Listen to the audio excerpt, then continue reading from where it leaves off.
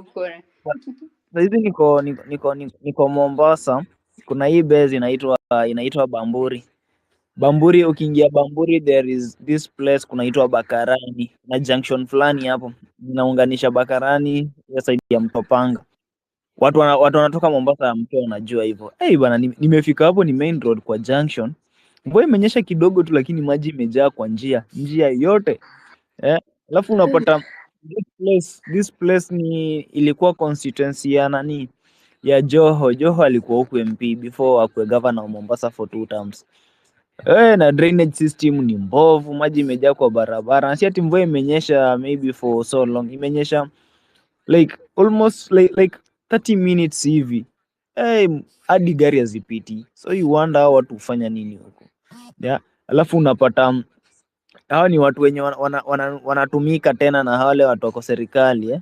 Wakikuja huku wanawapatia 200 ndio wajaze rali, wasikize mauongo hapo, lakini huwezi question vitu kama hizo. Hii njia apart from hiyo, kuna njia ingine nimeangalia, kuna access road ingine just the same place Bamburi. Kuna club fulani hapa inaitwa Mios. Hapa opposite Mios kuna petrol station ya nini ya Total. So hapo tu Total, kwa hiyo ukuta there is an access road inaingia na hapo. Hiyo access road inakaa like njia inakaa nini, inakaa fish pond. Matope imejaa, maji imejaa kwa njia, si ati hata kushaiwekwa maybe kabro ama maram, hakuna. Alafu sasa ikifika time sasa election, ndio jamaa wanajitokeza huko, wanakuja nasema acha tuundie hii njia, then mtupigie kura, tukisharudi this is what we'll do. Bwana, I think it's high time watu wafunguke akili. But leo tukiwa SGR at least tumekuwa na good reception. At least watu tulikuwa tuna reach out kuongelesha, walikuwa wanatupatia masikio. Though kuna wenye tulikuwa tuna resonate nao, wengine bado wako rigid, but tulijaribu venye tunaweza at least to ensure we enlighten them, na tunawaambia what exactly we are after. Kwa tunawaambia exactly kitu tunataka, because wengi wao wanadhani sisi tunataka kupindua serikali, some of them I mean. So we are trying to explain to them, hadi tunaonyesha the real life example. For all those hours from Nairobi to Mombasa, 6 good hours. Tukitembea tu kwa hizo coaches kuelezea, so unapata some of them hata walikuwa wanabambika the way venye tunaongelesha, tunaonyesha how this regime imekuwa oppressive, vitu tu zinafanyika in real life. Wamadhe shoshi, tumerecord videos kibao, tumerecord audios nyingi. So it's high time sisi wote tujitokeze. Najua hii kitu hakuna ati ni wewe mwenyewe unajitokeza tu. Kama unataka change, it means wewe ndio inafaa ulete hiyo change. And so it's high time tukue na hizi spaces, but pia tukue tunaenda huko kwa ground, at least tunaenlighten wase, tunawaambia exactly what we want. We will tell them exactly how this government is so oppressive and why we need a good governance. Unaona? HCL unasemaje? Naona mkono wako uko juu. Ni aje bro? Upo sana man. Nakusikia uko Mombasa, uko home kabisa, uko Mlaleo, Bakarani, Mwandoni, hapo Bamburi. Bas niko hapa hivi, nataka niingie hapa Mios nikunywe bia 2 bwana. Karibu sana Mombasa, although mimi niko Nairobi, but those are the areas I'm coming from, na hizo areas zinakuanga mbaya. Yaani mvua ikinyesha hata 10 minutes huwezi pita, gari haziwezi pita. Na unashindwa, kuna governor amekaa hapo 10 years, alikuwa hapo Wacha in fact wacha niwekee tu hapo kwa jambo tu, muone hii njia venye iko saa hizi, na sio mtoni. Mtu asidhani ni mto ama ni ocean. Hii ni njia, it's an access road, not even an access road, it's a main road yenye unatoka nayo Kisauni, unaingia nayo Kisauni ukikuja hivi Bamburi. Let me just post hapo muione wenye mjiona kwa timeline yangu. Hiyo place naijua bro sana. Alafu kitu nyingine ni mambo na civic education. Hii kitu nafikiri inabidi tukuje na strategic fulani, kwa sababu tukisema tunapanga mtu moja pia na tukalia ngumu. Sometimes unaenda areas hata watu pengine hawakujui kule. So it's better kama unaenda mahali kama Mombasa una organize na kama watu fulani ambao at least wako na uzoefu wa ile area, hata ukija pale ukisimama watu hawakushangai, watu wanaweza kupatia sikio wakakusikiza. So hii civic education naona ni lazima tuikalie chini, tuipange venye tutakuwa tuna travel kama hawa nani hizi burukenge venye zinafanya. Unajua sasa zimechafua ground kila mahali.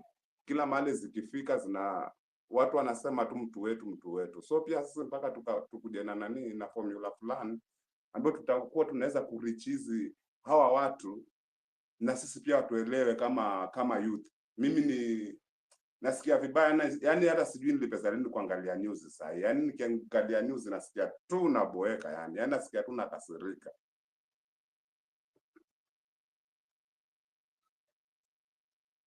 Kioti. Yeah, nakusikia mwana, nakusikia. Ni ukweli. So unapata my main ni kitu mimi nilikuwa nimeplan today, mbona nilikuja huku Mombasa. I saw most of the people wanna go through, like they are doing civic education kwa matatu, and of course nikaona there is even a good need for us to do kwa wale long distance travelers, and of course through kama ni SGR. Unapata pa SGR we have 11 coaches, na hizi 11 coaches most of them ukuwa full, yeah. Na unapata SGR ikijaa iko na almost 1800 people. So if you can cover 2 trips, it means we are reaching out to almost 3500 people. That's kama hiyo trip ya kwanza na ya pili hakuna mtu amerudia, unaona. So nikasema let us try this. And of course personally before nifanye hivi nilikuwa naogopa, nilikuwa najua probably tunaweza shikwa ama nini. Tunaelewa venye watu wako. Polisi walikuwa wananipita tu hapo. Sisi tunaongelesha watu polepole, beba flags zetu. Yeah, na walikuwa na resonate nasi. So I think it's high time tuache uoga man. Tujitokeze tuingie huku nje. We talk to people because the more si tunakaa huku kwa spaces tu peke yake, not going to the ground.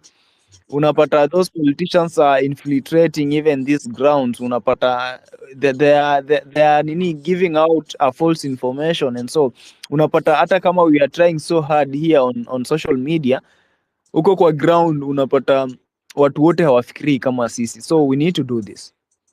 Hiyo ni kitu muhimu sana kwa sababu ground ndio muhimu. Huku kwa space tutashinda tuongee lakini kijatana nini kwa reality ground inakuwa iko down kabisa. So lazima na sisi tukuje na plan kama vile venye tunaweza kufanya kama ka convoy kadogo pale.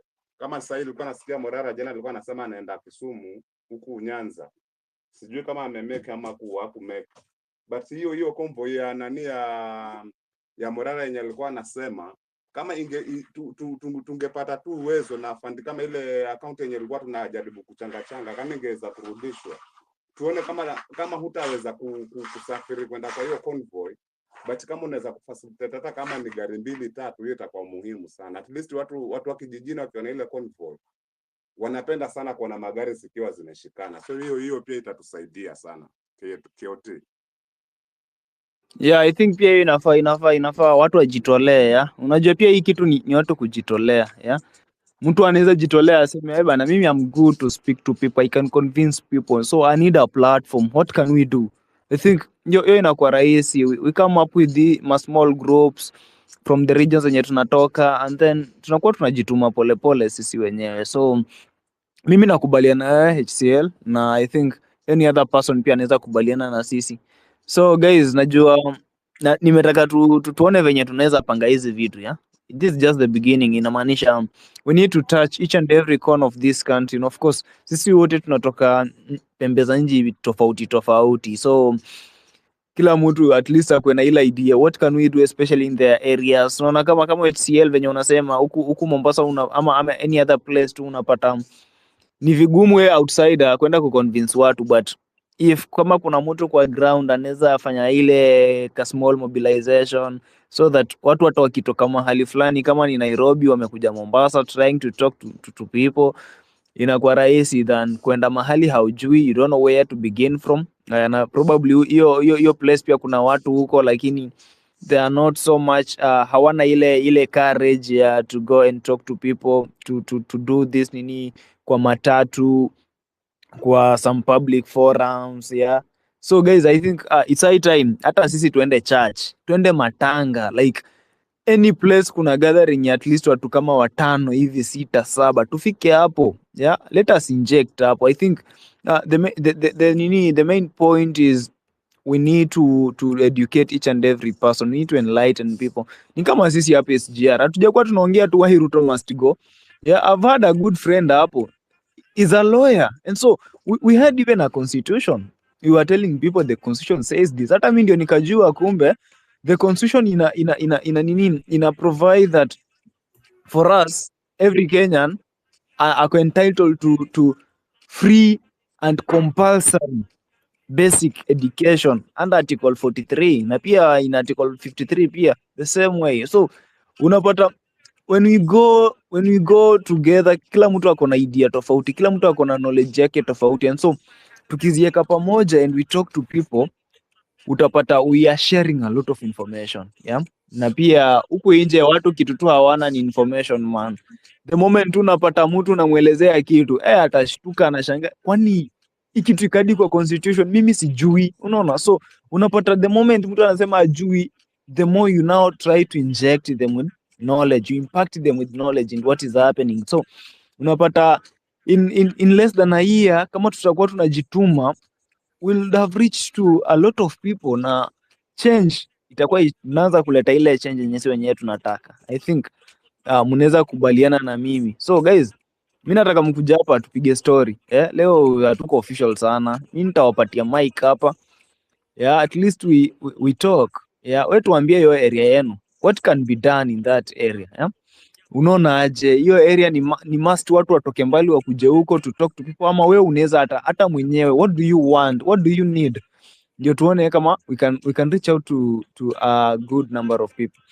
So George, ni aje? Momanyi Salama. Kofreti? Habari ya jioni. Na salama sana kaka. Labda wewe. Niko mzima. Ile kitu mimi naongezea kusema kwamba Wakenya wengi sio eti hawajui kwamba kuna shida, lakini shida ni kwa sababu watu wengi ile mentality kwamba huyu mtu ni wetu, anatoka karibu. Yani you imagine miracles kwamba something can happen kwa huyu mtu ambaye amekuwa elected, hata kama akusaidii, hata kama uko na shida, but so long as ni mtu wetu. Hiyo ni shida. Hata kama jambo mbaya inatokea karibu, utaki ku criticize kwa sababu you feel ashamed kwa sababu ulikuwa saa sema kwamba ni mtu wenu. Lakini kwa hii education system kuna changamoto kubwa, and in fact most of the people wale ambao wamefanikiwa watoto wao wamekuwa admitted in colleges this year and last year, most of them will confess to you that they are undergoing a lot of problems because of the way they are paying the fees, and the fees itself, it is discriminatory in nature, kwa sababu your parent is not yourself. By the end of the day, when you are going to start working, if your parent was a rich person, you are going to start earning the same amount with the other guy, and you are going to start paying a lot of loans. So how is it equal? Because you are not going to start at the same footing. So what I encourage people, as you are talking about educating people, we have a lot as a people on how to be able to explain people that when a problem comes, which is national problem, it does not segregate you from any other individual. If you have to pay taxes, the taxes, KRA doesn't know whether you are related to who. We have to pay the same thing. You go to the supermarket, you buy things at the same price. When you are given bogus fertilizer, it is not an individual who suffers. It is the entire community we suffer. So people should rethink. Should need a baptism to know that what affects your neighbor will also affect you. It is like a pandemic. So in short, I'm very proud because a few of you have offered themselves to educate the people, including giving their resources, because even the internet to be able to give a platform on this space, it costs some people. But some people take it literally that some people are being paid. People are not being paid. People are using their money to be able to pass this civic education. It is a noble exercise and it is a good cause. But at the end of the day, people will become tired of the seat and they will default without even being pressurized, because life will teach them a lesson. True. And that is my end of remarks. And I congratulate you people for taking this initiative of educating those people who need the civic education. Thank you. Okay, sawa George. I think it's high time sisi wenyewe tujitokeze tu. Tujitolee, like, because we all want good governance. We all want a better nation. So what do we need to do? We need to do it by ourselves. Yeah, hakuna mtu inafaa tuambie go do this and this. Ni sisi wenyewe tu tujitokeze. We can do this, guys. Wallace, niaje?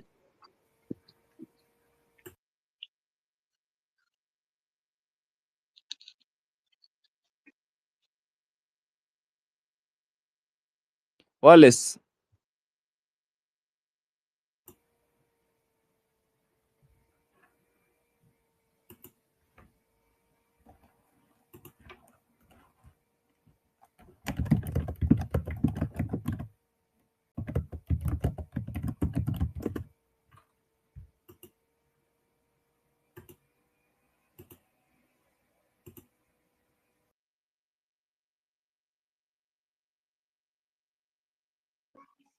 So Wallace uko?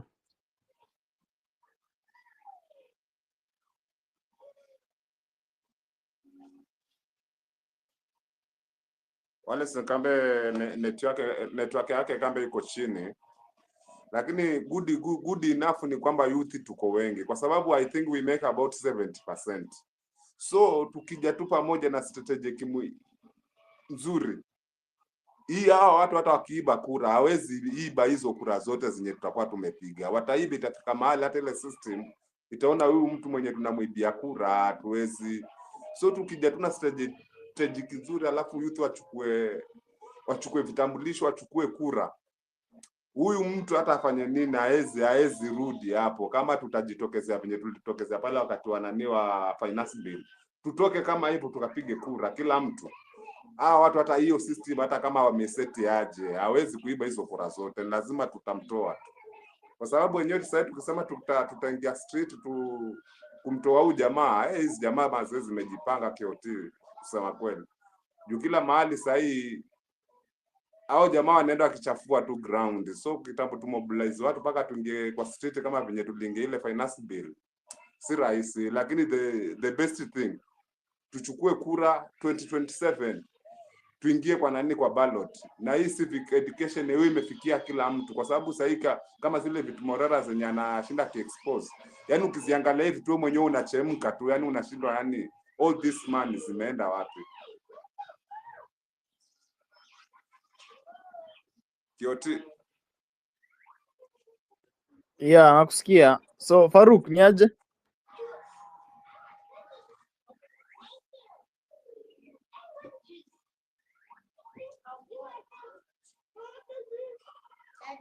So, guys, kuna nini hapa nataka msikie. Kuna mzee nilikutana naye leo SGR. After nimepiga hiyo civic education, kuna certain mzee nilikutana naye hapo. So nikamuongelesha, alafu yeye pia akaanza kushare some story na mimi. Hebu msikie tu.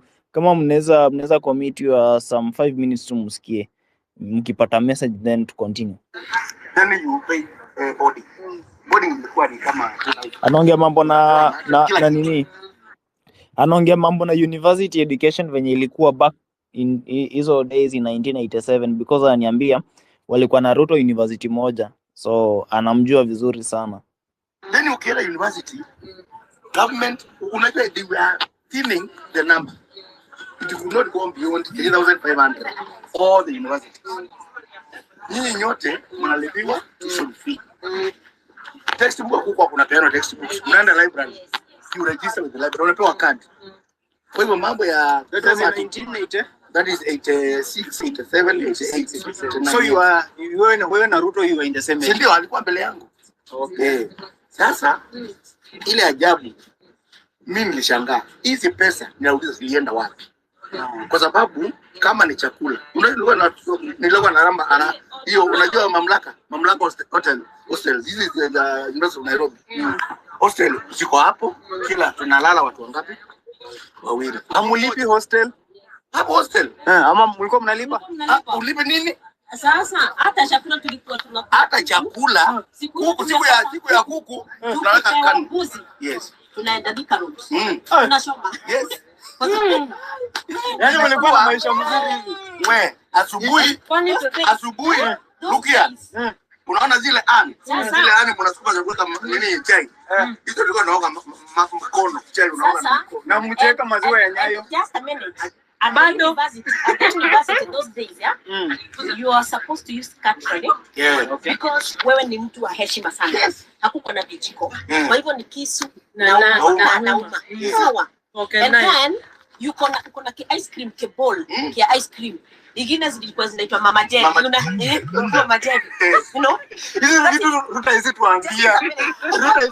Honestly. Yaani unaweka kwa meza hapa and it's as much as you want. As much as you want. Yaani olive on kanu ilikuwa lini? Kanu hizi ya kuenda kanu. It wasn't Wednesday. No dialogue. Kanu. Sasa wewe kanu ni siku ya kuku. Yes. Oh. You could eat a whole chicken alone. Peke yako sasa na niziko pale. Ile jogo. Kuku ilikuwa inakatanishwa mara 4. Kwa hiyo ukienda pale unaenda na sahani unachukua zile pande zile unataka. These are trained chefs. Sio cooks. We are talking about chefs. Chapati yani ile chapati ile chapati kwa tunakula yani unajua nyinyi inasukuma kwa hapo. Yeah, the sausage na sausage mayai. Unachota mayai ambao watu wanapigana nayo. That's how life was during those days. That is now campus. But mkate unapata mkate kwa pale. Unajichotea ile unataka. Sasa hiyo nileta kuuliza. Na kwani hii tunakaribia kituo cha Central. Sisi za kampuni kuinama tu. Tunainama bwana. Kuinama ni population imekuwa lakini problem is planning. National planning is corruption. Unaisikia jamaa bila alisema? Yeah, lakini the system is corrupt kwa sababu this what we are doing. Na ni vile hata nimekuja kuona watu wengi. Kuna wakati nilikuwa tuna forum tukiongea about integrity. Many people are trying to get an opportunity. Not to serve, but to enrich themselves. Alafu nikauliza mimi nataka kibesi. Kuna sehemu ya University of Nairobi iko pale ya agriculture. When it was run by the Israelites, it had every machineries. So I think unasikia venye life ilikuwa huko nyuma bwana. Mimi nilitaka kusikia hiyo story yote because these people were really talking what exactly was happening during those days. Though unajua hiyo time population ya university watu walikuwa wanaenda university walikuwa wachache, but hey, sijui where things went wrong in our country. Yeah, so iko hivyo. So unaona hakuna wase wanataka kuongea hapa, hakuna request za mic. Nataka nitulie kidogo then tutarudi space baadaye. Wataona kuna Sam. Acha nipe tu Sam alafu na Nancy niwasikize and then nipumzike bana. Nimefika Mombasa. Tafuta hata kitu ya kukula jamani. Nancy, mambo? Nancy ametoroka tena. Sasa Nancy na Sam, mbona umetoroka? No, niko poa. Umenisikia? Mimi sikuoni lakini nakusikia. Niko. Okay, tuongeleshe Nancy. Hebu mimi nataka tukasirike kabisa because Ruto ametunyanyasa. Na kwanza Ruto ni neighbor wangu tu hapo Elgonview, Eldoret. Na Ruto anataka kutununua. Hiyo Halo? Mnasikia? Yes, nakusikia, endelea tu. Ruto anataka kutununua hiyo Medihill ni ya baba yangu hiyo Medihill. Mmoja Medihill. Anataka kutununua, that's why tumeita Dr. Nyaswenta because Ruto ni muongo. Hata my mama anasemanga ati wacha niongelea news nione kama Ruto anataka kutuuza. That's why mimi sijaweka my surname hapo. Ruto ananuanga paka vitu vidogo. Hapa Elgonview amenua manyumba kidogo. Yaani manyumba vidogo amenua. Tunafaa tukasirike kabisa Ruto in power. Mnanisikia? Hamjambo watu wetu. Hamjambo. Wacha nitarudi tena. I'm not a very good speaker. Nitarudi tena. Okay, sawa. Nilikuwa nataka kupea Sam alafu na Faruk then ni end this space hata nitulie bana. Nimefika Mombasa nimechoka. Sam. Very good speaker. Wewe ni aje KOT? Uko poa sana Sam, niambie. Poa sana wazee. Pole kwa safari refu. Tushapoa. Akiti tuko sawa. Yeah. Sasa I may not have anything to put across. Niko wish you a nice day ahead. We're almost done with the day. Yeah, wishing you the very best for the rest of the day. Watu wako safe. Yeah, and be happy. Okay, shukuru sana. Faruk? Yeah.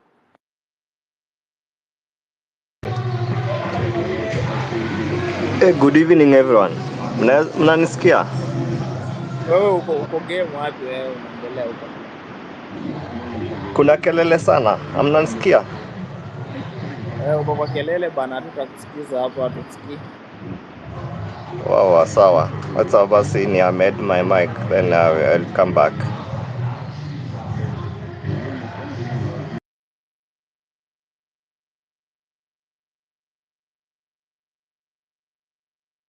Nani Viki, mambo? Fiti, sasa kazi nzuri bwana. Hongera na pole pia. Na nilikuwa nataka kusema uweke namba pia tuweke airtime. Sawa, acha niwapatie namba mweke airtime. Acha niwekee hapo juu. Tuma 20,000 ama 1,000,000 itaingia. Majama, I think tutakutana jioni. Naona wase wengi wako game. Yeah, na nimetaka tu kuna wase wako wanauliza kama tuko safe. Hii tuko safe bwana. Unajua siku hizi tukitembea na uoga ndio tutabdaktiwa, but usipokuwa na uoga tu huku nje utembee vizuri na ukuwe na courage. Majama, you just do your good work. Yeah, you just do your good. So, nani Viki ndio namba hapo juu.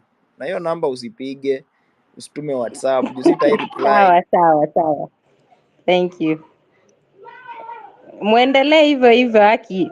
I wish na wengine pia waibuke huko, kila mtu kwa kaunti yake kwenye anaishi. Kazi nzuri sana. God bless you. Okay, asante sana. So, Faruk tena amekuwa hapa, lakini naona ni kama anaona game. Unajua si wanaume ikifika weekend, normally we go to watch football and so inakuwa kazi ngumu sana. So, na Viki ndio namba hapo. Ukishaweka credit niambie ni end space.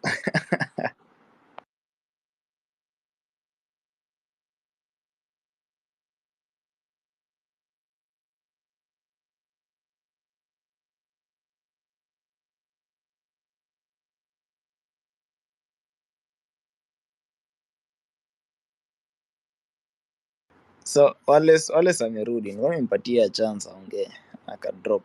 I don't know what happened. Wallace, mambo? Pole, ni mic yangu ya laptop ya mic laptop imeleta shida, I had to restart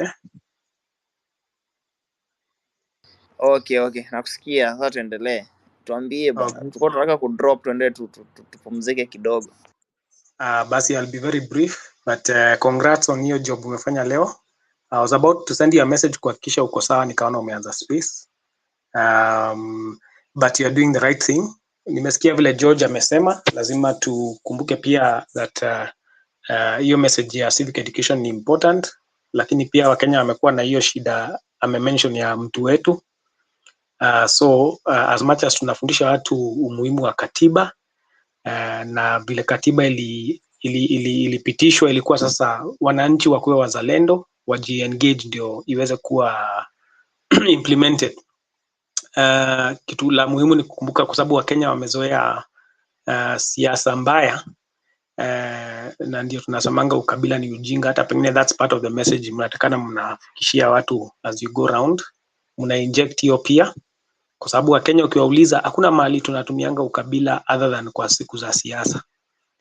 Kuna time tulifanya campaign Naivasha ya against tribalism, na tukanote kwamba Mkenya kwa siku ya kawaida kale ukiingia SGR aulizi, ama ukiingia hoteli ama ukiingia basi, you don't ask kabila ya mpishi ama ya dereva, ama kama ni ndege ya pilot, you just use the service. Ukienda kwa banka aulizi teller ametoka wapi. Lakini kwa sababu Wakenya watumiangi ukabila mahali popote, cha kustajabisha ni tukifika kwa siasa, kile kitu kinaingia kwa kichwa kwanza ni mtu wetu ni nani hapa. So hiyo ndio inatukosea, kwa sababu inamaanisha siasa yetu ni fake. Lazima tukue a bit serious kama Wakenya. Sasa ni wakati umewadia wa kusukuma uzalendo. Na I want to congratulate you guys, you are doing a great job, and I agree with that. You're modeling what we've been saying. Kila mtu ajichukulie jukumu to do their own bit to reach the people they can reach. So sitaongea sana, kama mlikuwa, I know mmefanya kazi mingi, mmechoka, so hata you should not have a crazy space, mupumzike kiasi, but congratulations on that job. Morara akifanya ma review zake, nyinyi muna inject katiba, sasa tuanze kuinject pia na uzalendo. We'll need to make time, we catch up online, we boil down civic education ifanane vizuri. Nimesikia umesema people have a right to free education. Kibaki alianza nayo, lakini ilinyongwa baadaye. So kama bado iko kwa katiba, lazima watu sasa waamke waseme tumenyanyaswa sana na mashule, sijui school fees, bribe ndio mtoto aingie, ujinga mwingi. So anyway, congratulations on that great job umefanya. You deserve to relax and rest in the evening. Muamke na mioto poa asubuhi na muende church. So thanks KOT, truly appreciate. Sawa, kesho tuko church, by the way. Kesho tuko church. So mtu wako Mombasa bana, unaweza tu invite church yenu. Church yenu uko na watu wengi, yeah? Najua sometimes nilikuwa naenda hapo AIC Chuda, but kama uko na church hapa Mombasa, unajua tunaweza kuwa welcome kesho mapema bana, kabla tuingie bunge la wananchi. Ningependa sana tuende inject church kidogo, hata kama ni 30 minutes. So thank you so much Wallace. Western niaje KOT poa hapa. Poa sana, labda wewe. Hamna neno, tuko tu. Nilikuwa na kusema hivi KOT, kuna hiyo clip ulicheza, your interviewees were talking about the good old days when they were at the University of Nairobi. Alafu kauliza what went wrong. You see, at that time, there was no cost sharing. There was no cost sharing when it came to university education. You just, after you are done with your high school, at that time it was Form 6, I think, those people were there. You just take your bag and go to school. You'll get everything there. Well, but in the 90s, cost sharing was introduced, not only vis-a-vis university education, but also hospitals. Suddenly Kenyans had to pay for treatment under what was called structural adjustment programs brought by the IMF and the World Bank and the Americans, because the Americans had triumphed. The Soviet Union had collapsed. Yeah, and then they are now the superpower. So they had room to advance the agenda of capitalism and democracy and human rights and what have you. Those things we keep talking about here. That's the kind of language the Americans decided to spread across the world in the aftermath of the collapse of the Soviet Union. And the cost sharing did not just affect Africa, it did not just affect Kenya, it affected Africa at large. That pay, university students suddenly were supposed to pay for education, happened all over Africa. And that's what we're still dealing with now. Factors from without, beyond Kenyan borders. But that does not excuse the Kenyan leadership, political elite, for mismanaging education and coming up with punitive programs and policies that lock out students, and especially from poor families, from education, not just higher education, education at all levels, primary, high school, and tertiary. So that is it. The good old days. That was during the Cold War. Free things. Capitalism set in as the preeminent ideology.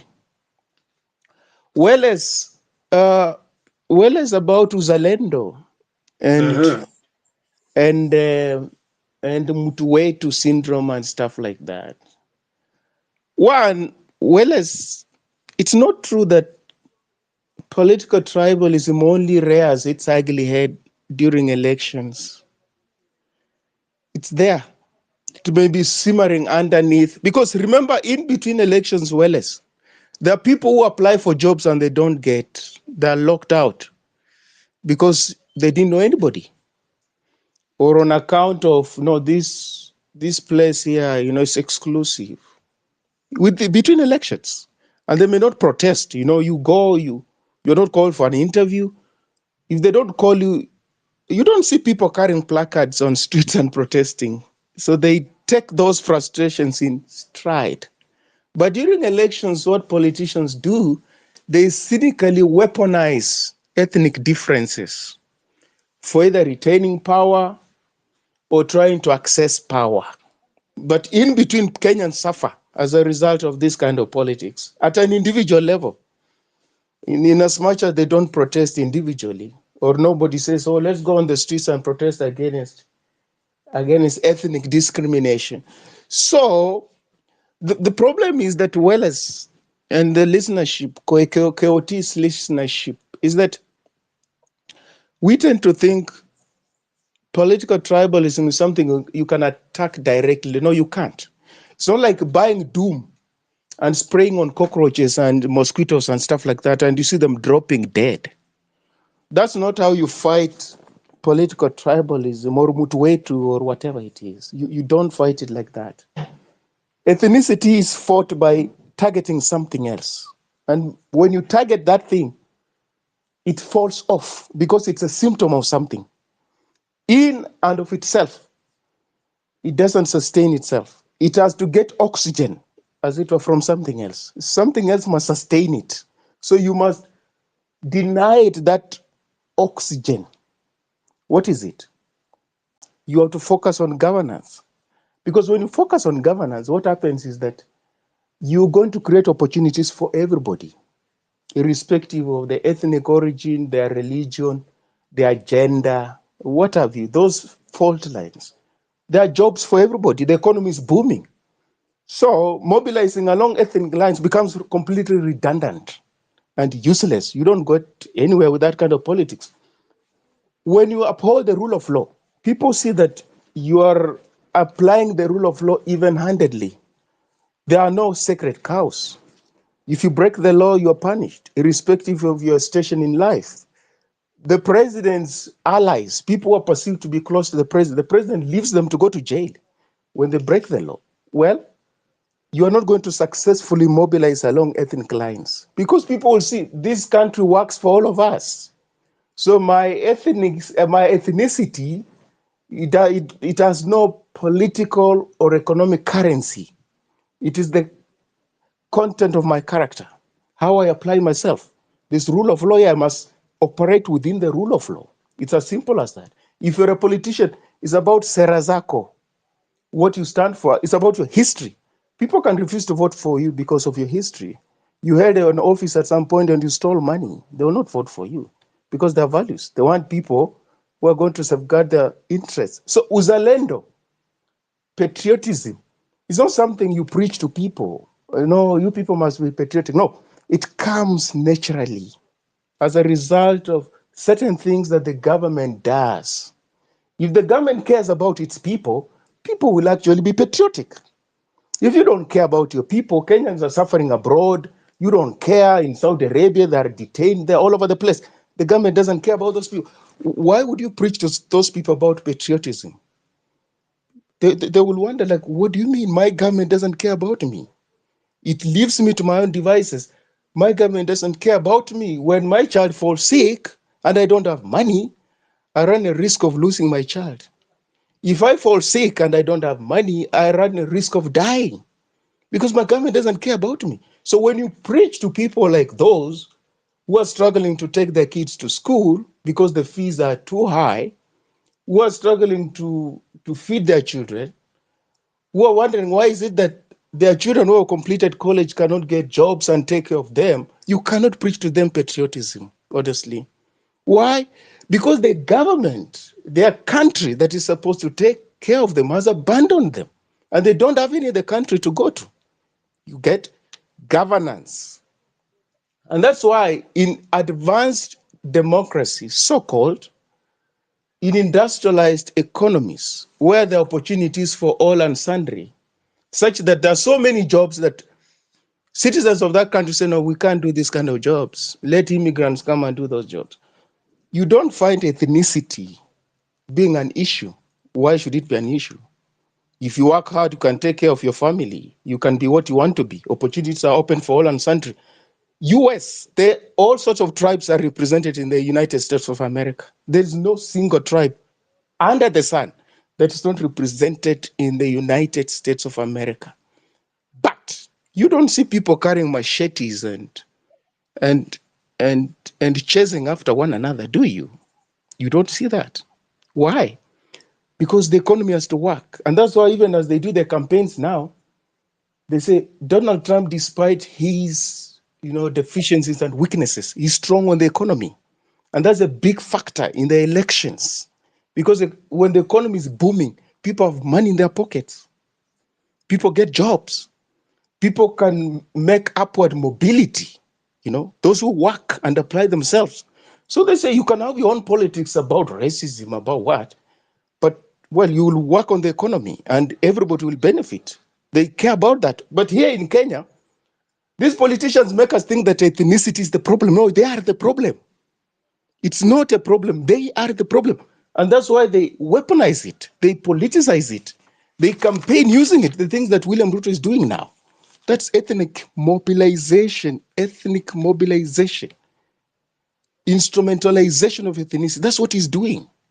And they're not going to demobilize it.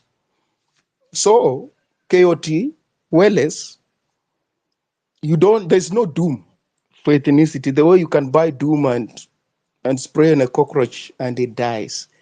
You are going to snuff out ethnic politics, ethnic consciousness, ethnic bigotry, nationalism, jingoism, when you work on the economy. That is it. When you practice inclusive politics, yes, that is it. When you apply the rule of law, the constitution, you are going to kill ethnicity. You are not going to kill ethnicity as long as we're people in power who are celebrating impunity, who thrive on impunity. You won't kill it, I promise you. It's not going to die. Because those things create what we call historical injustices. And people don't get justice. They are hard done by as individuals or as communities. They don't get justice. Those things fester. And if one of us was in power, we don't think they would have shot us the way they shot us.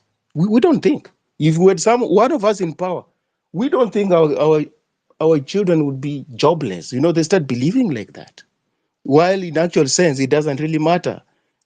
As long as the person who is in power is incompetent, is corrupt, is tribalistic, everybody else suffers. So I think that's imperative, so that when people come up and tell us, when you speak your mother tongue, you're spreading ethnicity or tribalism. In Kenya, we call it tribalism, but it is ethnicity, because in Europe, we also have ethnic groups, but we don't have tribes in Europe. But we have tribes in Kenya, we have tribes in Africa, which is pejorative.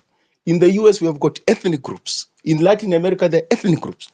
So those ethnic groups exist in any given society, but they become dangerous, just like the religion, where there is poverty, where there are inequalities, where there's no rule of law, where there's no inclusivity in politics, where people are denied jobs. When young people don't go to school, they are running all over the country. There are no prospect for the future. Well, you hire those people into a militia as a warlord, and they'll fight for you. You say, now we can form a militia and fight this government. That is it. But if people have gone to school, the economy is booming. Where do you get young people to recruit in a militia to fight for you as a warlord? Where? Where do you get the people to brainwash through the media? They'll tell you, get lost, man. There's nothing you do for me. I work hard. The economy affords me opportunities. I don't like your politics. Even if you come from an ethnic group, they dismiss you because you're not their savior. That is the problem we have in Kenya. So focus on governance, focus on leadership, focus on the rule of law. But KOT, I want to tell you, we have a problem because we have to get into power to effect these things. You see, that's where the conundrum lies. Because the people who are already in power now, they have no incentive to demobilize ethnic politics because it serves their interests. When young people get onto the streets, you just appoint some people from there and there, and then you steal thunder from their movement, you see? So what do? We have to get into power, that's the conundrum, and replace these people and put in place the politics that we want to serve every other Kenyan, the way Nyerere did in Tanzania. The way Nyerere did. That in Tanzania, if you ask somebody, Kabila lako ni gani, people think, but this barbaric person, where did they come from? Where did this, huyu mtu mshenzi alitoka wapi? We're so obsessed with people's tribes and stuff like that. Why? That's Mwalimu's legacy. He built one Tanzanian kind of identity. Undugu, ujamaa, utanzania. That's what he built there. And that's what you can see the results, KOT. Whereas sisi tuko na diesel-powered locomotives, which cost so much money, diesel. And I'm told, I don't know, some of them are grounded, they can't work. That thing you are using from Nairobi to Mombasa today with civic education, in Tanzania, they've got electrified trains. Can you imagine? They have electrified trains. We spend so much money and our things are so pre-modern, completely pre-modern. But we celebrate, they've done some good job.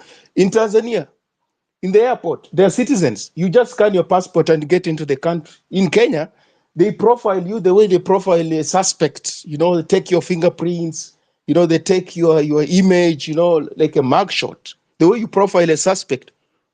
They have got BRT. bus rapid transport. We don't have something like that. When they try to do it in Kenya, they realize, no, the design of our roads have no provision for that, an extra lane for buses only.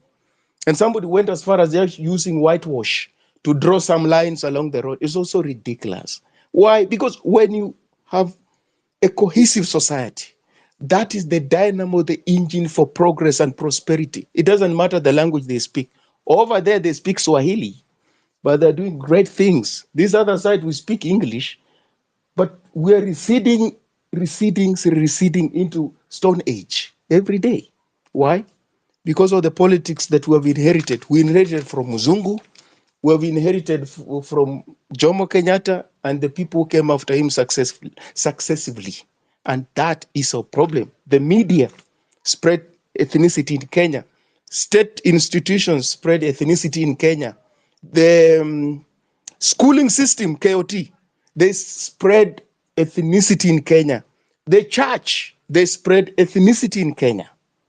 Can you imagine the work that we have on our hands?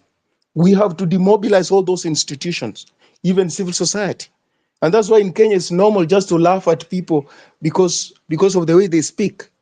Can you imagine? In no other country do you find such things being turned into comedy. You on radio, or we to mimic a Maasai, the way a Maasai speaks. On radio, somebody is mimicking how a Luo speaks, how a Luya speaks, how a Nigerian speaks. You find those things in Kenya, like people laugh. What is it? And those are stereotypes. There's no comedy there.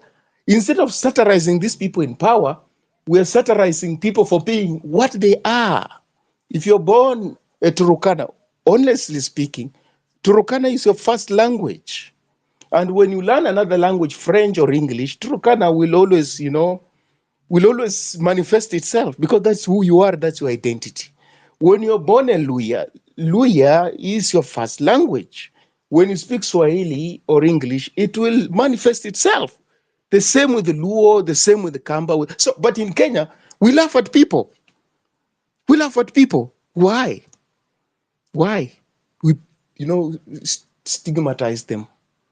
We lampoon them because of who they are. What do we want them to be? KOT. What do we want these people to be? You are born in Loitoktok, in Homa Bay, in Busia, in Turukana. Why would somebody expect you to speak like somebody who was born in London or the US, Colorado? Why? Is it even necessary? It's not. But we find it weird and funny that people speak like that. Why?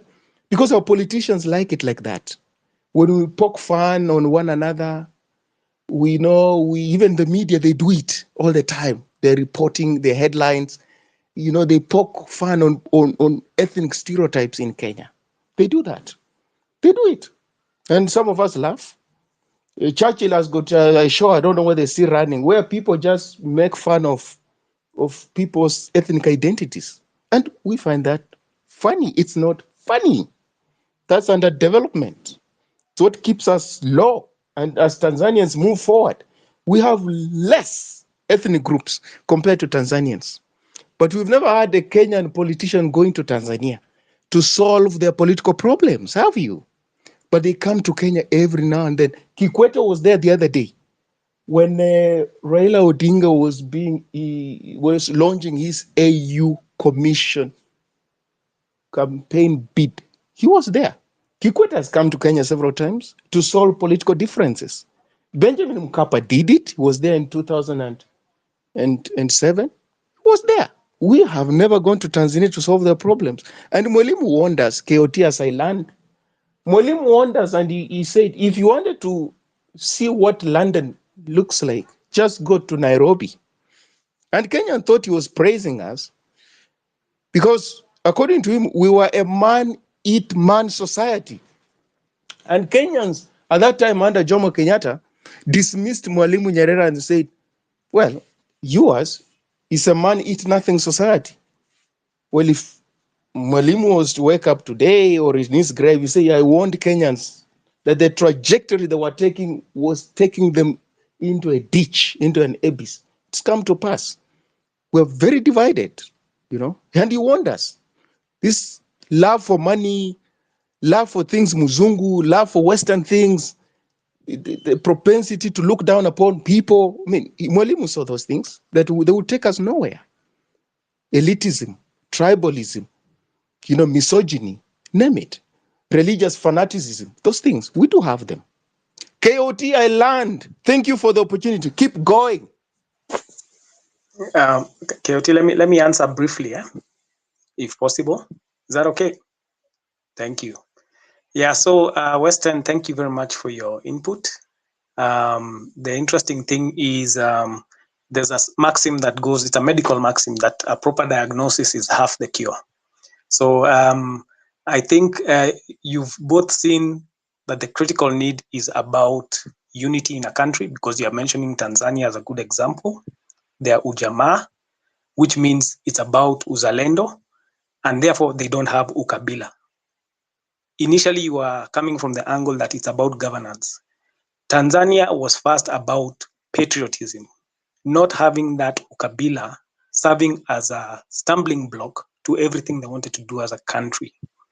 And even your conundrum of how do we get into leadership is because from the days of the late Jomo and Jaramogi, the divide and conquer system, which was based on ethnic conclaves, the British kept us apart to divide and rule. That was a British system. Unfortunately, instead of it dying with what we call our founding fathers, it was perpetuated.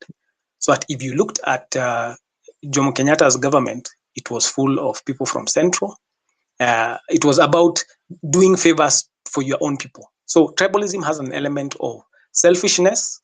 It's the top kingpin. Of course, he helps his cronies, but it comes out as also he's helping the whole community, because the cronies now do favors to their relatives. It becomes nepotism. You end up with bad governance, because now you have people in positions of public service that are not there out of merit, so they do not need to offer any quality service to anybody. They are related to the top, or they're related to the tribe of the top. So that has been the problem. When Moi came in, after the failed coup, he became extremely aggressive. He realized the military must have a lot of my people. Police were packed with people. That's why even you find a lot of police would pass out and they have an accent from a particular region, and they are from different areas. So tribalism got too much into the system, in the sense that the people being hired, how positions are being given, who's in charge of central bank, even if people are not properly qualified. Because the moment you practice, even if you had your own business, you said, I'm only employing my family members, whether they are qualified or not, your business will not run well. That governance you're talking of will not operate well. So ukabila played that role, because now what would happen also, when somebody does something bad, and we've seen it recently in history, they hide behind, when they are caught in ufisadi, which is corruption, they quickly run behind ukabila. They say, our people, we are being attacked. Look at Kinamunya when they were caught with, then it was Grand Regency. Anything that happens in Kenya, the moment you try and resolve it, and these politicians push the people's tribal buttons. That's why I'm telling you, I was not saying Ati ukabila has no effect in any other place. I'm saying when it comes to politics, it becomes the forefront of a Kenyan's mind. These other things we experience, not getting jobs because of where you come from. It's because of that concept of once a particular tribe gets to the top, it only feeds its people, its coalition people, of course, because no tribe usually can win alone. Mnasaidiana sasa kama hii coalition ilikuwa na watu wagani. So if you want governance in Kenya, unfortunately, because governance is the people who have been elected. If Kenyans are going every time they go to the poll, the only thing they think of is who is our man. You see how can you see how those two are tripping each other up?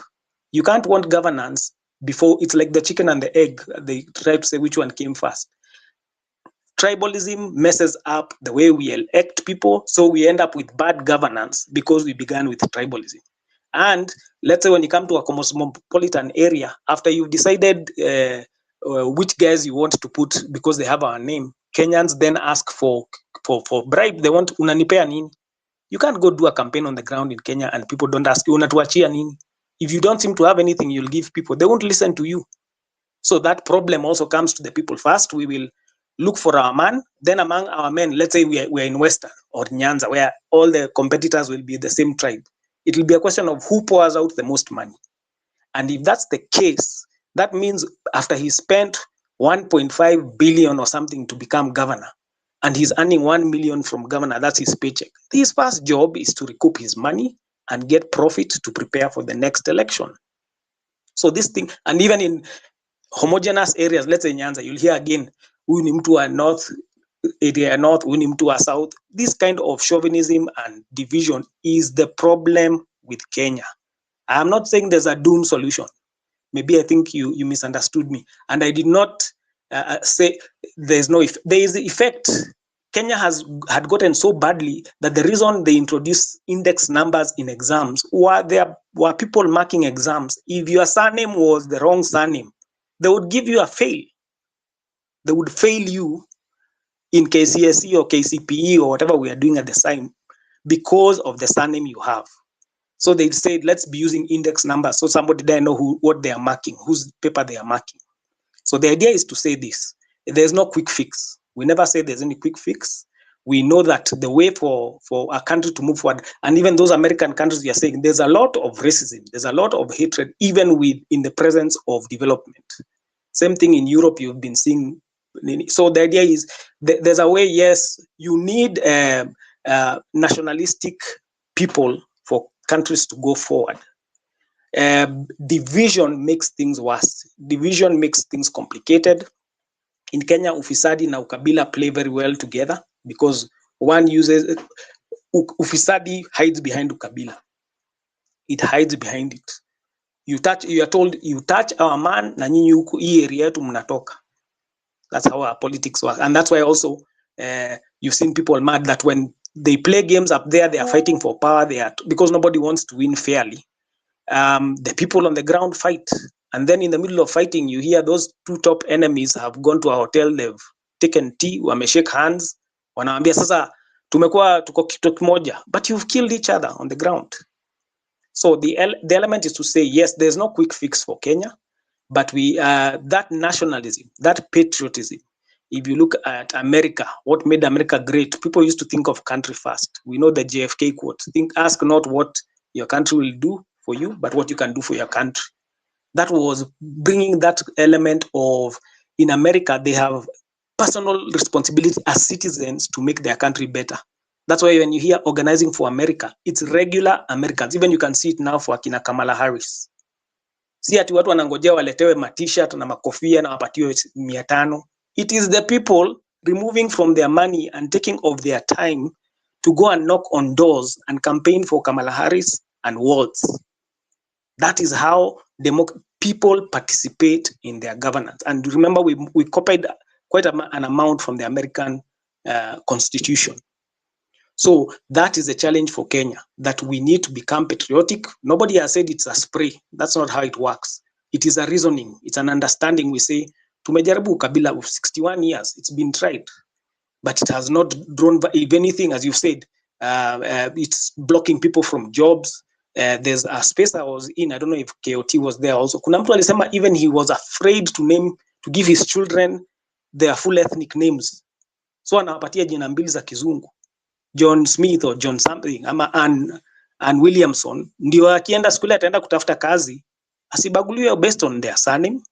That's very sad for Kenya. And TZ has, at least socially, they have been ahead of us. Remember, our economy has still been strong.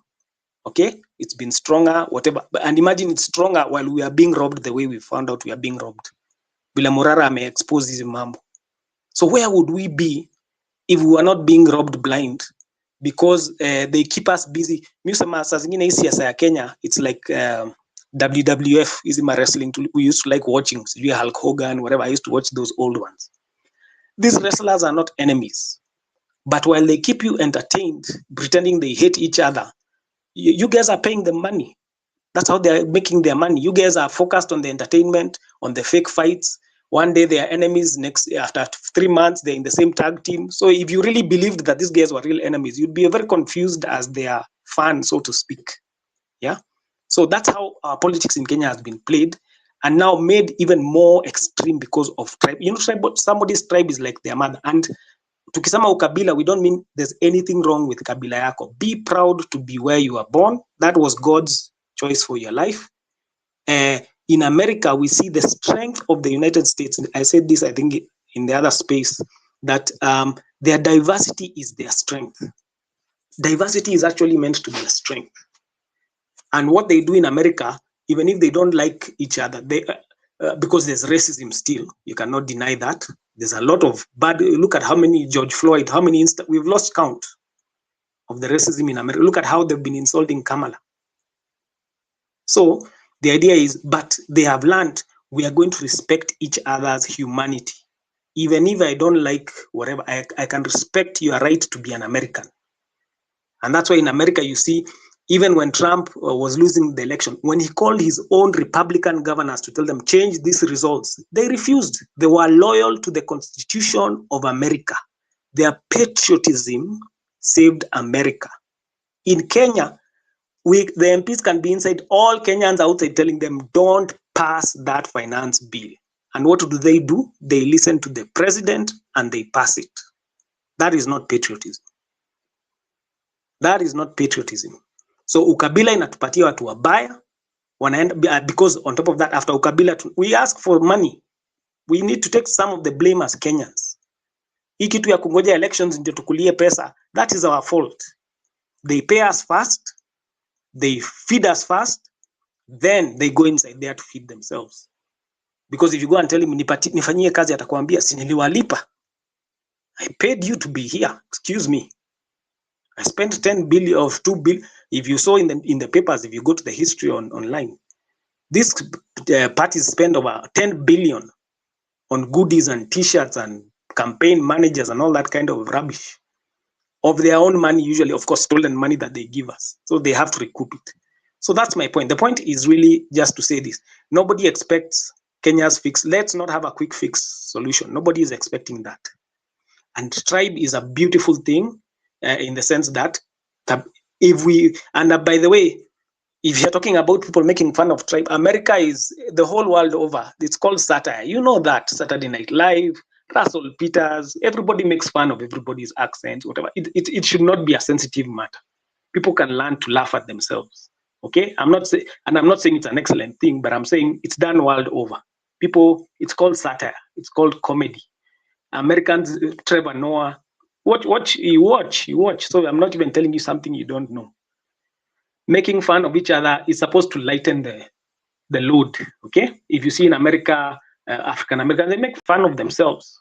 Why are people like Eddie Murphy funny and all that kind of? Most of their comedy is based on the difference of racial issues. Watch American comedy, you'll see that it's full of that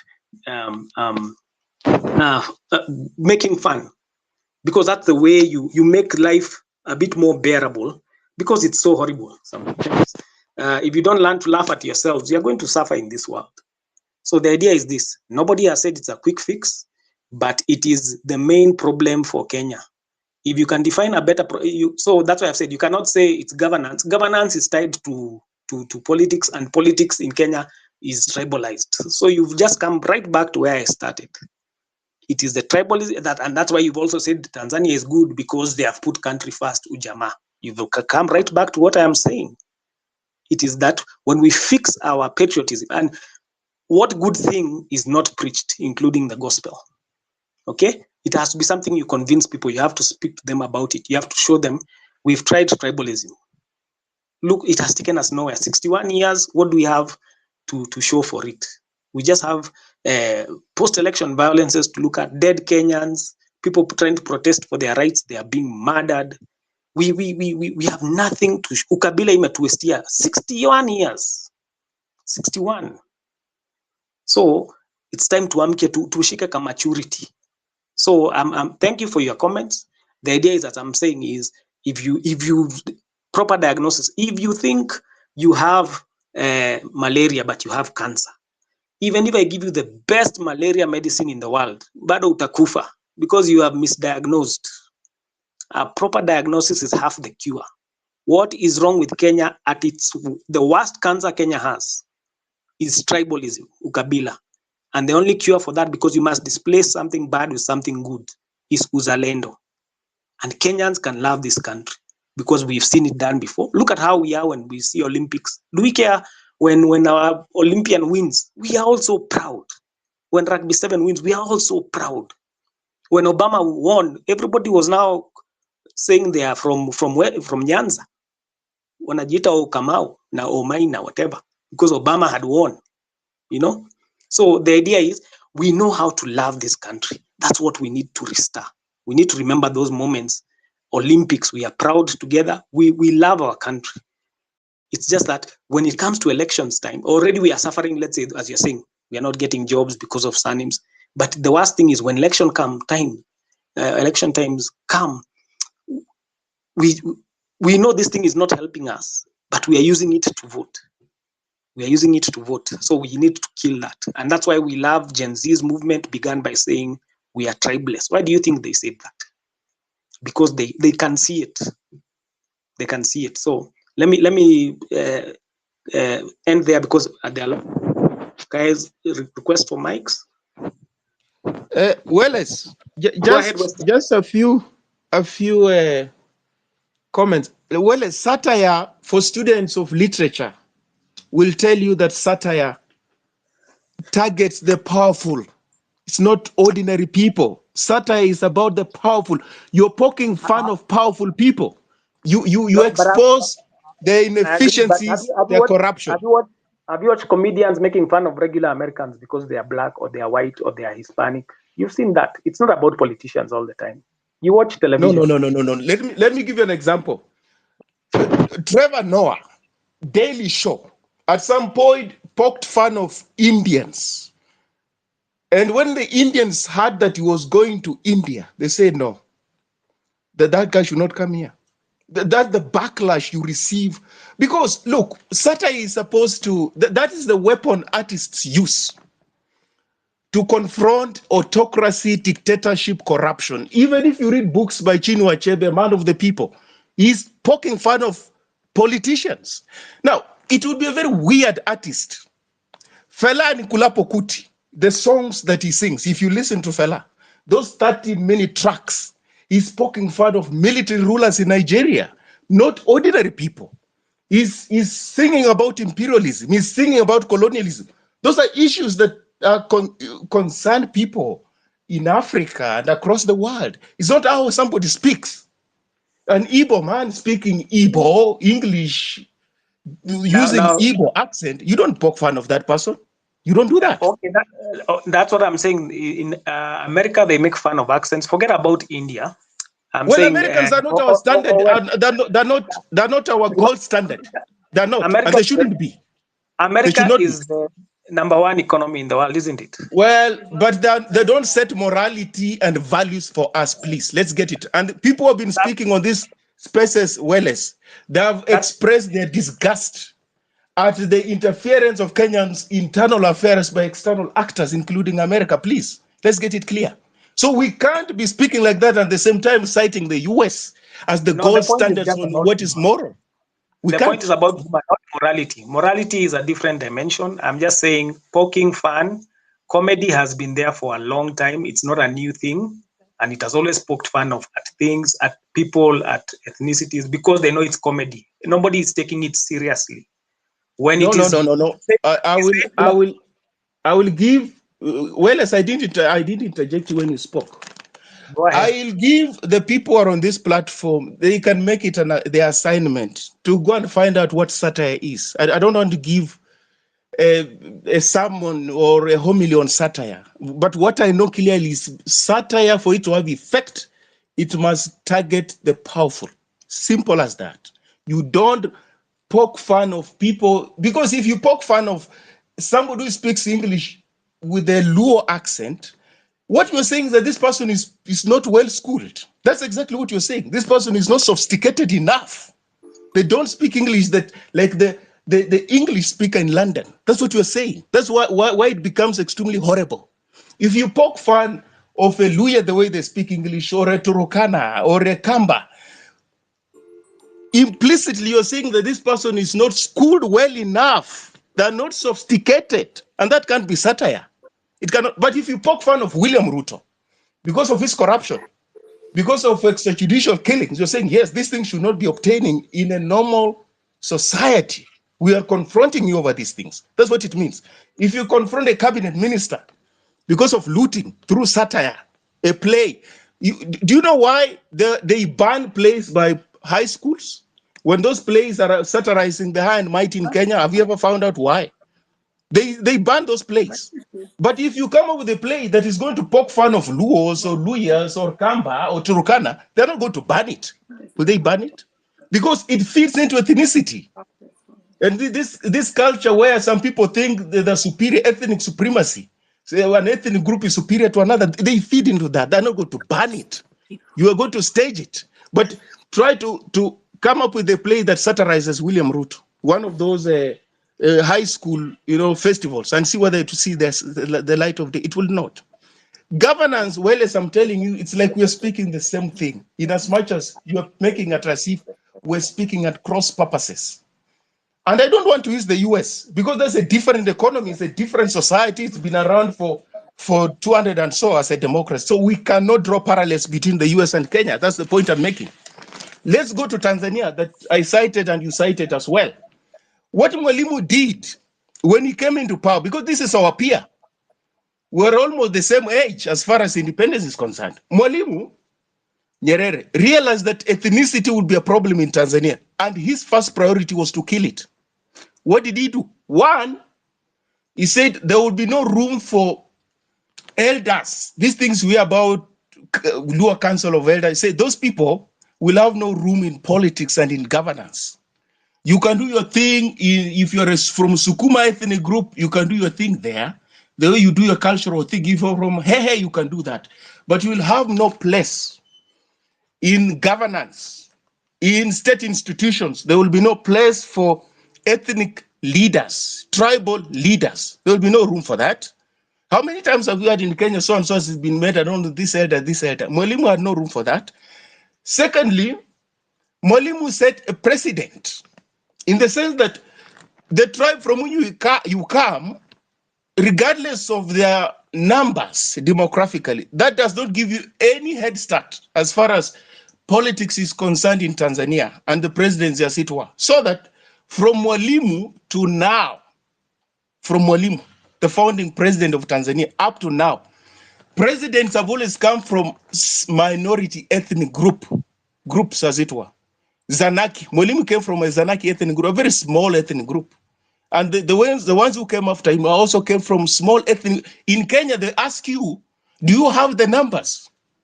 Yo, you come from Turkana, which numbers? You don't qualify for president. And that's why power in Kenya rotates around Kikuyu, Luo, Luya, Kamba. What is that?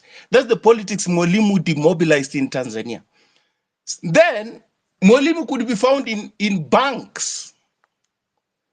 In banks, negotiating for loans for his children to go to school. Was Jomo Kenyatta ever in a bank negotiating for loans for his children to go to school? Was Daniel Moi ever in a bank? Or Moi Kibaki? Or Uhuru Kenyatta, now William Ruto? Mwalimu could visit banks asking for loans to take his children to school. We have already had a president, a son of a former president. In Tanzania, I can tell you it's highly unlikely to happen, not in the near future. You don't know Mwalimu's sons or daughters, what they do in Tanzania, do you? They're not even in politics. You can do your own thing. I'm a politician, you can do your own thing. Mwalimu told politicians of his time, he drew a line in the sand. Well, as I'm talking about governance, why governance is important as opposed to focusing on tribalism and ethnicity. He told his cabinet ministers, look here, if you want to do business, you get into business. If you want to join me in nation building and in governance, you join me in nation building and governance. You're not going to be in my government and at the same time do business. I'm not going to tolerate that. So you people who are seated here, make a decision now. If you want to go do business, please get into business. If you want to be in government and serve the people of Tanzania, get into government and serve the people of Tanzania. In Kenya, there was a Ndegwa Commission report. We're still paying heavily for it. in the 70s that made it legal for government officials and politicians to do business with the government. We're still paying for that, aren't we? We are, as we speak now. So don't go to US. We make that mistake in Kenya all the time. We're going for benchmarking in the US. No, man. US has been around, man, around the corner for years. Why can't we go to Tanzania? Why can't we go to Rwanda? The country that was blighted by genocide, but they're picking up the pieces, rising from the ashes. Why don't we go there to learn? Why don't we go to Botswana? Also our peer. What are they doing right that we don't do right? Don't mention the US, please. That's the problem our politicians make. They think, if you're asked, why do you make the ID have an expiry date? The answer they give you is that because of international standards. What does that even mean? What does the concept of international standards mean in the context of Kenya? Kenyans are asking questions about their country and their peculiar conditions. But you are telling them that people, I don't know, in the US do that. People, I don't know, in Uganda do that. Like, come on, Kenyans are not staying in Uganda. Kenyans are not staying in the US. So please, let's not do that. Our politicians cite those examples to shut us down, to tell us, no, you can't question this because Americans are doing it. You can't question this because Europeans are doing it. Come on, we can do our own thing. We're our own people. We have got our own cultures. We've got our own history. We can do that. As I learned, Wallace, about patriotism, patriotism, please get it right. A president who is presiding over wanted looting of state resources cannot entrench patriotism. I can tell you for free. Because you can't preach patriotism on citizens who are already patriotic. Because by the mere fact that we're on this platform and we're raising this question, we're patriotic. Because Achebe says a patriot is not a person who says that they are. A patriot is a person who is. You're not a patriotic person because you say you are. You're patriotic because of what you do. And if you're a president and people can see that you don't tolerate corruption in the country, people who dare engage in corruption, they go behind bars and do time. Well, who else can question a patriotism? Who else? Kenyans are patriotic. They work hard. They do their businesses. They work and take their kids to school. If they're in gainful employment, they work. But the politicians loot all their resources. So we're supposed to be preached to when it comes to patriotism. It's not Kenyans. It's not Kenyan. They are already patriotic, even if they're not preaching it. They are from their actions. They confront electoral fraud. They confront corruption. They protest extrajudicial and summary executions. What is more patriotic than that? But the political elite are not patriotic.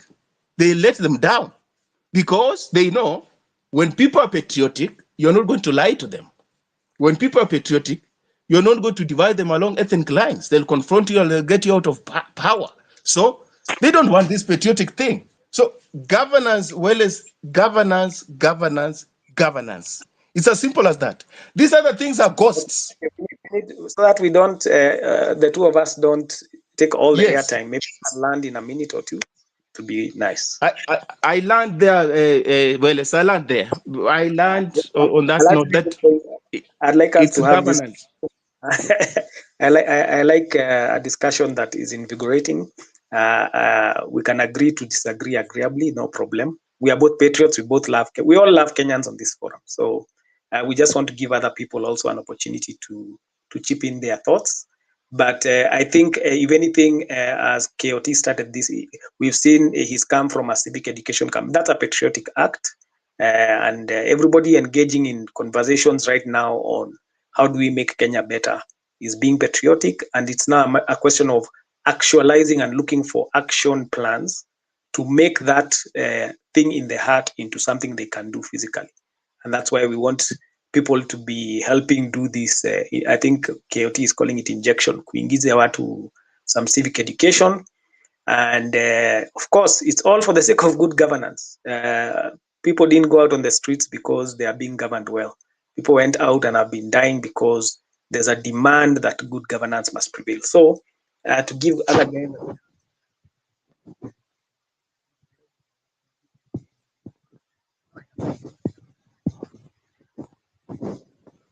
Would you like to go ahead?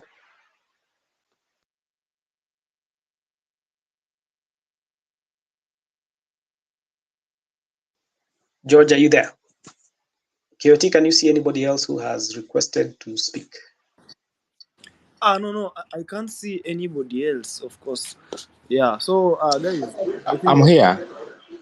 George, Yeah. sorry. We have Go Sir ahead. George. What with Shani Mike? Shani Mike, if you want to share. Can I go ahead? Yes, Yes, please. Yes, George, please. kindly. Yeah, thank you very much, and good evening, everyone. Larry, I appreciate the topic that we have shared, and the speaker who have just talked, and I've listened. Yeah, can you hear? Can you hear me? Me, I'm okay from my side. I can hear you. Okay, thank you. I want Yes. to talk about civic Hey, hold education. on. George was speaking.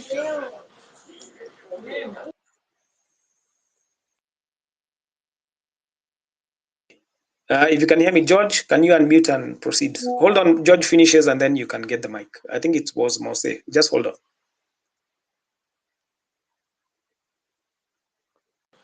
Thank you. I can proceed now. Yes. So let me say that good evening, good morning, good afternoon to everyone, wherever you are. It's also nice to be on this space and to share on the issue of patriotism and ethnicity. And let me say first, I think in the course of the week, I once said that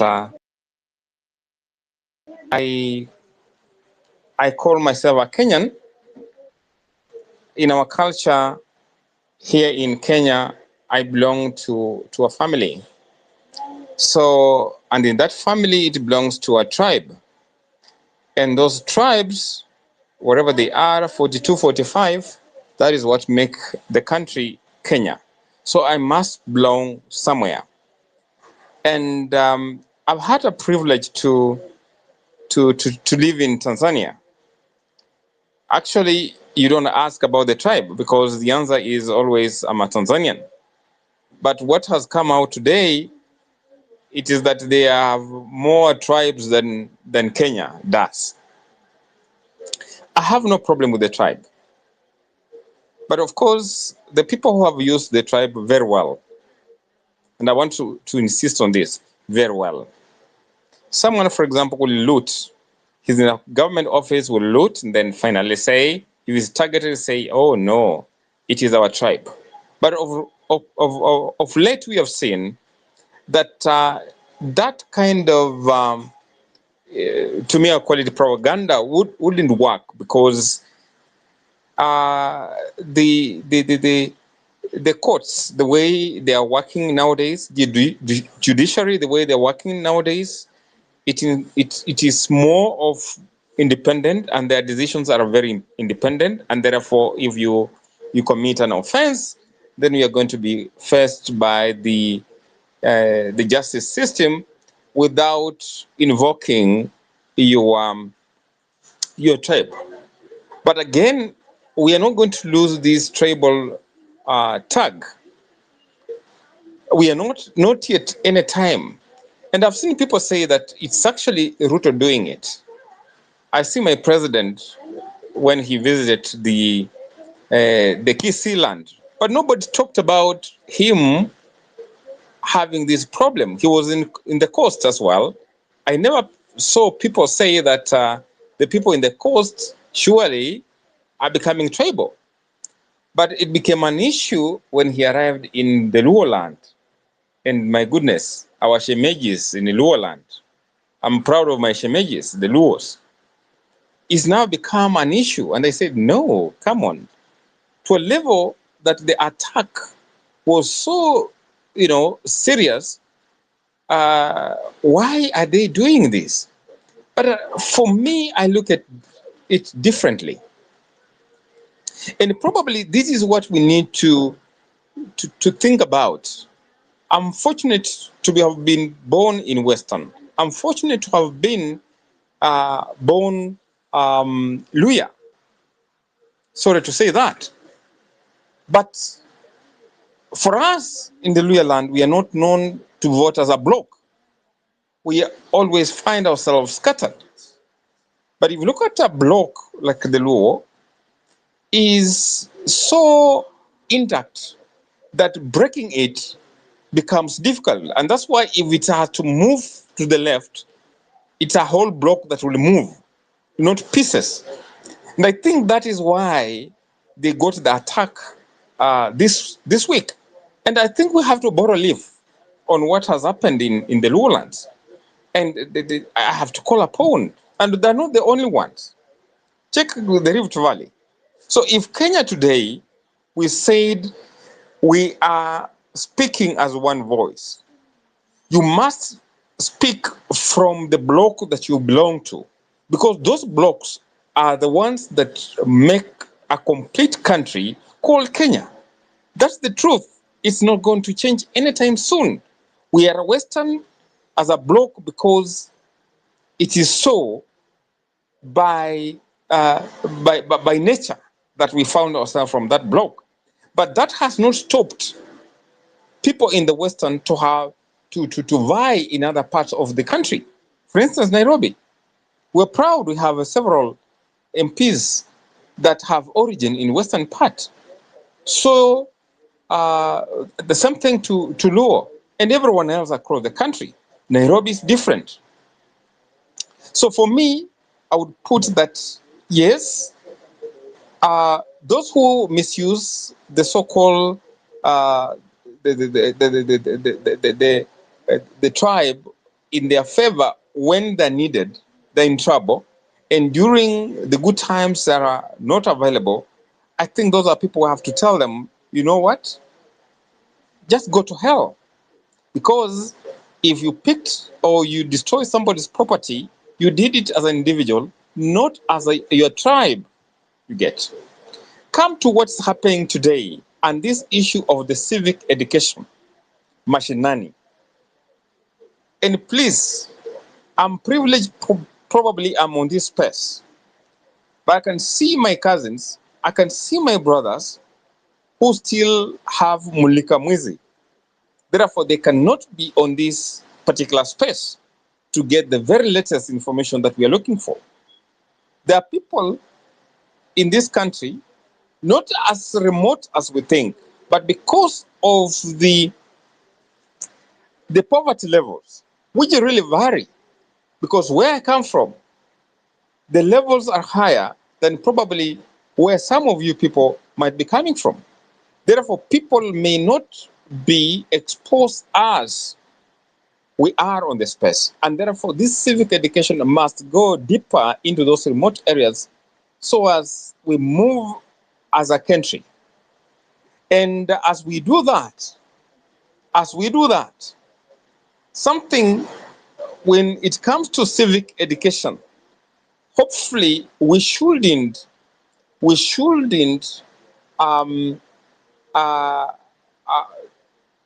have Ruto as the subject.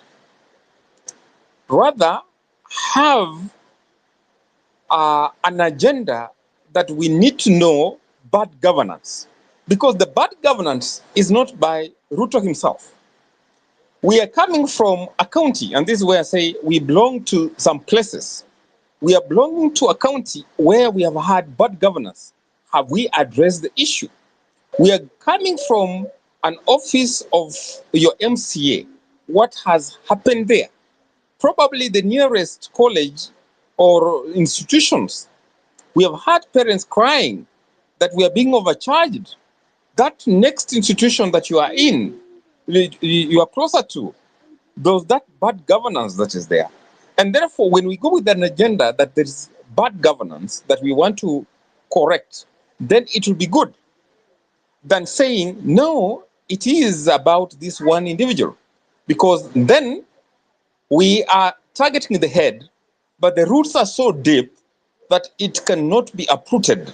anytime soon. I think that's my thoughts about the whole issue. Again, for me, it's always good to thank you guys that you've given me a space to talk to, and I'll be happy to react to any one or two questions if you have. And sorry if I've stepped on your toe, but I believe in listening and being corrected, and that is how we grow together. I thank you, and I always tell you guys, let's engage more and more. Thank you.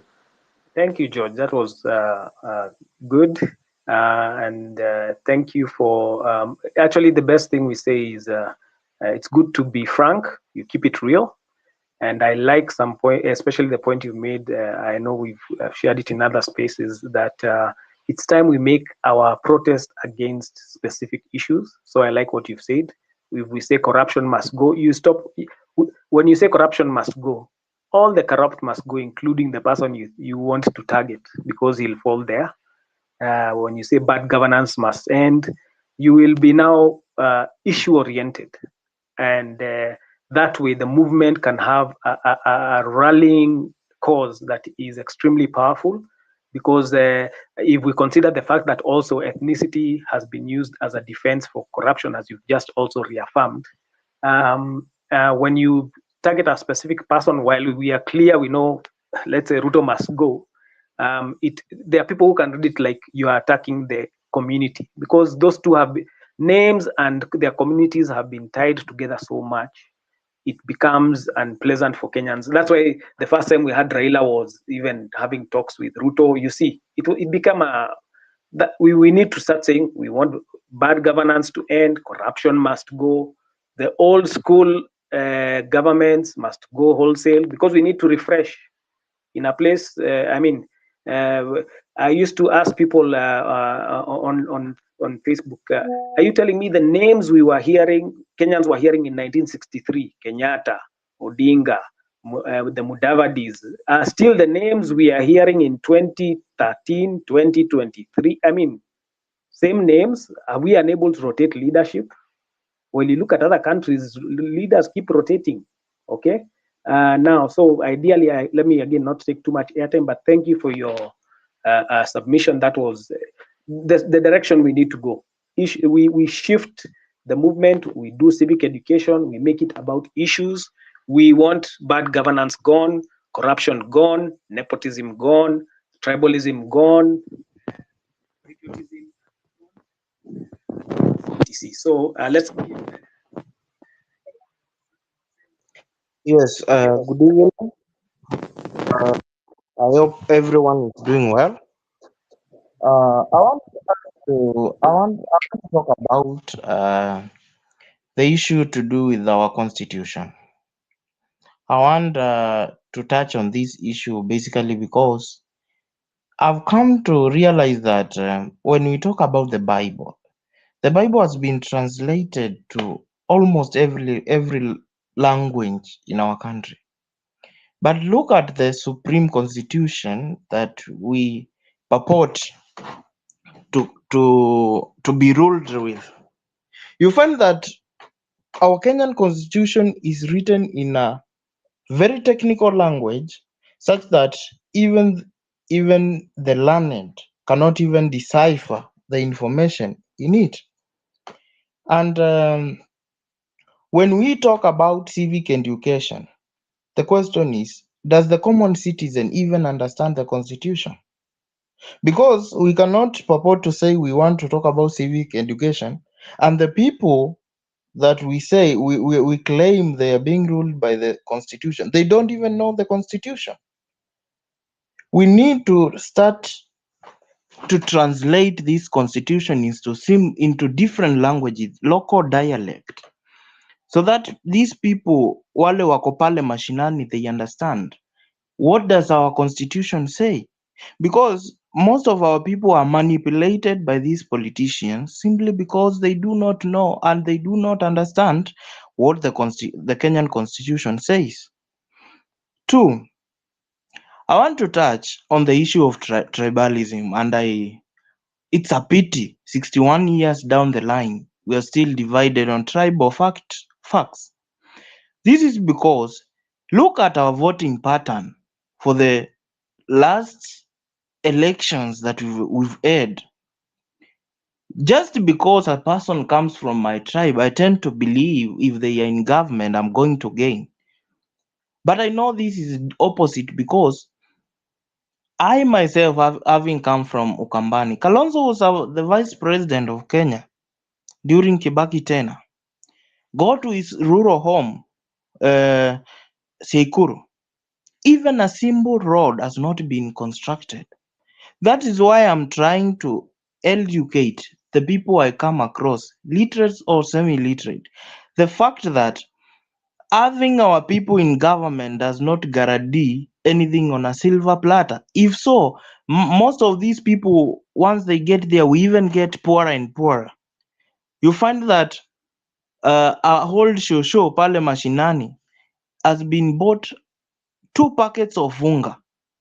And the next thing you know, you ask them, whom did you vote?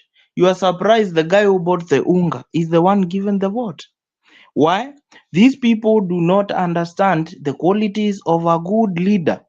That's why you find our politics have been messed up by misinformation, deceit, and manipulation of the common citizen. So if we are going to make any impact as the youth, rule number 1, we have the tools. We have what it takes we have even lawyers who can deconstruct this constitution and translate into our local dialect. So that they say information is power. So if these people can understand this constitution in our local dialect as opposed to Kiswahili or maybe English, the better for us. Because when the time comes for these leaders to ask for a re-election, the electorate will ask them, we gave you a total of, for example, we gave you 1 term in parliament. What did you do? Because again, I believe and I have a strong belief that people should be elected based on merit and service to the people. But look at our politics. For example, enda uangalie mashinani kwenu. Today I was so sad to see in Machakos County worth of 4.3 million buying several iron sheets, some repainting of a dispensary, and maybe a water tank, 1 water tank. Then I come to ask myself, who even approved? Do we even have people in government who do these accountability checks? Because this is a mess. It's a crime scene. So for us to start fixing from our roots, people must understand the constitution first. Because it is very difficult to manipulate a person who understands the constitution. Because of course you'll come and quote something, then they'll do their due diligence and ask you, what did you say? They'll give you the right information even if it's in vernacular. So as we go on and do this civic education, let's understand one thing first. Our people need to understand the constitution, and not only understand it, exercise it. Because once we start exercising these constitution rights, these bad leaders, they won't stand a chance, because they'll meet people who are informed, people who know what they want, and at the end of the day, the cocoon of this cocoon of tribe will not even work on them.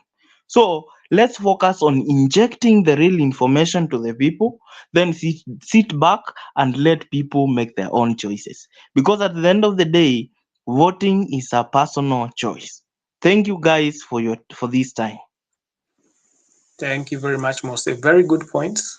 And you've actually made me remember something George mentioned about the people on Mulikamuizis on the ground. Civic education is actually education on the Constitution. And today KOT was leading by example also. They were doing it practically. And that is the example we want you to realize, that the agents of civic education needs to be you and I, to our family, in our mother tongue. Okay? So The idea is it's already in English and Swahili. Between anybody on space, be sure if they are a Kenyan, they definitely speak English and they definitely speak Swahili. So we are able to be the first line of civic educators on the ground. We know that we are using spaces because we are reaching millions of Kenyan on spaces as well. This is like we've called it civic education. We could be having some of these spaces where now we have lawyers like Morara or any other lawyers we know, not just him, coming and educating us better, clarifying our rights better. And I like what that comment you said, you need to know the education, the constitution, and demand its implementation, because that constitution says you have a right to that good governance and to participate in it. And that is why in other spaces you've heard us saying, how are Kenyans meant to participate in their governance? We were supposed to start with that MCA, that person who is very close to you, right where you live in your constituency, keeping that guy accountable. A lot of Kenyans, if you ask them, what is the job description of an MCA? Hawajui. So how do you keep somebody responsible for something you don't know what he's supposed to be doing? And now that is why also we don't know in Itonga CIDP, what is the development plan for our county. Kenyans hawajakuwa we have not been engaged well enough in our own governance, and yet the constitution gives us the right to do so. That is why we said, we'll start using technology to help facilitate that engagement. Public, we are now doing public participation of some sort, because we are teaching each other, we are helping each other out, we are, even where we disagree, we are disagreeing agreeably and looking for new ideas, because there are times actually you need different ideas to come up with a third or another. It's called synergy, the best new idea that you can come up with. So thank you very much, Mose. Those are good points. Mashinani, let's look at it as it's my role to reach my people back home. It's your role to reach your people back home. So the first goal is, can we make sure you and I and George and KOT tumeelewa katiba the right way and in the right level? So we have sessions maybe like this one where we now say, can some lawyers come, and now we are going through maybe the first chapter or 2 or 3 chapters. So what we know, when we go on the ground, we have simplified it. That's why we want to reach other influencers. Can you imagine if guys like Njugush were also doing skits that teach on the constitution? We pull in the Kenyans based on their different skill sets. And as we continue to teach, even we can implement other things. So videos, we can maybe start doing small pamphlets. I think I saw KOT was giving out some handouts, that kind of stuff. So that somebody can take away that document, go read it, but let that document maybe point to our website or tell them about this civic education space. To say maybe every Wednesday, KOT is hosting a space. He's called some lawyers. All Kenyans come, wanatufundisha. Because remember, we can fit even 1 million people in the next space. Okay? So that's the creativity we need to do now. We say, we are responsible. We are the ones responsible for change in Kenya, responsible for the governance of Kenya, because we are going to keep everybody accountable. We are maximizing on technology. Let me not talk too much more, but thank you for that submission. I think I had seen Wangu come a bit earlier, and then I'll go to Esther. So Wangu, can you unmute? Karibu.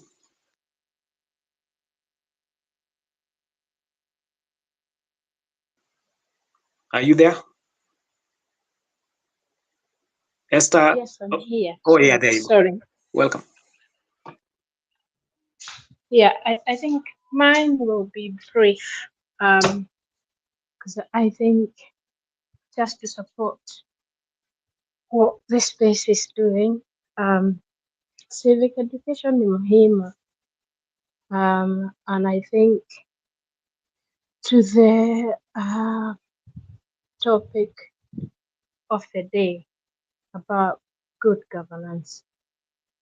I mean, I think as Kenyans, if we can reflect on what's happening or has happened this week, especially in Lowland, my reflection is that, yes, there is an issue of a community that feels disenfranchised. it has not been included in whatever governance or, you know, and they feel, yeah, they have not been included. And so, although that necessarily does not mean that now that you know, they are being included, that oppression is over. I think we all agree what we are fighting for is oppression. We are fighting bad policies, punitive policies. We are fighting bad systems that are not working for us as Kenyans. And the people in rural land are facing the same. Now, I think wengine wamesema the main thing is propaganda, tribal propaganda has been going on for decades, where we are meant to believe sisi watu wa mlima, you know, we are better off. But we are not. And I'll give you an example. If you are to go today to Nyeri as a town, for example, compare that with, because you know, somewhere like Kisumu, for example, although Kisumu is a city, there is no comparison. Yet, watu wa mlima might think, or they have been convinced, we have been convinced through the decades, quote in quotes, that we are better off. But we are not better off. The only two tribes as Kenyans that we should be looking at is the haves and the have-nots, the difference between those two, and trying to break that cycle, questioning them for what they were doing, for not probably opposing Ruto and his people down there. But then we have to look at what has happened today, because now we are looking at it differently. And the people from Lul land are telling us, what are you guys doing? We are still in the same boat. We are fighting the same fight. And I think we need to listen to each other. Otherwise, tutapiganishwa bure. We'll be fighting a fight that we don't need to fight. And that's the whole game. The propaganda is there for that reason. So the time to tunabishana hapa na pale, oppression is still ongoing. Our communities are still worse off. They're still struggling. So let us focus tafadhali, and then tusikizane, tuelewane. The what has happened over time, iyo propaganda, it has a very big impact on our communities, na inatia hiyo division. But when you look at it really, when you look at it deep down, hakuna tofauti. Mtu mwenye ako Western ama Nyanza, if you like, na mwingine ako kwingine, wanateseka the same. That's all. Sorry, I just wanted to say that. Thank you very much, Wango. Those are good submissions, and you've made a good point also. Kenyans need to stop panicking. Wazalendo, when you see any of the kingpins coming together, even if you see people cheering, please remember, not every one person isn't all, and we've known there are even crowds that can be bought. Okay, in the sense that people are paid to show up and cheer or whatever. But we have seen people being, we've seen Ruto being booed even in his home ground, and people calling him Wizi. Okay, so you do not, let's not assume. We are all patriots. The first people to blast Raila when he joined Ruto was people from Nyanza. I mean, the clips on X were shocking. I was stunned to see the reaction. I was stunned because people are patriotic and they want change, and they were shocked to see that move. So we shall not consider, ukabila is when you assume one person is everybody, and that's what tribal kingpins taught us, or that kind of mentality. Because that top guy amesema katiba ni nzuri, atusomi, tutaipitisha. That was where we were. But from Gen Z's point of, we are tribeless. The rest of us, we follow suit. We back up that new mentality. We are now thinking patriotically. na huo ujamaa na huo ubuntu tunakumbushwa. That is who we truly are as Kenyans. So thank you very much, Wango. Those are good points. I believe we can go to Esther. I'm looking for guys who have not spoken, and I want to dish out mics. So unless somebody has another rejoinder, I'll try not to repeat the guys who've already spoken unless there's a question. Esther, can you hear me? Yeah, I can hear you. Can you hear me? Very well. Continue. Thank you. Okay. Thank you so much for this opportunity that you're giving us as citizens of this country. I would say mine is just very brief, and it's on what you're calling civic education. It is not easy. For example, myself, where I come from, that is Kitui East, Zombe Mwitika ward. All the elects were from UDA, and it is not a walk on the path. In fact, my shop opposite, all those who have been employed, their shops are also adjacent and opposite. So it may not be a journey that is easy on my end as I do the civic education, but I'm trying to get tactics that are very unpredictable. And then I was just thinking, there's a message I've just seen here on our chat on where is Morara. I think I also have a question on my end. Where is he? Because he has not posted, and it is not even something to be happy on that is not present and has not posted. But it's just a question to all of us who are on this revolution and moving and forging forward. Because why is our government not responsible for their role and responsibilities that they were assigned for?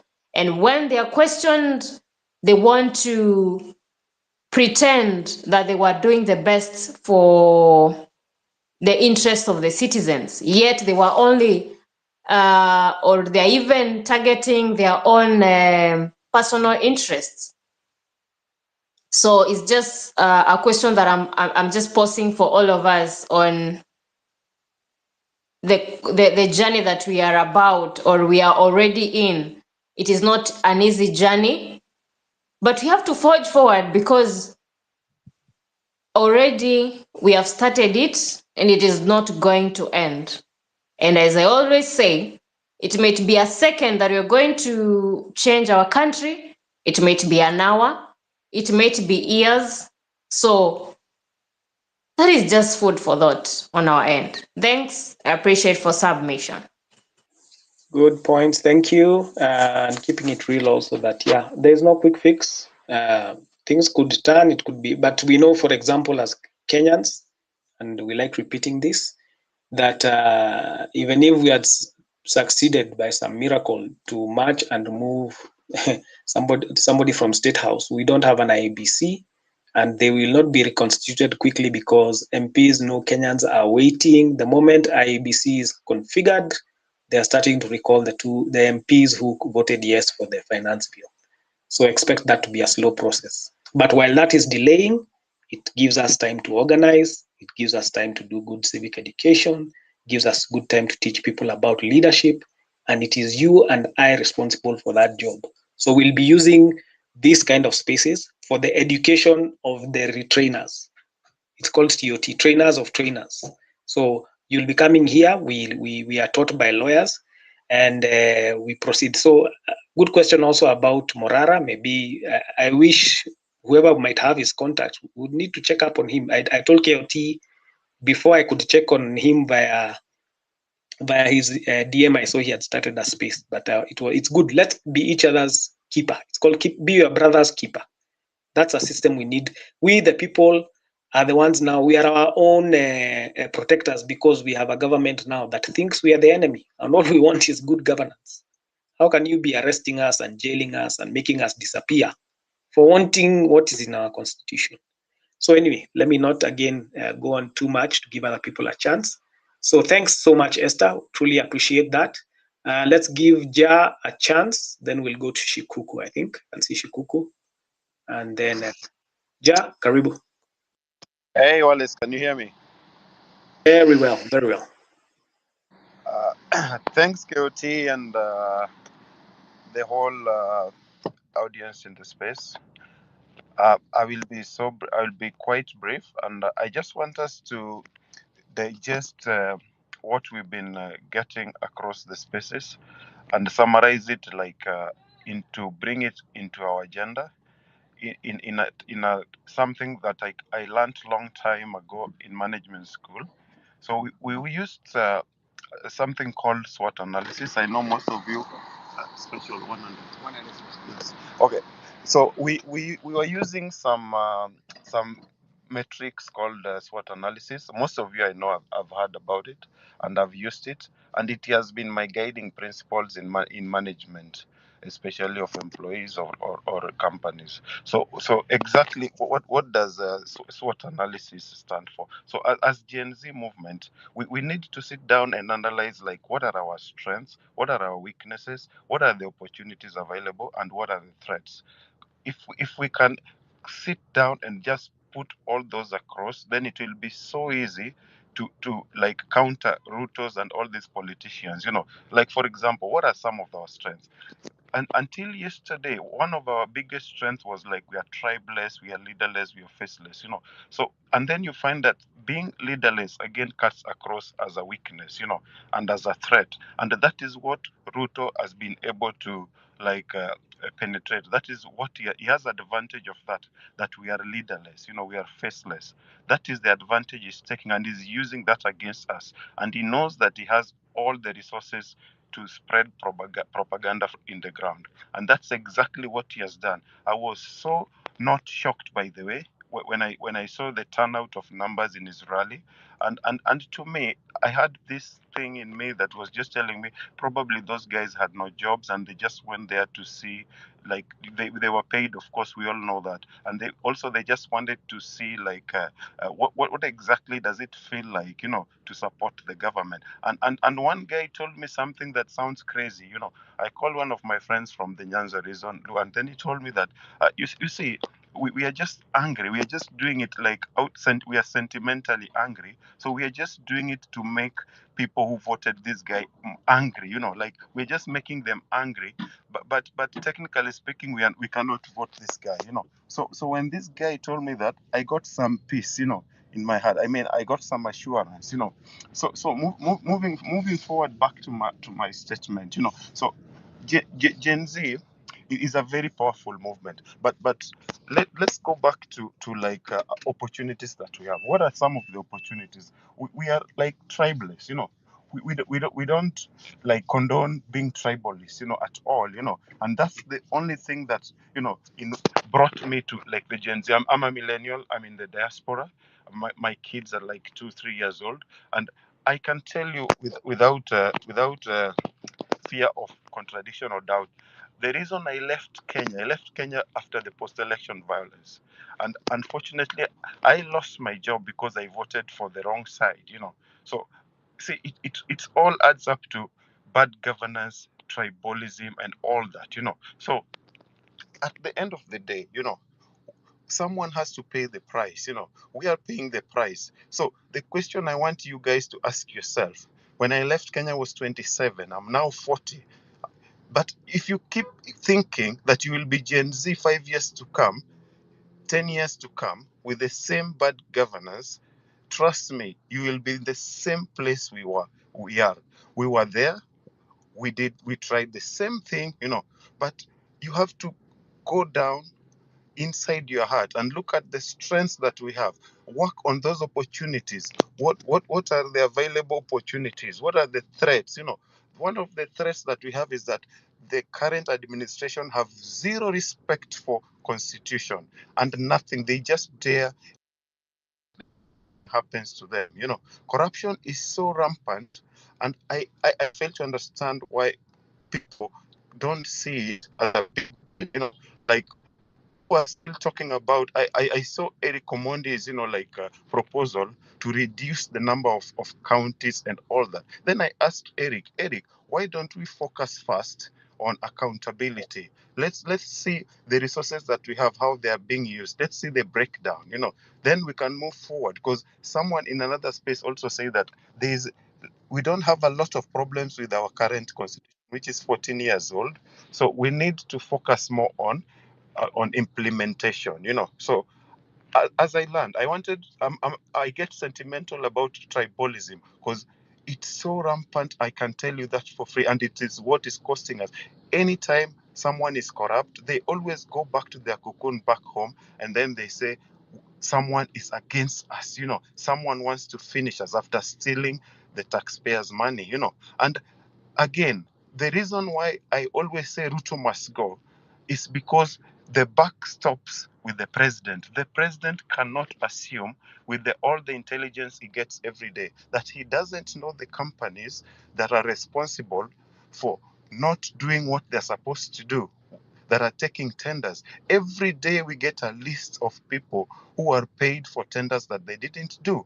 It's so easy for the president to make a phone call and just start a special unit and follow these people. So as much as we can go around, the buck stops with Mr. Ruto, and that is the big problem we have: bad governance. So my fellow patriots and Kenyans, please shun tribalism, because tribalism has been used against us, and that is the weapon that Ruto is using now, and he's so good at it. And don't forget, this is Moi's son, political son, So as I land, I would like you to ask yourself one question: 5 years from now, 10 years from now, will you still be a Gen Z? Will we still be fighting the same agenda that we have today? If you can answer that question, then be rest assured that you will either fall on the patriot side or you will be on the other side. Thank you so much, KOT, Wallace, and the rest. Thank you very much, Jack.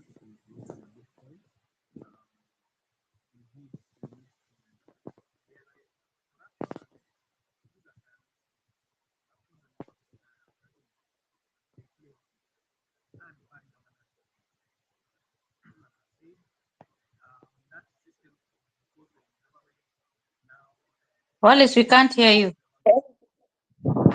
Whoa. Wallace, kwani umenyongwa? Can you hear me now? Yeah. Can you hear me? Hey. Thanks for the concern. Aya, sawa. Thank you. I was saying thank you, Ja. We are in agreement. Yes, it's time to shun. We want to make Kenya so good that you guys can come back. You've drawn a lot of knowledge out there. We need that expertise, a reverse brain drain. But we need to have a good space here, because we don't want you to come back and steal your surname. Is what will keep you from the best positions and opportunities that are available.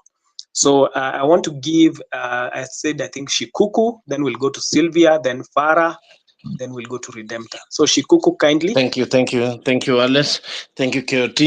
Now, today I'm so happy. Yesterday and today I'm so happy because a month and a half ago, when I used to talk about we need structure, we need to get into politics, on this same forum by KOT, people were very much against it. It was about a month and a half ago when I was saying it's now time to go political, it's time to enter the political spaces, and we go in there to implement the change we seek. These guys cannot do it. And people were 50-50, most were in disagreement. But now I can see you have come full circle, and like a proud father that is watching his child who made it, I'm smiling, because this was the only way. Because we either had three ways. We either were to stay on the streets, or we pick up arms, or we get into the political space. And the only logical path was we get into the political space, we fight these guys. And now on the TL, I've seen many people are praying for Raila to lose the AU seat. But me, personally, I have a contra opinion. I see Raila should win that thing and get away from the Kenyan political scene. Because our movement is so young. We don't have the muscle to take on this guy. We don't want him to lose and then come back into these murky waters of Kenyan politics. It will make our movement, yes, will be going on, but it will make our work much more harder. The best thing for us will be to see the back of Raila. Let him go. Because this is now politics, 100% high voltage politics. And in high voltage politics, you can never underestimate. Some people are saying, oh, he's washed up, but you can never disregard him. So if you can't disregard him, then keep your opponent away from the political scene. If he's away, we have room to grow. We have room to take. We only remain with one enemy, and that enemy is Ruto. So he better leave. Because what do we gain politically from him losing? That's the question I've kept asking myself. I've kept asking very many people. What do we gain from him losing the AU chairmanship, politically speaking? What do we gain? Because the only thing we'll gain is to laugh at him. If he loses, the only thing it will be a dopamine hit to us. We'll feel a sense of revenge. We'll laugh at him. After 3 days, things will be back to normal. But if he loses, that will be a setback to our movement, because we have to start thinking politically and not stop being emotional. Yes, he curtailed our revolution, but we have to get over that. So he curtailed our revolution, he went away, and now will give us room to grow. But if he curtailed our revolution and then comes back in again, he will kill it completely.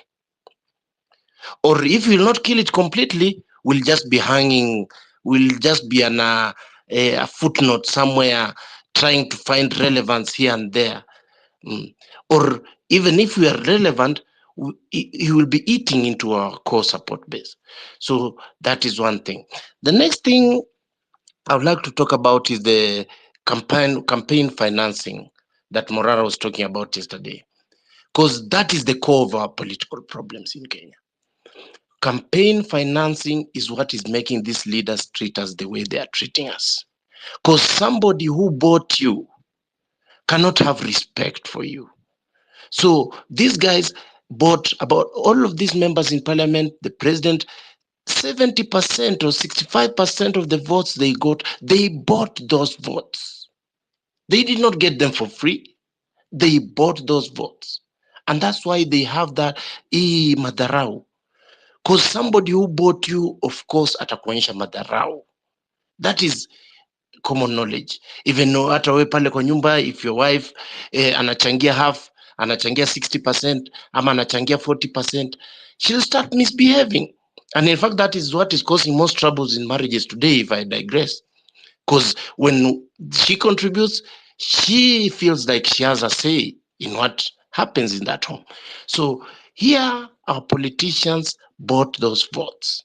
And we must stand up and now say we have to do campaigns in a different way, where people give candidates money.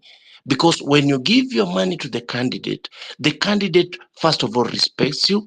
The candidate will work for you, because you know hata hii pesa sikuwa na, if it were not for these people, singekuwa hapa parliament. Now he will feel some sense of he wants to do something for you. But if you say huyu anakuja na nini atu mkono kutupa urambwi, we want something from him, you will steal. So campaign financing is one of the major things that in our civic education we must tell the people that we have to push out this narrative from their mind, this thought in their mind that politicians are supposed to give you handouts. We should tell them that politicians, these handouts you have been receiving are the ones that are making you poorer by the day. Because once this politician buys you, he doesn't feel a sense of responsibility towards you. That should be one of the major things in our civic education. We should impart in the voters' heads that getting money for politicians is what has created this problem in the first place. Another thing on the TL that I saw on the tribalism, which was not good to see, is when that came up, most of the people, the problem on the TL I see, there's an issue of money, and there's issue of engagement, and there's politics. Most of the people who have a big following on the TL, they yesterday they were rabble-rousing the tribalism for engagements. There's engagement farming also going on at play. So most of them did not believe in what they were saying, but there's a money element. So when you say something that's controversial, you get engagements, and then Elon Musk give you money. So poverty is showing its head everywhere, even on the TL, because some people will just say things that are out of order because they know those things will garner engagement. So some people might not really believe in that narrative, but it's damaging also. So we must know, if we are going politically this way, some sacrifices will have to be made, whereby hata kama inakuletea pesa unapata ka check ka Elon, but look at the bigger picture of what your goal is, because right now we are losing focus on our goal. If we want Raila to lose, if we go the tribalism way, we are losing, because if Raila loses, it messes up our goal. It makes our goal achieve our way of achieving our goal. It makes it harder if he loses.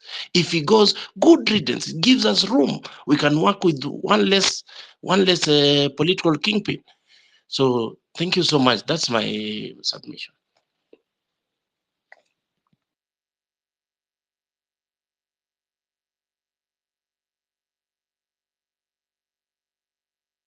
Wanyama.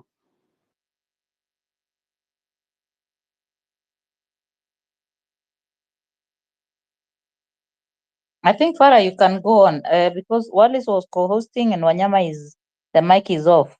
So Wanyama, Farah, you can start speaking. Santi Redemptor. I hope I'm audible.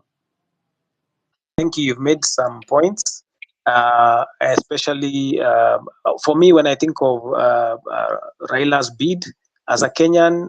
As much as I might not have liked what he did with Ruto, I just support him. I think out of Kenyanism, so to speak. And the reality is, there are times we should learn. There are times you can dislike what somebody does, but you do not need to dislike them to the point of wishing them ill. You can use systems to make changes after all. And I remember even when the the movement began for Gen Zs, they were very clear. They told Raila, step aside, don't participate. This is not your fight anymore. We are taking over. And therefore, I think even if he lost, he does not have that political space anymore as far as the mindset of Gen Zs and Kenyans goes. If anything, the first time they started having talks and considering being included in the cabinet, a lot of Kenyans said, so let them come together so that we remove them wholesale. They have done well. So I do not think that mindset has changed in anybody. If he gets the job, let him get it for the sake of being a Kenyan. Let it keep him busy. But the idea is we are still determined. Change has come to Kenya, it's coming to Kenya. All systems must go. So I think I'd called out the guys who are in the queue. We'll go Sylvia, then we'll go Farah. Then we'll go to Redemptor, then Fred. Karibu Wanyama. Yeah, cool. It's good to see you. Tusalimie kiasi. Ni kama ako mbali na mic yake. Oh, sawa basi. Sylvia, have a go, then we'll go to Farah.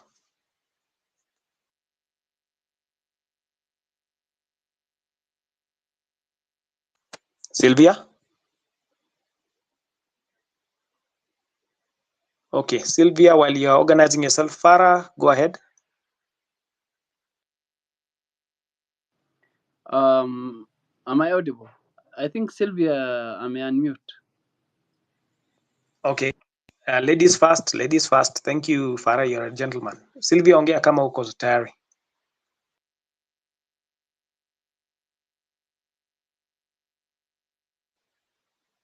Okay, it doesn't seem like.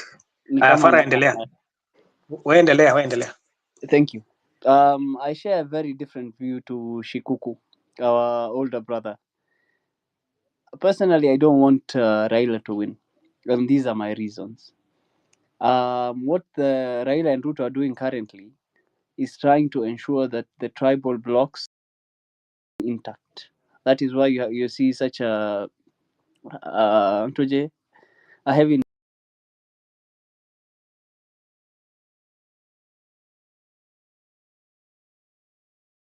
investment in political promises and politics in Luo Nyanza currently. And the idea, from my point of view, is where they'll try to consolidate the Rift Valley block, which is the Kalenjin block, and the Luo Nyanza block to replace the mountain block that was brought by Rigathi Gachagua. And the idea that we are tribeless is very important.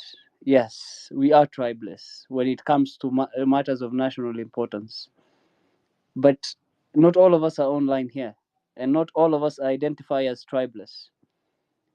And Raila and this marriage is only dependent on Raila winning the AUC seat.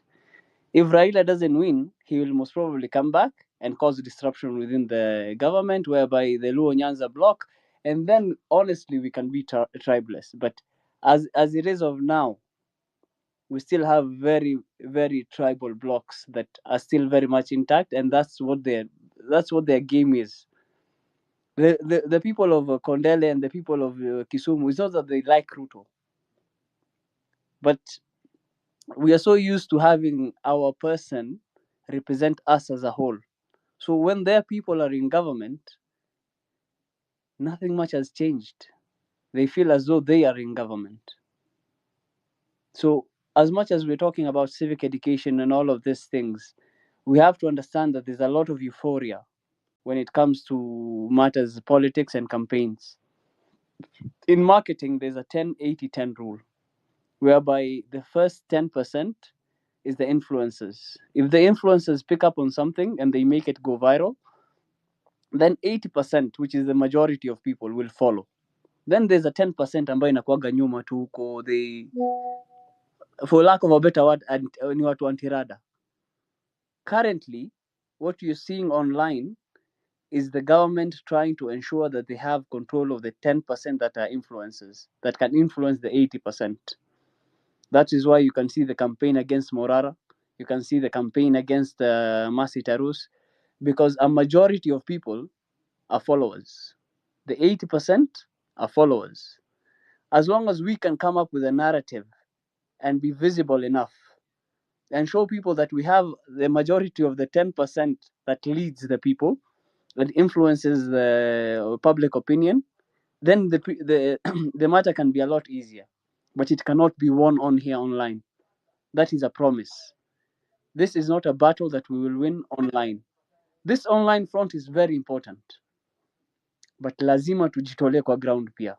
What Morara is doing, you see, Morara has so many graduates from his school already. But we need people in different spaces pushing each and whether constitutionally or otherwise. We need people making up numbers on the ground as well. Currently, any meeting, any organization you go to, is they want the Gen Z voice.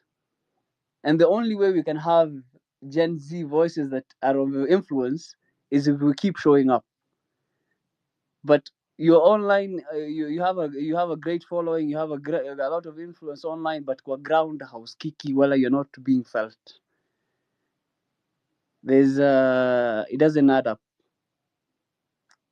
Unaelewa, because we will not vote online here, and the people outside there are a lot more than we are, honestly speaking. You're on point. The only way we can change people's opinion is going out there honestly. I really love what some people are doing. I know KOT has amejaribu, he's been trying to be on the ground as well. I see him, Kenya Daima is here as well. He'll speak for himself, but I love what he's doing. Redemptor as well, may God bless you. But Majama, Morara is going after failed infrastructural projects and development projects. We need people taking up everything. We are the official opposition in government. We do not have anybody else other than nobody's coming to save us. Tunaongojea Yesu peke yake arudi. The rest ni story ya jaba, honestly. So it is wewe ujitole. You know you have access to somebody, to an office. I know I have access to the religious spaces and I am pushing there. You know you have an access to an office that you can open for other people. Open it and ensure that we are getting, and I said something in the morning that we have to be people of integrity ourselves, because we cannot hold people accountable and try to call them out while tofauti yetu na wao ni position. Tukibadilishwa hivi, we become the oppressor. It doesn't work that way. Baina yetu hapa, we must hold each other accountable, and you must be people of integrity, because you cannot tell me to change nibadilishe kusafisha kwangu na duster nilete mop. Still the same bullshit. So we need as many people going after the legislature and the political offices, but we need people of integrity. We need people of integrity. Si lazima wakue Gen Z, si lazima wakue beste yako, si lazima mkue mnajuana, but we need people who will put the collective in front, ahead of themselves. People who see beyond their noses and think beyond their stomachs. So Wallace, KOT Wanyama, thank you guys. Those are my sentiments. Thank you very much, Farah. Actually, I was in the space with you earlier. It fell. It was Afrocentric space, and you had the same sentiments. We have to hold ourselves to a higher standard. Integrity is not a joke. I think I tried even to look for you after that, because I was interested in, you said there's a faith sort of conference next week where you're going to hold religious leaders accountable for what has been happening. I was keen on that. I think by the way, guys, let's remember to follow each other, whoever you see speaking. But you have made very good points that we must have a higher level of integrity. People must go on the ground. KOT was on the ground, as you're saying. Guys are going on the ground, and we have made that call. We've said the change Kenya needs, every one of us must participate. We are the first civic education agents on the ground. So people take that responsibility personally and corporately. So we are using these spaces. We'll be using these spaces as also equipping stations. People are equipped here so that they can pass it down to their families, pass it to their friends, etc., etc.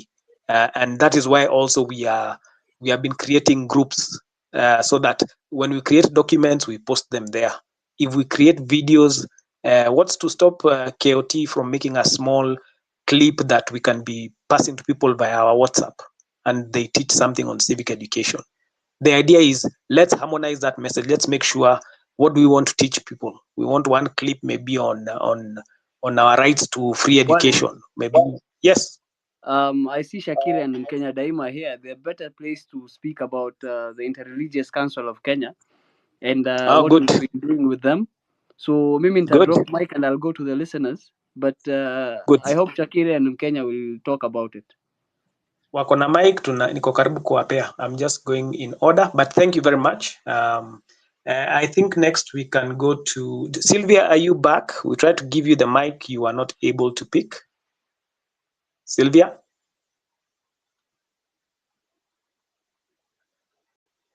Sylvia? Oh, okay. Maybe she has a problem. We can go to Redemptor, then Fred.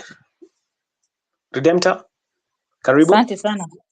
Asante sana. I was not even going to go on space today. I've been talking the whole day. I didn't know social media very well. I think you know. Then I came and I was very active in these spaces, and I didn't know how they come for you. So Alice, you saw how someone started spinning a narrative that I'm a mole. Me who was almost putting my life at risk fighting for Wanyonge. So I have a message for the few people. I think I prefer small groups sometimes. because I feel like I panic when I'm in big groups and I'm making presentations. Mine, because this group is about civic education, I'm just happy to report that I've been actively engaging the intellectuals. Tumebishana huko until I've been getting calls from people who finally see that I have a point. This whole, in fact, I've now coined a name for it. It's Raila this, Raila that. I think it is it's a diversion. We are going through information terrorism, and they are bringing irrelevant things to keep Kenyans busy because they've already gone to the ground and they know that the temperature there's a movement, and so the only place they know is because it happened in the revolution started in X. They think if they come to X and do propaganda in information terrorism, the movement is going to die. So I come to spaces to listen to people, what are people saying? And one thing I've mastered, because I'm a writer, is to pick out keywords and phrases. Then I can attribute these keywords and phrases to the system. And so the whole hatred, the hate mail about Luo nation is a fabrication of a state. And they're trying to create sympathy. And all of a sudden, even people who've been voting for Raila are being vilified for saying now we stand with Gen Z because they have birthed a revolution. And the ones who are with the Ruto, they are also now suffering because this man that they've hated, because you see what the people who create propaganda, and these are very skilled people. These people pay a lot of money to study Kenyans, to know the mood of Kenyans. And so what you see about pictures of what happened in Luo and all these people are these, all that is propaganda. And so for a few weeks, there's nothing else people are going to do but argue about what happened in Luo Nyanza. Because you see, for the longest time, the campaign trail, because it's been a campaign trail, had lost following. So because the young people came and started preaching about tribeless, and then the older generation went back to the cocoons. And our cocoons usually are WhatsApp groups where people argue for days. And these are big people. And one of the fallacies, and this is not even my words, these are words of someone who called me today. The biggest fallacy that was created by the Gen Z movement was that the other generations have never done anything for this country. And so that already created a divide. And so that narrative was kept in X spaces. And the X spaces were full of those keywords. Our parents. And they kept saying it until the parent became the enemy for liberation. While these same parents are the ones who've been sharing their frustrations with the young people, telling them when I left school, I used to get a job. So now that was a hate between the generation. Your parent is the enemy. But I came back to these groups of these intellectuals and I said, now I'm beginning to understand why our children are blaming us, because the argument all of a sudden became, Raila has done so much for this country. So after 3 days, I realized, oh, this was information terrorism, and it was beginning to wear us down, because all of a sudden, that is all what people are arguing about. And so there were people who are mourning more than the bereaved. And the same people who have been bought because they've been bought started saying, this is the first time Alu has become a minister. And I'm like, are you living under a rock? These people have been very powerful ministers for years and years. So that was my first comment, to just make people realize that if you see them attacking you, then there's something that they have seen you're doing. My motivation, I'll keep saying, for coming up, I've been a writer, I'm a media practitioner, and I'm a human rights defender, but I never used to say those words because I used to fear if I say those words, I can be arrested. So I've been working quietly. So when I come and I start speaking every day, I'm shouting every time, I'm saying, let's change Kenya, and someone starts propaganda that I'm a mole, it almost works because I'm not familiar with these tactics. So on that note, the civic education, there's a lady who, Esther has talked about the civic education in our village, and it's an uphill task because a lot of people who are MCAs there are in UDA. I'll encourage her. If there's anybody who is easy to do civic education with, and I'm not being tribal here, it is the Kamba people. It's very easy to have a conversation with a Kamba, and they will release songs. In fact, you need to motivate them to start writing songs. Even Kivuda Kibwana wrote a whole poem in Kikamba about Gen Z, very beautiful poem, which needs to be circulated. That is the easiest group to go to, because once you make them loyal to the idea that tutafukuza njaa, you just make them loyal to njaa tuna experience. Can you imagine if you go to the field and just talk about Ndengu to a Kamba who depends on Ndengu for a livelihood? Right now, this is going to happen to you. Just the capture of the things that make us human, our dignity of being to provide for ourselves. So Esther, I wish you good luck. I know you're going to do a good job in Sombe, in that area. You need to hook up with the Mkenya from Sikuru, very passionate young man. Kudos to you for what you've done consistently since the movement started. The other thing I would want to say is I have noticed the Morara's videos are released after he's done the work. KOT, I saw you on the train. I would just advise you to just be careful that they will pounce on you if you record during the time you're doing this. So what you need to be doing is you do as much of civic education, record it, but don't release it. So that, because what will happen, like what Morara has done, once people know that's your methodology, they are going to copy it. But if you show them, so what's going to happen is you'll have a reverse civic education, because you'll be showing them, and you see they have the money, but they don't have the goodwill from the people. Remember, we are still grieving because of what happened when they hurt our children. I always speak as a parent because I have Gen Zs and millennials. And the other thing I would want to know is one of the things that I'm really, really opposed to. Shikuku came here and said when he tried to say, let's go political, hizi groups hazikuwa zinakanyagika, because at the heat of the moment, an older person was the enemy. It didn't matter what you've done for this country. People who've even been imprisoned were not even allowed to speak in these forums. Or you come to these wars and you hear people saying the same phrase words. We don't want to see politicians. We don't want to see politicians.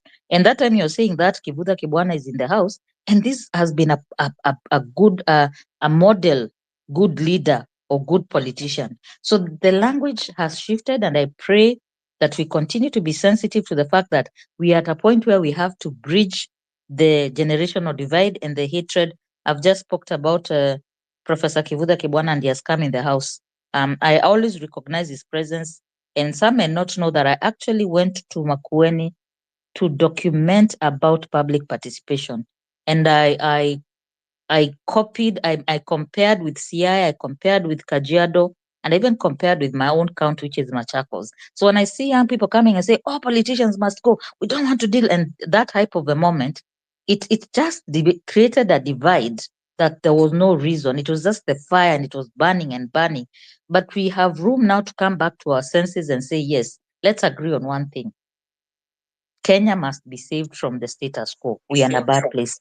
So my last point, because I've taken a lot of time, is when I hear people urging young people to vie for seats, and I come and say that's not a good idea, people take offense. But this is what my point is.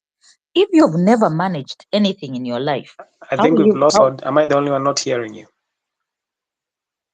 Is anyone hearing me? Okay, you're back. You're back. Yeah, I can Continue. hear you, but you're breaking a bit. Oh, sorry. Yeah. So I'll finish. Sorry if I'm breaking up. I'll finish by saying, when I say young people are not necessarily the option to vie, this is what I mean. Probably all the young people who are interested in politics in a certain region need to come together, and they look for the strongest among them. And maybe where you are, you'll find the person who is the strongest is not a young person. So what are you going to do? Because what we are looking at is leadership at all levels by people who know status quo must end. So this pill that you're just dispensing everywhere, that young people, you must vie, all the old people must leave. That is one thing I want to discourage in these forums. If we are really serious about changing Kenya, it has to be inclusive. So being young is not, and I'm not saying this, like Morari is the only one who says, being young doesn't exempt you from being corrupt. There are young people who are corrupt. We saw Mwirigia was called Mwirigia. He was 19 years old. He used to wear the same sweater when he was campaigning, and they loved him the way he was. Immediately he got into power, into the seat, he was given a car by Uhuru. So if someone has never managed anything, it's going to be an uphill task to say, okay, you go now and manage your own campaign. It has to be a partnership in the region, in the constituency, in the ward that you're interested in.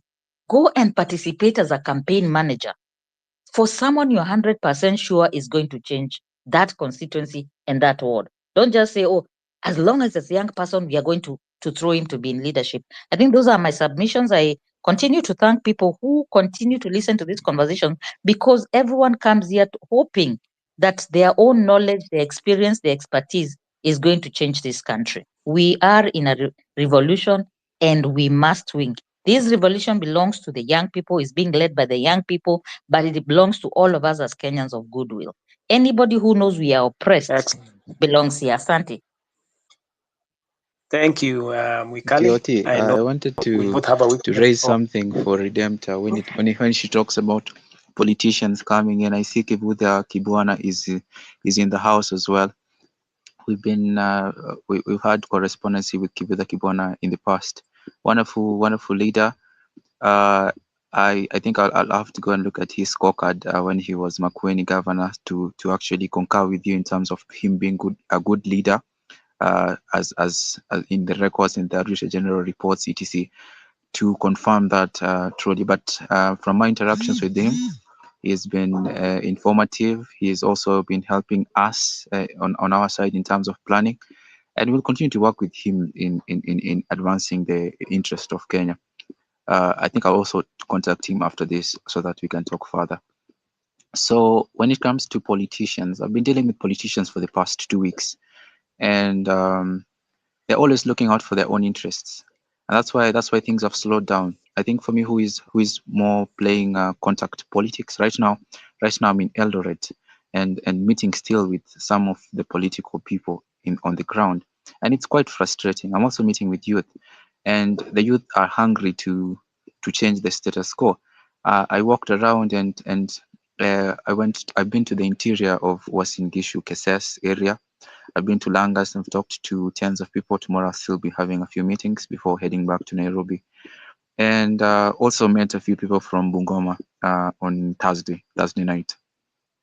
So I do understand the reservation of the young people when they said they do not want politicians. It's because from my experience so far, the politicians are looking out for themselves. Like every time I keep talking to some of them, for us, we want to hit the ground running. You see, KOT is now has made the trip to Coast, and he's doing his thing. We find that for me, I'm here in Eldoret. Okayo is doing his thing, and he's actually going up and above beyond what is expected of him. Willie is doing his own thing, and all of these guys are doing their own thing from a place of goodwill. Shakira is doing her own thing. She's doing wonderfully, and we believe that she'll keep doing wonderfully. And we keep having small meetings as young people, and sometimes, and I think one time on last Thursday we had a big meeting of some of the more notable faces of the protest, and we talked about how to get to the mashinani. But from my position, even the mashinani people do not want this guy. They do not want this guy. It's just we want to give them the power and the hope and the inspiration that we can actually win this thing. That is what Ruto is killing. It is not a matter of the support. This guy does not have support across the country.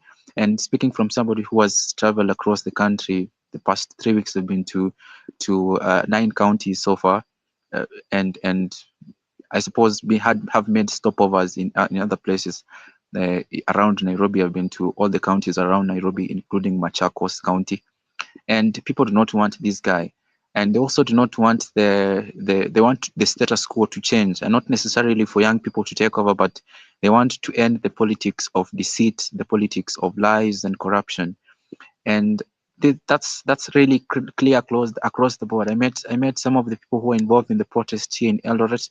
I won't go into details about who they are because safety and stuff like that. and they Wakili, keep telling me that they're just waiting for us to start reaching out to have we them, lost him? to start organizing events. We know the government is doing its thing, but I think now the time for discretion is over. This is our country and we have to do something and want to do it openly. How are we going to campaign in 2027 if we cannot do it right now? How are we going to start something if Can we you cannot hear him? do it Give right a now? thumbs up. Maybe I'm the one who's I lost. think it's important, and this is something that we discussed with a lot of people, and even this evening. It's important that we start playing the game of leadership, being leaders. I think one of the things when we were talking with the guys at National Coordination Committee for the People's Assembly and also the initiators of the Kenyan Home Initiative, it's a matter of they want to start doing something. They are ready to do something. They have, I think Shakira, you saw. There are so many people who are inspired to do something. They're just waiting for somebody to coordinate and to guide and to sort of like help them. Because for us young people, we do not have the resources to fly to Turkana, but we have people in Turkana. I've met some of them as well 2 weeks ago, and they have a group and they talk about their local politics there, but they are afraid.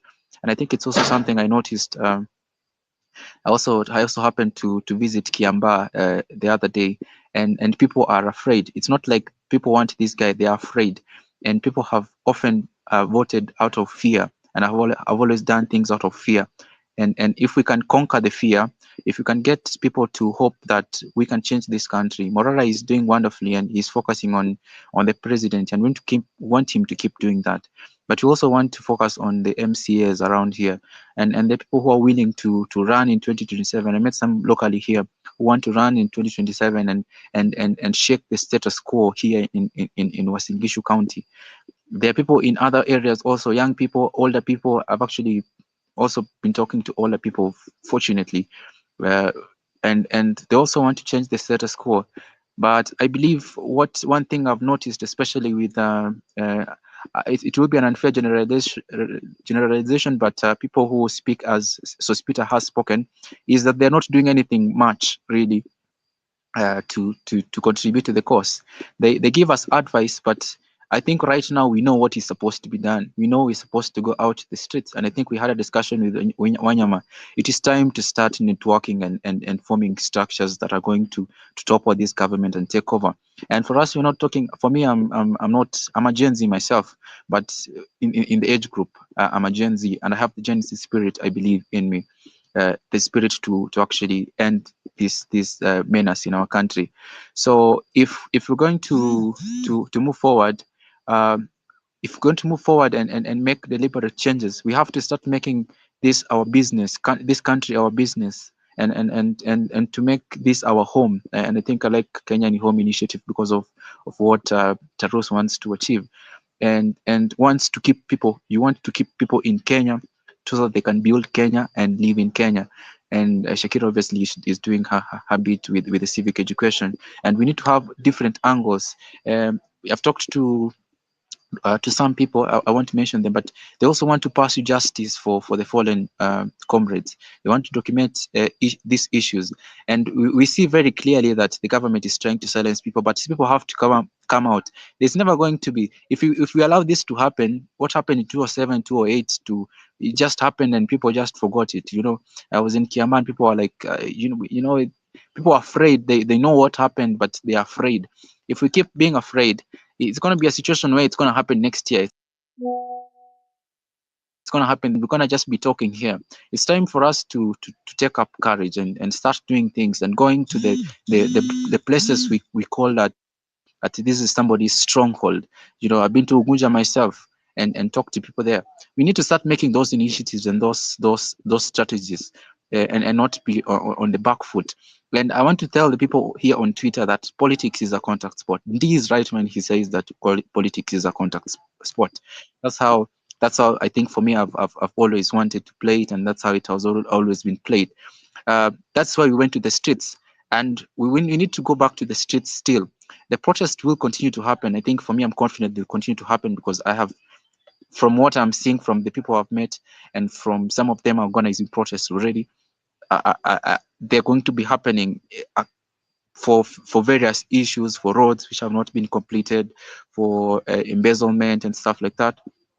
They're going to keep happening. But you also need to start rallies, registration of members, not necessarily a political party. It can be a movement, and I think that's why I'm very, very, very keen to see, like, with this coming week and those weeks that are coming into the future, we start having more Moraras in the grassroots. We start having people who can actually document what the MCAs are doing with their kitty, what the constituencies. You know, you have the what is it called? The Auditor General's reports on the NGCDF.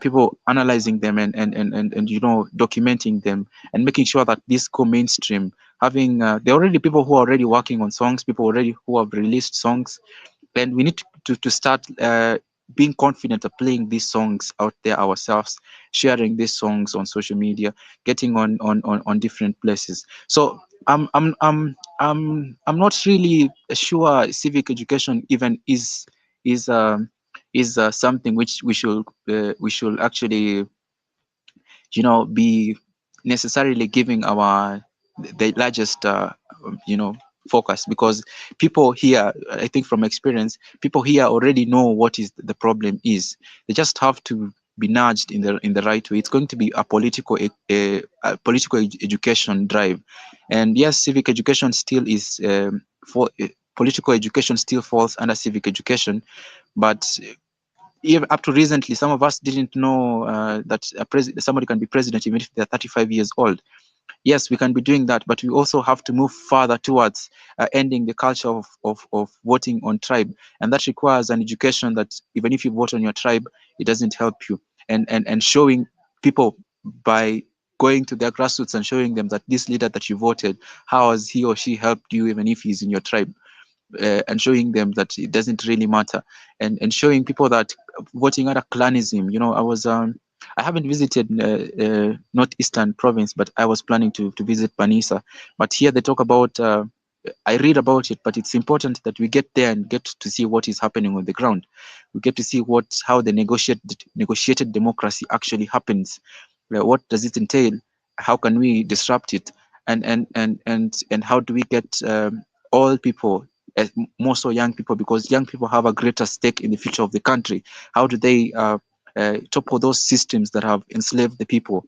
How do we end the culture of handouts? You know, I've been around and even here in Nairobi, not here in Nairobi, here in Eldoret, I was at a restaurant, and apparently one of the guys I was talking to is a political figure. And when we were leaving, the guys were asking us to give them some money. How do we end that culture which is systematic? I was at Kiamba Church. The pastor there, when I got there, he was telling me that bring your people so that we can help them build their church. They do not. He didn't even care if I'm a murderer, or if I'm a thief, if the money is stolen. They just wanted somebody to help them build the church. And that's something that we need to sort of systematically uproot and identify, and go to the grassroots and to the ward level, and try as much as possible to disrupt. What we did in 2025 was sow the seed. Now we have to water that seed, and you have to make sure that going forward we will be uprooting these menaces by actually going further to challenge them through recall processes. Once the IBC is reconstituted, we have to start challenging by participating in the Gunja by-elections, because we have a stake there. There's no way we're going to be talking about taking back our country when we cannot get ourselves participating there. The good thing, we have brilliant minds on our side.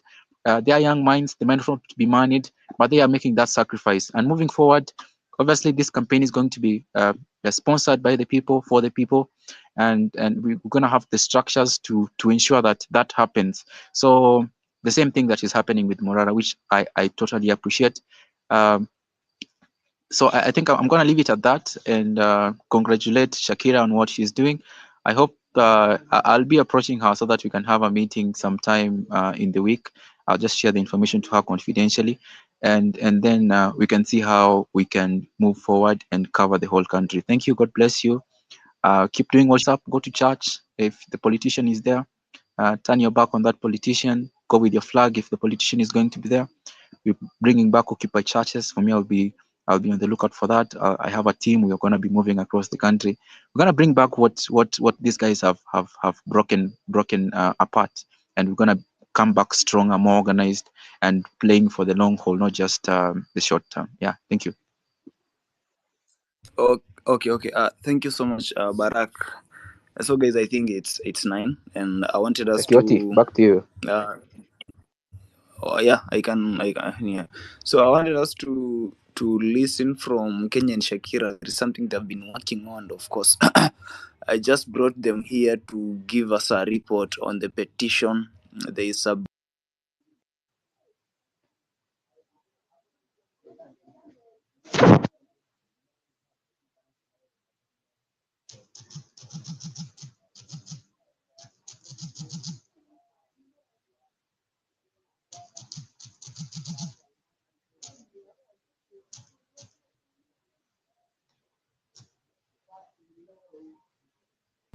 KOT, are you waiting for me to begin, or you are talking and you know?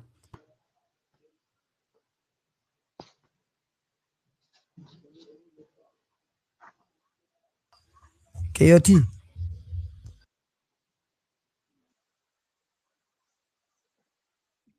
think you can hear me. I'm back. I've had some connection issues with power. Stima imepotea tu, but I've tried to.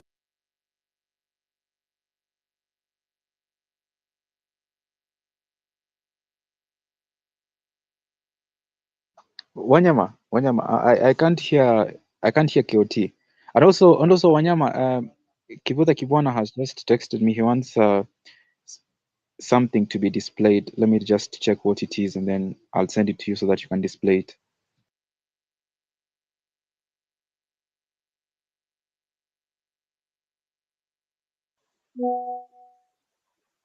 KOT, are you still talking?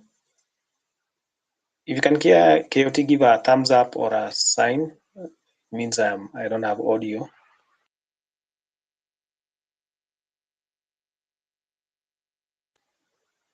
Okay. Then to say KOT is not talking. There is nobody talking. Okay, sawa. He'll hop on as soon as he's ready. Maybe he's sorting out the power issue he said. Thank you, Baraka. I know we were to look for each other via Telegram, tutatafutana bado. Because we need to synergize, we do not repeat functions, we just strengthen what is already there. We're on the right path. I believe Fred was to be next. I'll look for you, Baraka. We'll talk and plan even. KOT, when you get back, just hop on. Fred was next, but I think he also wanted to give Kenya Daima. But Fred go, and then a PP has lost, but Kenya Daima should be next. Fred, please go ahead. Yes, good evening everybody. Mnanisikiza? Uko safi, uko poa. Oh, sawa. So I was asking this hii mambo ya Raila na hii kiti ya AU chairmanship. Who is funding his campaign? Where is he getting the resources from to do his campaign? And hii city yenye anatafuta is it important for Kenyans or ni yake tu kama Raila?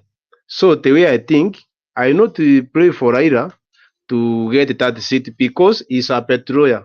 He has petrol, amekuwa msaliti kwa upande wa wananchi wa Kenya. We have been sticking for this guy kufikiria kuwa huyu jamaa ni muokozi. I have come to realize this is a conman. This person is not a good person.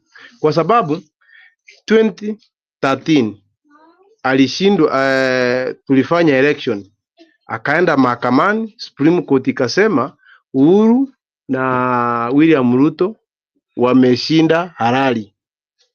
Wakenya wakaenda kwa maandamano, kukaenda hiyo watu wakauliwa, Homa Bay, Kisumu, Siaya, Migori, Nairobi, Mombasa, Kisii.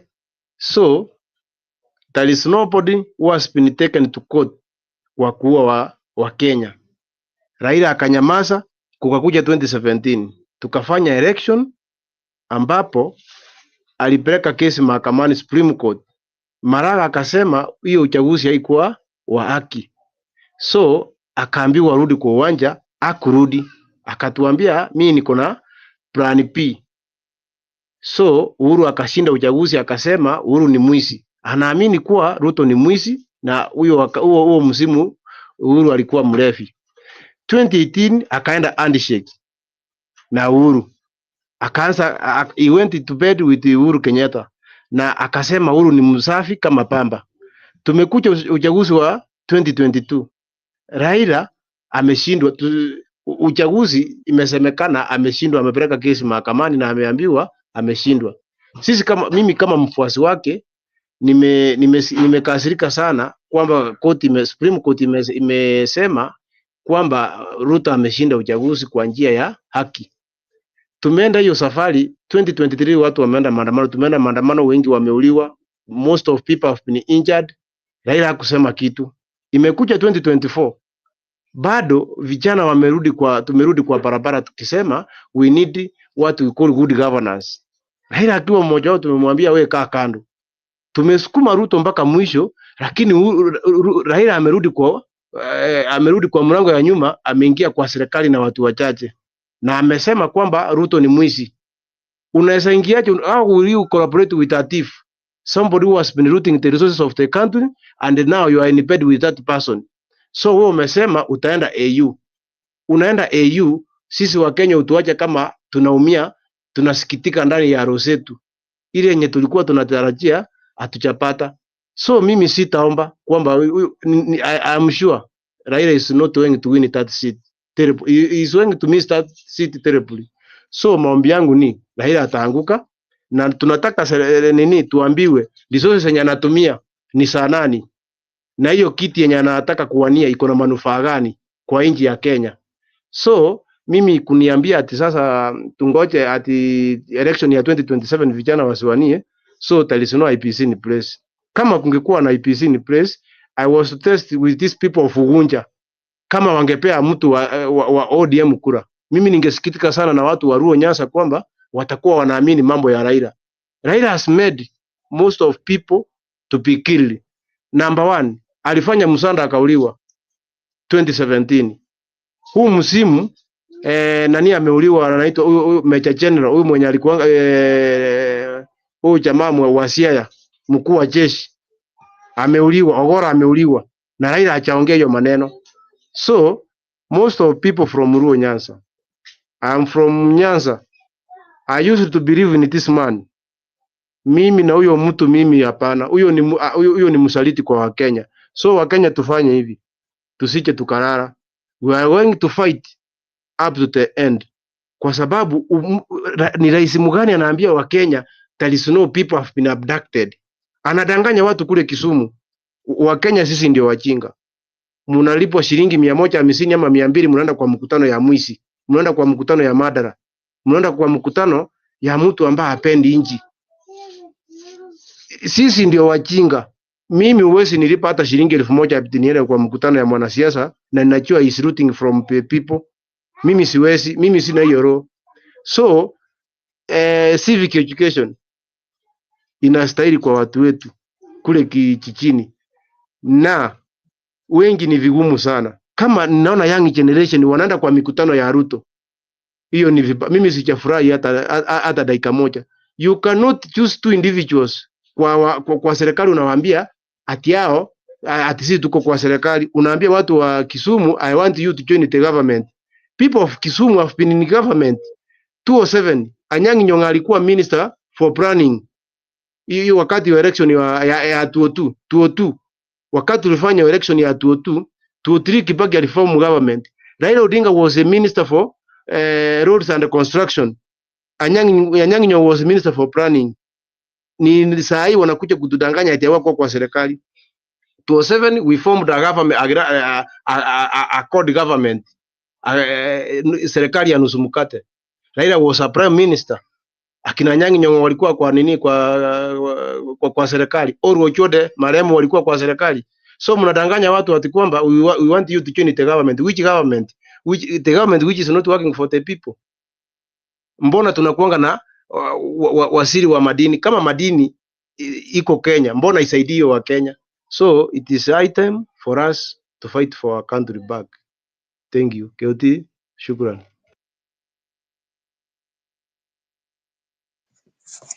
Asante sana. Thank you, Fred. Good submission. And it's very Okay. painful. So Wallace, you will finish. Then we'll welcome Kenya. I think Yes. Yeah. Shakira was here, and they were to give us an update on the ongoing petition yenye wako nayo kwa parliament. So we wanted to also hear from their side. So malizia tu. No, actually, I was just going to say Kenya should go ahead. I thought you hadn't picked it up. I'll be leaving maybe around 9:30, so it's good to see other co-hosts on the game. But Kenya daima endelea. Okay, Fred, I request, I see your mic is still on. Ama ni mimi naona zangu because I know my mic could be having feedback.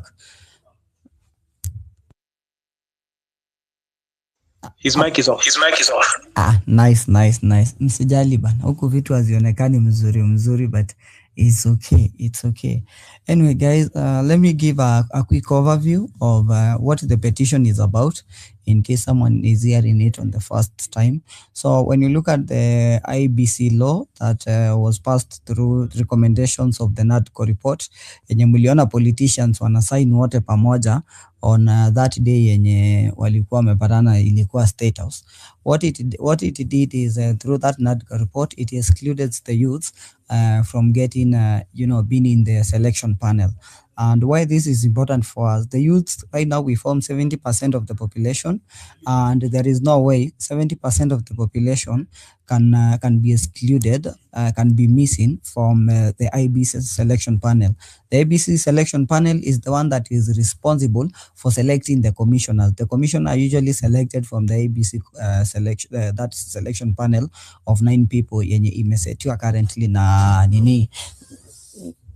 So yenye imeselectiwa currently. So through that, when you go through that 520 pages, the last pages are the most important, because these politicians, when you see all of them going somewhere together and agreeing to something, just know it is benefiting all of them. It's only that we were on the heat of maandamano and everything. Most of us hatukushughulika kuangalia sana what kind of business they were cooking there. So what they did is they did that, and they made 5 positions for the political class out of the 9 that they had allocated, and the 4 that were remaining, 2 are given to the religious group, the 2 major religious group, that is the Muslim and the Christians, and the remaining 2, one was given to LSK and the other one was given to ISPAC, this one for accountants. So what does that leave us? It leaves us at a position whereby we have been excluded as youths from the ABC selection panel.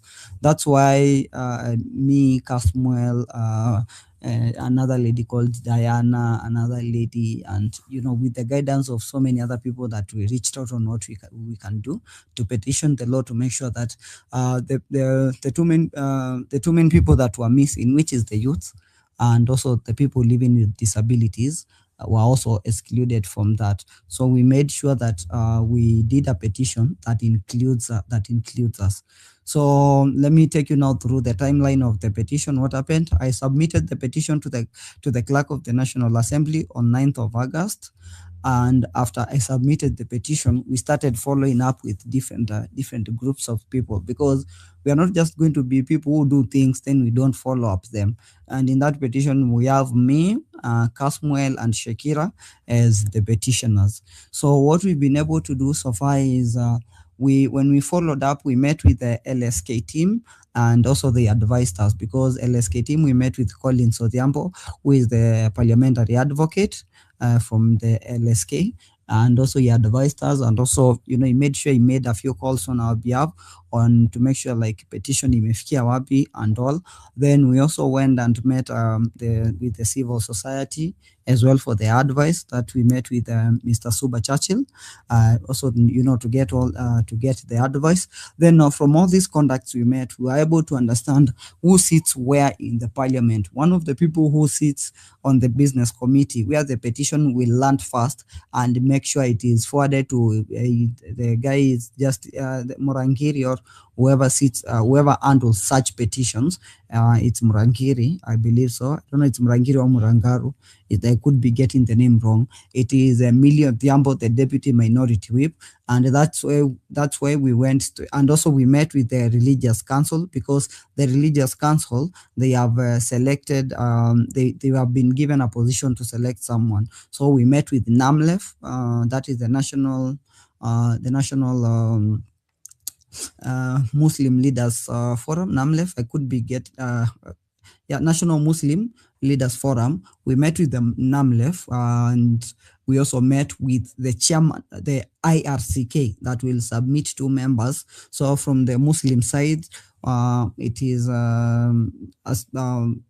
there is a madam that has been selected, and from the other side, I can't remember the name of the person who has been selected. But through that, through working with NAMLEF, we were able also to meet with whoever is the current now executive of Mr. Abdullahi, the current executive for IRCK, in the Religious Council of Kenya as well.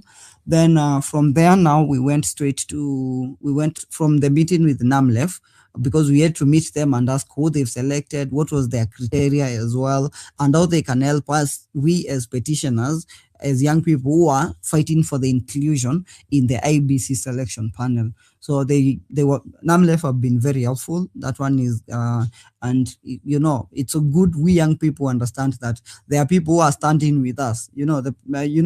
Sometimes we feel the burden that we are like alone. No, there are people who are standing with us. There are people opening their boardrooms. There are people telling us, use our boardroom for planning. Do you need people that you need guidance on? There are people who are making calls on our behalf. So that's after the meeting in NAMLEF. We were there with Kasmuel, Shakira, Farah was there.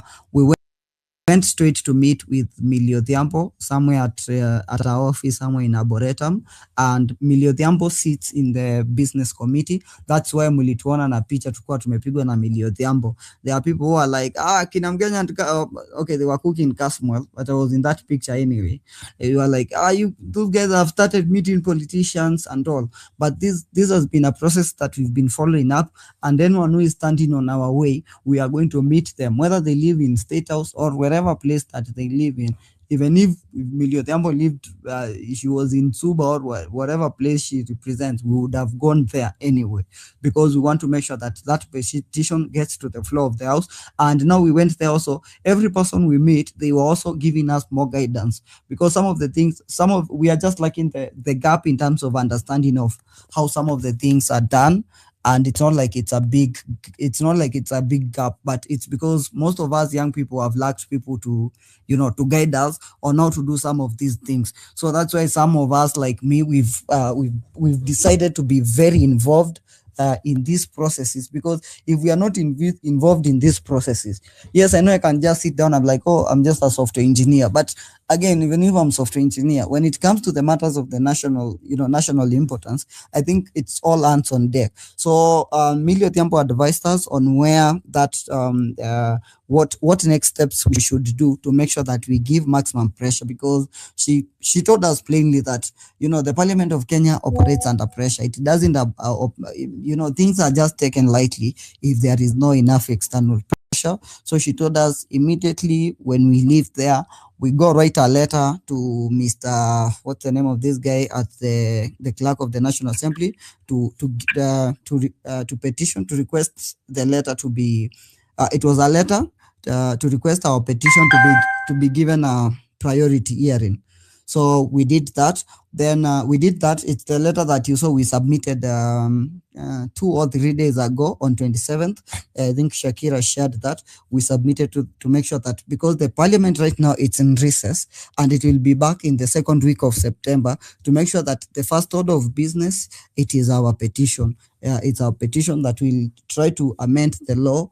And, we are trying, this fight is on all fronts. It is just not on one front. Tukiwa kwa ground, tukiinject civic education education, we're also trying to make sure that we are not missing out on important things, so that when the right time comes, whether it's the time of election and everything, we are not just going to be rigged out by design. We just want to make sure that we are very aware of the processes, we are aware of what is happening, and we are able to come out in large numbers and request for change, to request for a country that serves us accordingly. So you saw that letter that we submitted. We shared it. We shared it also with the media. I know the media has still been giving blackout. It's just pretending that we are not. It's not like there is something else that is happening. Yeah, but that's on the petition side. Coming to the other side, I've been heavily involved with civic education as well, and the side that I've been involved in is I requested a group of people. Right now I have 64 translators. We are translating the 3 videos that were explaining the national debt, and we are translating them into all languages. So far as I can count, we have 7 languages that have been translated. The language that I posted, because the videos were ready and everything was ready, was the Luo. Luo has been translated and everything. I was able to share that. The rest of the video, we are releasing them slowly by slowly.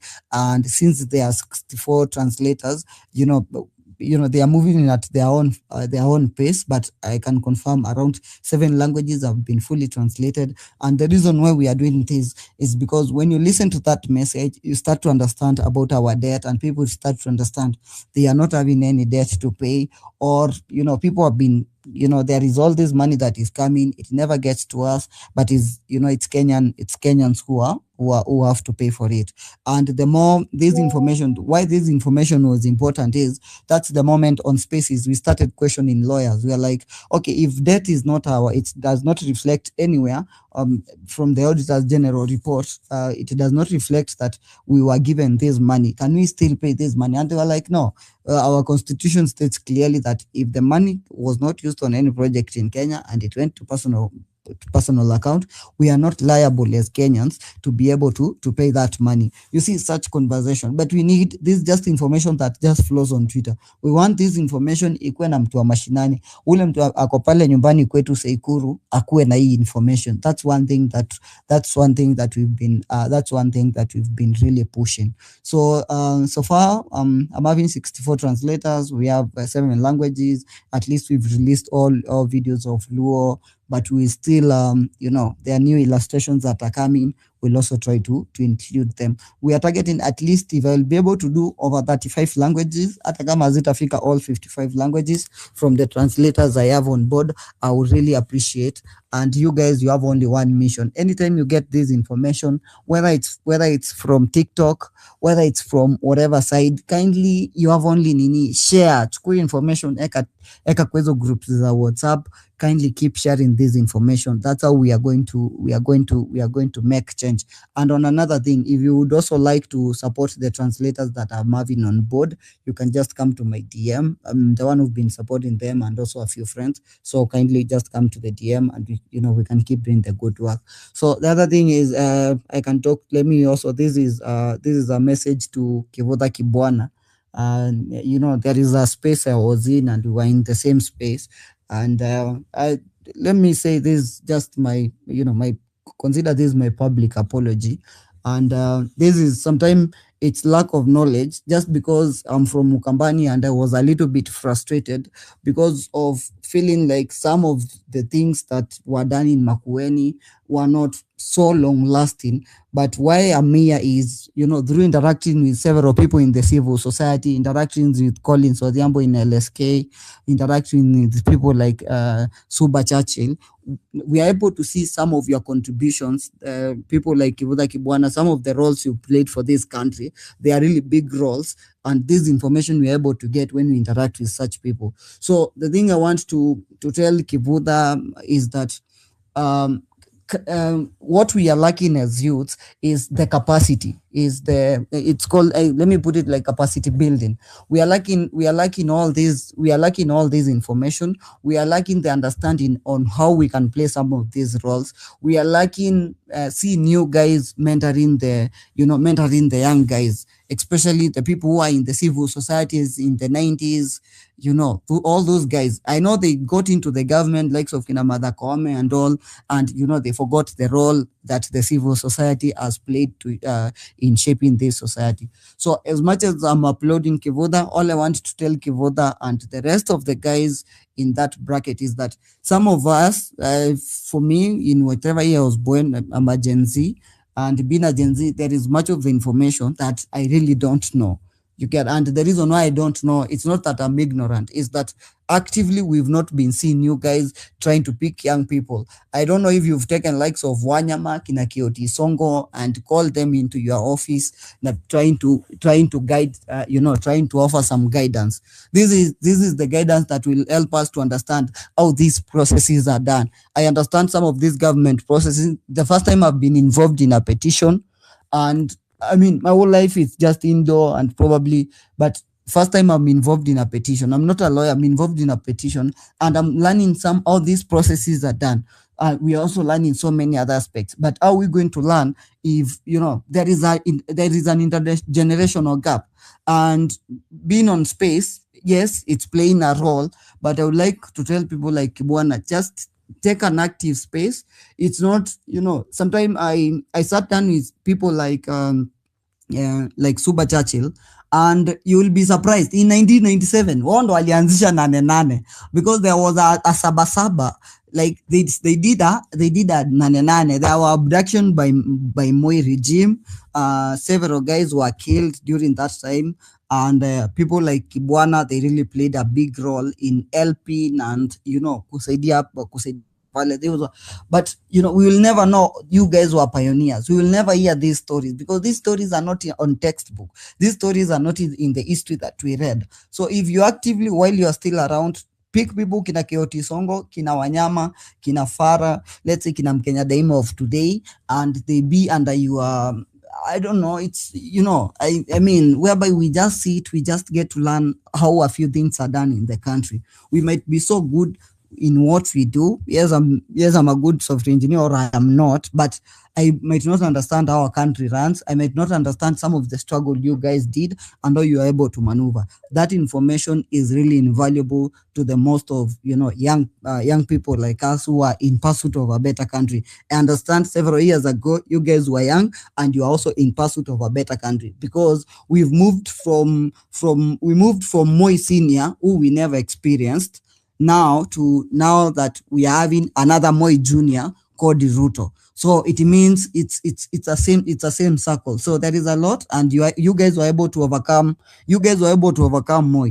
I don't think we'll not be able to overcome just a guy like Ruto. That won't be really our big challenge. This one, but again, that's information that we can only get directly from likes of you, Kivuda, and all the other guys who are with you in the civil society and all the other networks. Because once you interact with one person, that's when you realize all these networks are really important.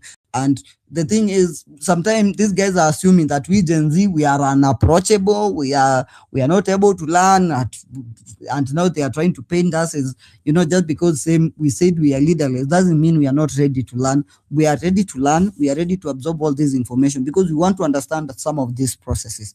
So guys, so that's all I wanted to end it there. I think it has been a long rant, but I just wanted to tell Kivuda that this was more of like my public apology. I acknowledge what you've done, and this is through the words of other people, and not that I asked what you did, but when all these stories are happening, and clearly I can see some of the role that you've played in shaping the country that we have in today. So yeah, that's from my end. So yeah, we'll keep doing the civic education. Allow me to shout out for Kioti Songo. Kioti Songo Maze, your dedication to the movement. Sometimes I usually even feel like I'm not even doing enough for this movement. When I see what Kioti Songo is doing, when I see what Kina Kebaso are doing, and everyone, You get, but I really appreciate you guys and everyone who is doing everything to the movement. So meanwhile, that's just for me. So if you would like to support you are out there and you would like to support the translators that I have 64 translators. Tumekuwa tu tukiwasupport hapa na pale na nini vitu kidogo kidogo, nothing much because they came on board as volunteers, but you know it's they churning out some really good content. You can just come to my DM and you can keep supporting them. Thank you Kioti Songo. That was my long rant. And yeah, alafu hii nao ni ya mwisho. This is also to give the Kibwana and the networks. When there are seminars, there are conferences where youth can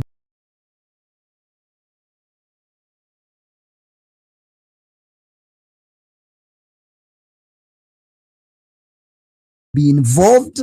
You get, it's because, you know guys, why I'm saying this. After I've interacted with some of these guys, I've realized there are so many seminars that we youth can be taken for capacity building. You get, because so that when we are carrying out some of these activities to can understand it. And you know who guys who have all this information? It is these guys, because they are conducted by the big organization, and then they look around like I want a Gen Zs. You get, they don't have Gen Zs. So inabidi ni wao tu wamejipeleka, and that's it's nini. So the reason why I'm saying that is we want to see when those seminars are happening. Tunataka kuona Kioti Songo, si ati kila siku kina Kioti Songo kina Wanyama ndo wanajituma kila siku kwa barabara na nini. Mimi I'm grateful to the chairman of IRCK. Is someone who has been, you know, amekuwa akitumenda. I've been Suba Churchill amekuwa kini mentor. He has put me now on, you know, several places whereby I'm understanding how these processes are done. Kenya is the director, not the chairman. Oh, director. Yes, the director of IRCK. It is someone who like someone when you know like these are people who are shaping. They are really shaping us. So we want to tell them easy, because I've known these opportunities have been there as mingi, but there is a gap. That's one thing I can tell you guys.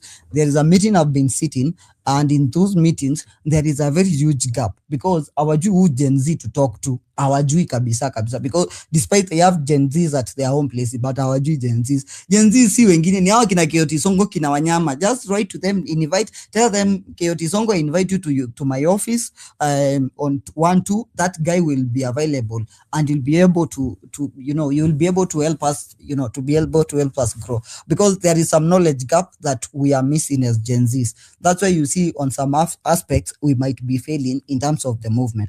But one thing is, we are going to learn through our failures. But again, the people out there, they can help us to grow and, you know, maneuver through those failures that we've been making.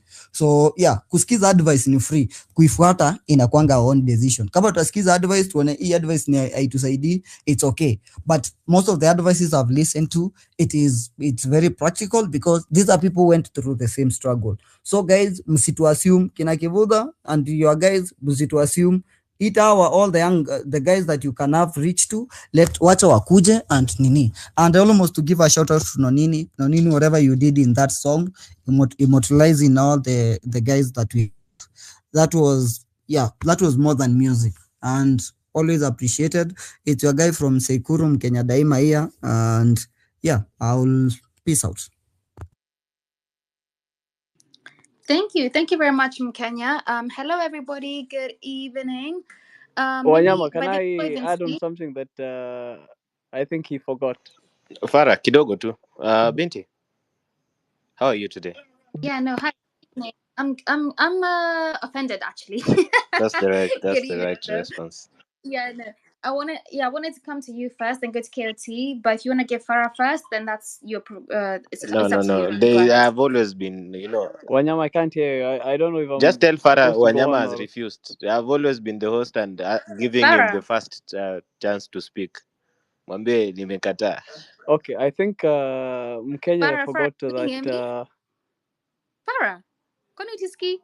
The director also offered us the IRCK channels nationwide, and also capacity building amongst ourselves.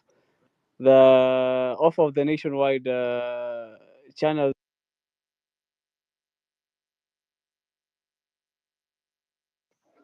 So these are the benefits of being a co-host. Ni mimi nimemute Farah.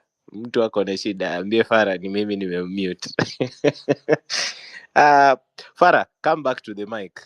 Farah knows we don't hate him. Farah, you can request. Hakuna auski anyone on the panel, so please request for the mic again.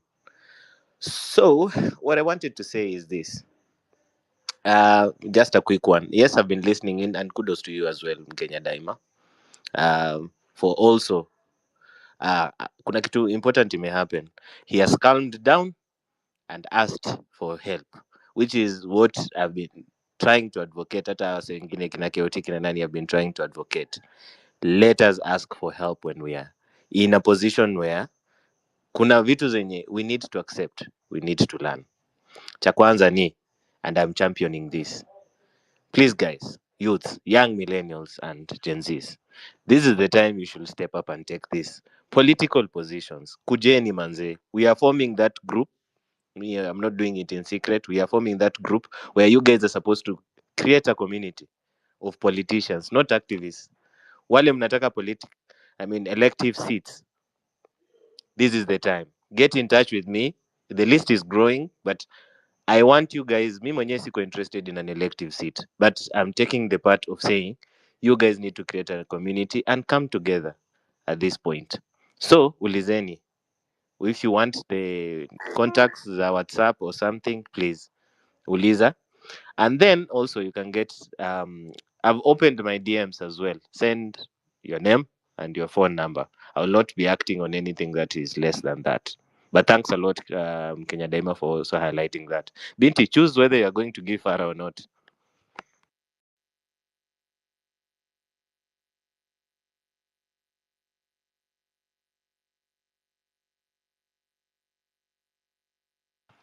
Binti, are you still there? Oh yeah, sorry. I was talking without my mic being unmuted. Sorry, my bad. Farah, please speak to us for like maybe 2 minutes. I want to go to KOT for something Thank you. different. So Farah, hi. Foleni. Wanyama, asanteni sana. I've actually laughed at myself. I think Mkenya forgot, but I thought, did you guys hear me? Were you guys hearing me? Oh, we heard everything. Don't worry about that. Then I don't need to speak because I literally said what I needed to say. It's just that he offered us through the interreligious channels, through either the churches or the mosques, to help decimate our information throughout the country. And as long as it was positive and clean information, and help in capacity building, whether it's locally or across Africa, because they have good connection with interreligious councils in other countries. So that's the only thing he forgot. Thank you. And Wanyama, utaacha ukoloni. Hey, Wanyama, mi siambia hivyo, by the way. Siwezi kubali. But thank you very much, Farah. So I want to bring in KOT for just a few minutes before we go back to the speakers. He's our host. If you guys have been listening to Sauti ya Mwananchi in the past week or so, you would know that we've been crowdfunding for a civic education trip, if I can call it that. So KOT, please come on the mic. Please come on the mic and tell us more about it. I've seen videos. I know you're doing it. So how did it go? Like, what happened? Just speak to us about it. Okay, so guys, good evening. And so since we started to host Sauti ya Mwananchi, we said we are going to identify problems and solve the have solutions towards those problems. And so one of the problem to identify ni kwamba our people, they lack knowledge because hawafundishwi. And so we said we'll embark on civic education mashinani, and that's why the topic of today, actually I was to come here and give you the update of what happened on the SGR, but then you people infiltrated this this space and turned the topic to something else. But of course you have been having an educative speakers here, and I thank you guys for that. So today me and some other 3 volunteers, we embarked on a civic education trip to Mombasa through the SGR, because we realized that SGR has 11 coaches, and these coaches, each coach carries about 180 people. So probably when the SGR is full, it carries around 1,800. Yeah, when it is full. So we went to different coaches, and now those flyers that you guys helped us to print, yeah, we wanted 1,000, but we got around 500, and so we said let us just use what we have. So we started to distribute those flyers. So we distribute, and then after that we speak to people. But now, because we wanted to observe, we respected the audience, we respected that environment, we didn't want to have a lot of noise. We were speaking to people in group penye walikuwa wamekaa tu, we just go there, sit there. Kila mtu alikuwa anachukua at least three rows, and so there is we had a good reception, because almost 80% of the people on board were buying our idea. And of course, we find out that these people, they have no knowledge of the constitution, because I had a lawyer, ule jamaa anakujanga hapa anapiga kelele, anaitwa sijui Maumau. That guy is a lawyer. I was even shocked to find out that is a lawyer by profession. And then also heard another lady anajitanga Nora. She has studied business, and then personally I've done electrical, and I had another one pia amefanya electrical. So we were sharing the reasons why we were on the streets and why these people need to buy our idea. And so we are giving them examples like tribalism, corruption, education, the debt crisis na hizo vitu zote. So there is this lady, I think she's in her 60s, mwenye alinifurahisha sana. When we went there, she asked us not to be that rigid, that hatutaki kupata advice from other people, because she was like, you guys, you want to bring change, but now the only thing that you people don't have is knowledge, because you need to sit with even those people who have been in these government offices, yeah, to teach you how hizo offices are handled. Apart from mambo na venye wanaiba, there are so many things that we don't know that we need to know.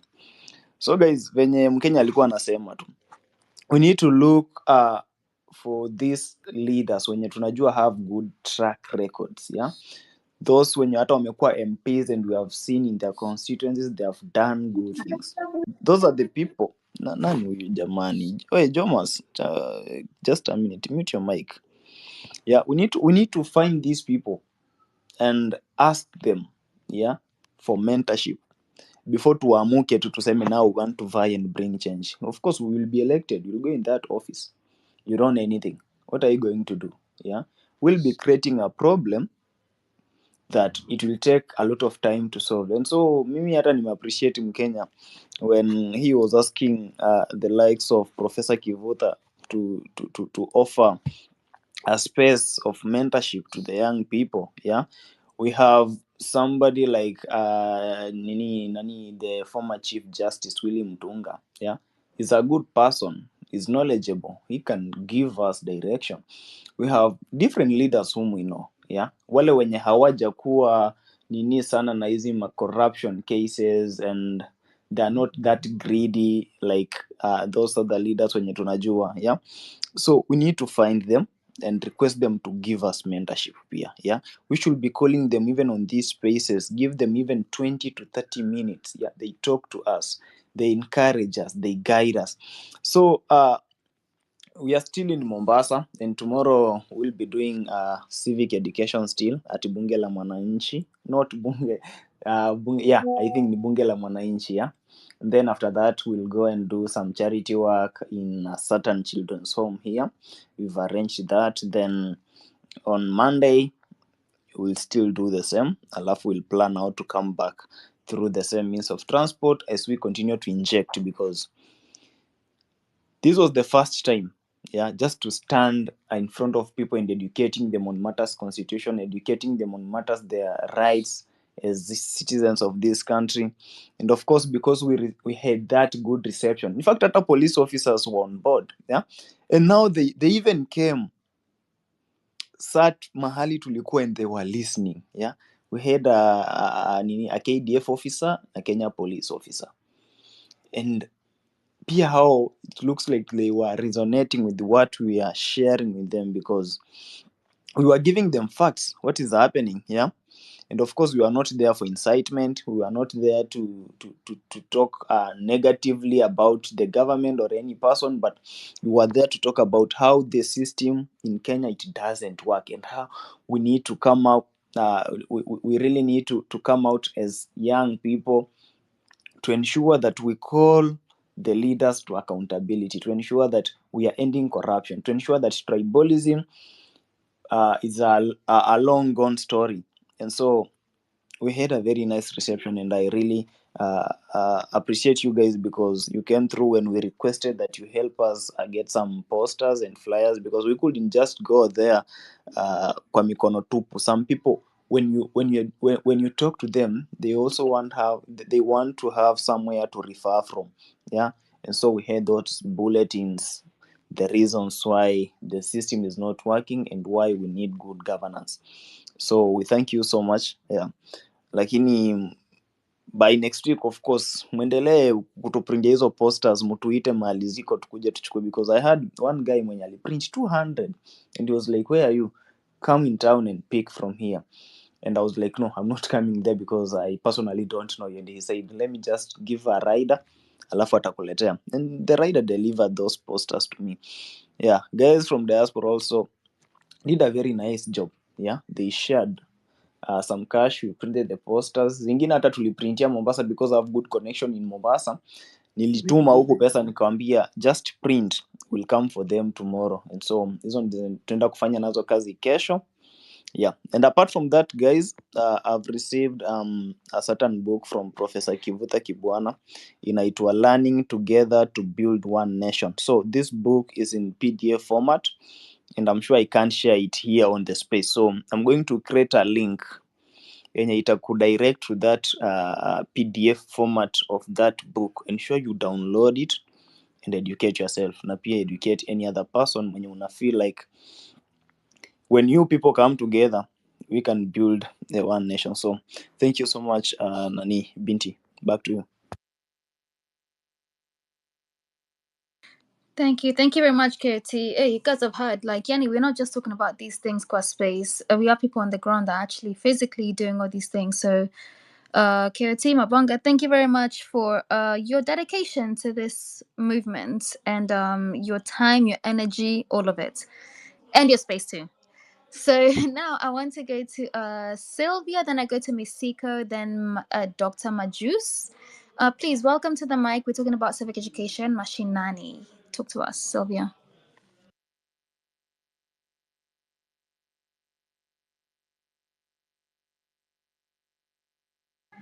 Is Sylvia speaking? Sylvia, can you hear me?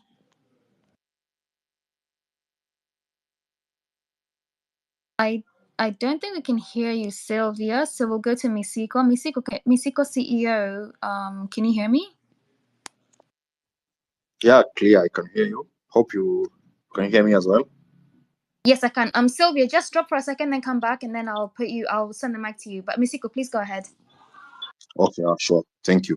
So KOT, good. Keep it up for the good job that you're doing. And everyone who is in this space, we are doing great. Even just sitting here and sharing our ideas is so great. From Kenya, we hope that whatever you guys are pushing gets successful, so that we get a fair electoral body, so that when we are telling our people to join politics, when time comes for them to be elected, they are elected fairly. I just want to say that the fear is still there.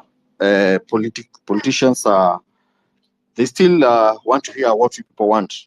I've tried to engage a number of them, and they're like, we know you people, what do you want? And I'm like, we don't want much from you people. We just want you people to deliver for us We want a fair governance, or to lead a good governance for our country. And I feel it's the right time for those who are interested to join politics as well. We can join. So I'm very glad, happy to hear that from some of the politicians that I've met during the week. So just to remind you guys that our movement is still on. We are still on a good track, and we're going to make it. So we should not be discouraged. Let's keep on encouraging ourselves, and let's also keep up on the civic education, because that's the only way we're going to save this country from bad governance. That's the only way we are going to protect this country from corrupt leadership. And then for those who are interested in politics, let's share it out. I personally spoke it out, and it has been received with a lot of gratitude and a lot of hopes that we people can make a difference. So don't fear, don't be shy, don't fear to speak out.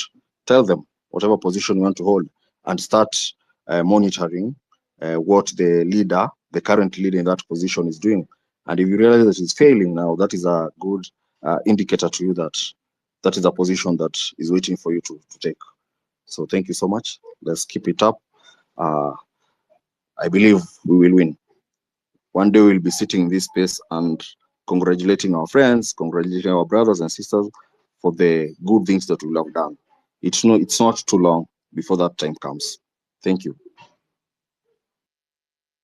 Thank you. Thank you very much, Misiko. But there, I agree. I feel like in the future, we need to be very transparent with who we're putting into government, and that starts now. So if you want to join now, be transparent about what you want to vie for, like which seat and your intentions with it. So thank you very much, Misiko. And Sylvia, I think you're back. Can you hear me now, and can you speak? Hi, everyone. I can hear you. Can you hear me? Yes, 100%. Go ahead. Yeah, my issue is just one about the civic education. I'm from Bungoma, and my village people actually they understand Udaku more. So, like, if you tell them about government, they would ask you about all the issues you're telling them about the constitution. How does it like directly affect them? So I remember during the reject finance bill, until I told my mom that this land eventually you'll have to pay for it, and if you fail to pay for the rates, the government will take it. That is when she felt so attacked, and that is when she woke up. So as much as we have so much to tell these people in the village, most of them is like they don't care. So we need to find like one element or a few elements that really hit home. Like for my place, if we highlight things that are in line with agriculture, let's say, for example, the bills that have been tabled in parliament about seeds, about, I don't know, livestock and all that. If I go to any village and tell them, like my starting point is from such kind of talk, it really gets their attention. So I think as we go out there, let's like highlight the things that really affect that place. For example, the Kambas, there has been this bill about the dengue and all that. As much as you have the other information to put across, start with something that affects like the person who is on the bottom of the pyramid, so that the information trickles down and it spreads.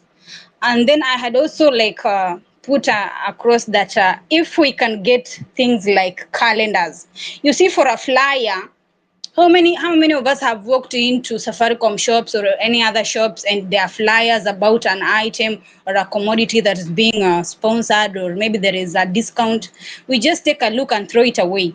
But for something like a calendar, and people are actually always interested to have calendars of 2025. They feel like they have been sorted.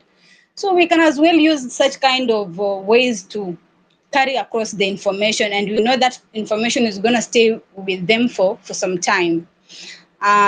Even those calendar, if they are in soft copies, anybody can print them from anywhere.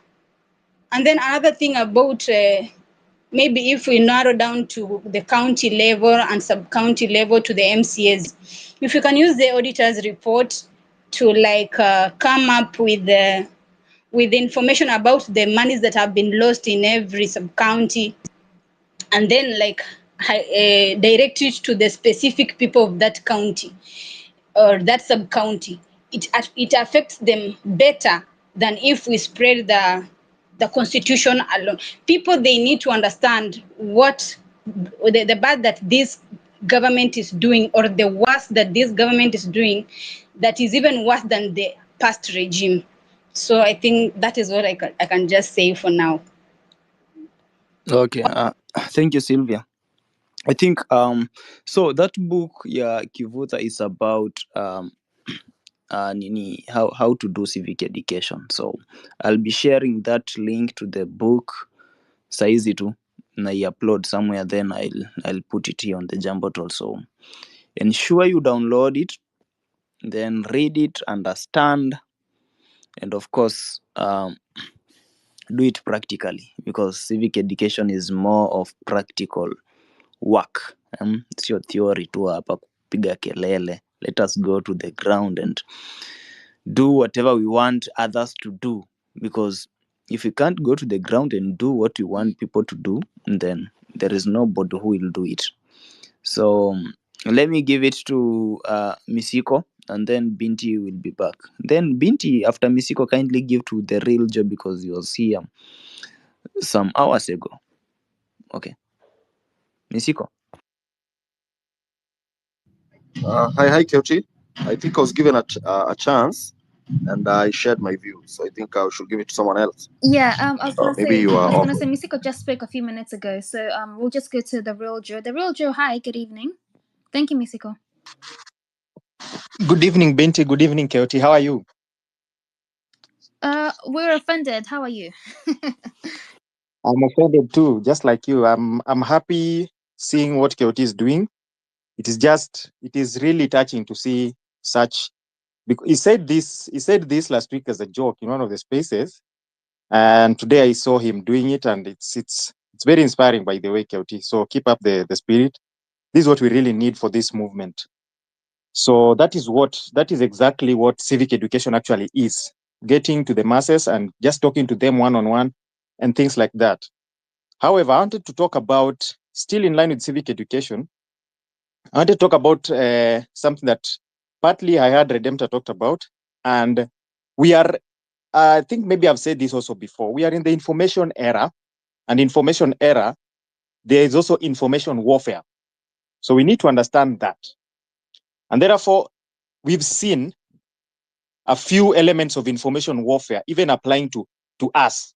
We've seen sometimes we've been subjected into discussing things as per the other people maybe trying to do it to us. This is the era of information, and it will always be used in one way or another, maybe misused in one way or another. So we need to really watch out for that. I've seen one tactic that has been applied in the recent just few days, the tactic of disruption and deception. These tactics, you need to understand that these people have they are well organized. They have good advisors. If you look keenly, I think maybe Redemptor had mentioned that. If you look at this keenly, they are well advised on what actually strategies to apply. It is not a joke. You can draw this from the 2017 election, when we came to realize that a tactic was used against the masses using a company called Cambridge Analytica then. And Cambridge Analytica was used to spread information against a particular candidate. I won't talk about it so much, but that is what is here with us. So I know as young people, we easily react to some of these things. And I've seen in the timeline a few days, we've been forced into diverting from discussing the real issues that we have been always raising. And we've been made to start discussing Luo Nyanza, the president was there, things like that. That is what the political class do. They go to those places, they make a statement, and they expect someone else to go to another mkutano, make a statement, then It is making this statement against this statement against this statement. And that is what they do. That is politics for it. We've raised the bar and shown that we only discuss issues, matters corruption, matters mismanagement of public funds, matters debt, all that. That's what we are discussing. And that is where we always need to be.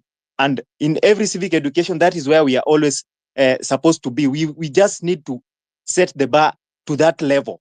And that is how we start introducing issue-based politics in our system. Having said that, I also wish to encourage us, because I think we are learning also a lot from when the movement started. When the movement started, there was a time when some of the older generation, perceived older generation, would not freely speak in our spaces, because you would easily get bashed. You would easily come with an idea and you would easily get bashed. But I'm happy we are learning and we're inviting them into advising and helping, because that is how we also get to the older generation, our parents, even though I know they're millennial parents and they're also Gen Z parents. But our parents, the parents of those Gen Z parents of just millennials, how do you get to them? You can maybe the way in which we communicate is different from how they communicate. It is maybe difficult to make them understand your point of view, but using someone who is in the same generation as them would easily make them understand that information better. So therefore, it is a Gen Zote movement right now. And I'm glad that we are also understanding that as a people. So moving forward, we're bringing everybody together. So it was Gen Z-led movement. Right now, it is Gen Zote-led movement. So all of us, we are picking up hands together and moving as one people, because the goal is one. Even those people that we are saying, our parents were the enemy and things like that, they want the same things as we want. But we need to package this information in a way that it gets to them well. And parents have influence, by the way. Parents have influence. They can also tell other people. And parents are people, I'll tell you, parents are people, once they have this information and it has gotten to them well, they'll easily speak to them in churches. We have these days, I don't know why we desisted from occupying churches. And someone challenged us yesterday in a certain forum that, most of the Gen Zs don't like going to church. So they will not be able to occupy churches. So, it's also something that we as a people, we are learning. I know the young people, we are learning. We easily react, by the way. We easily react. We easily get agitated. You see a post on X, umekasirika, and you're already tweeting something else, and that is just us. We are easily, but when you learn from the older generation, you start becoming calm. You start digressing info. You start getting to understand what is the point of view of this person. What is he trying to say? Some point we've been subjected into discussions whereby people are arguing, but maybe they're even saying the same thing, but they're still arguing, our patani, but they're discussing the same things. So even as we offer this civic education every day, let us be very, very candid. Let us package our information in a way that it gets to everyone correctly, well. And that is the way that we are going to educate as many people as possible. As I yield, as I've said from the start, this is an era of information, and information comes with information warfare.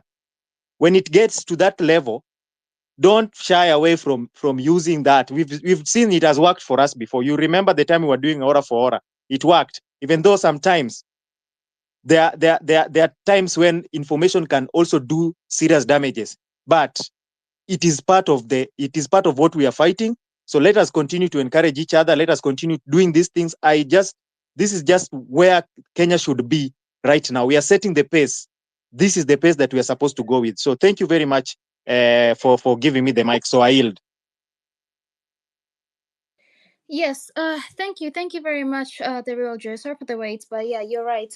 I think we need to just appreciate the knowledge that we can actually get from our elders in quotes. And even in the comments here, I see that Professor Kivuda has said, I hear Mkenya Daima, no hustle. I am ready to do what he's asking, together with the other people from my generation. Your struggle is just. You are the generation which will change Kenya and Africa. Kudos.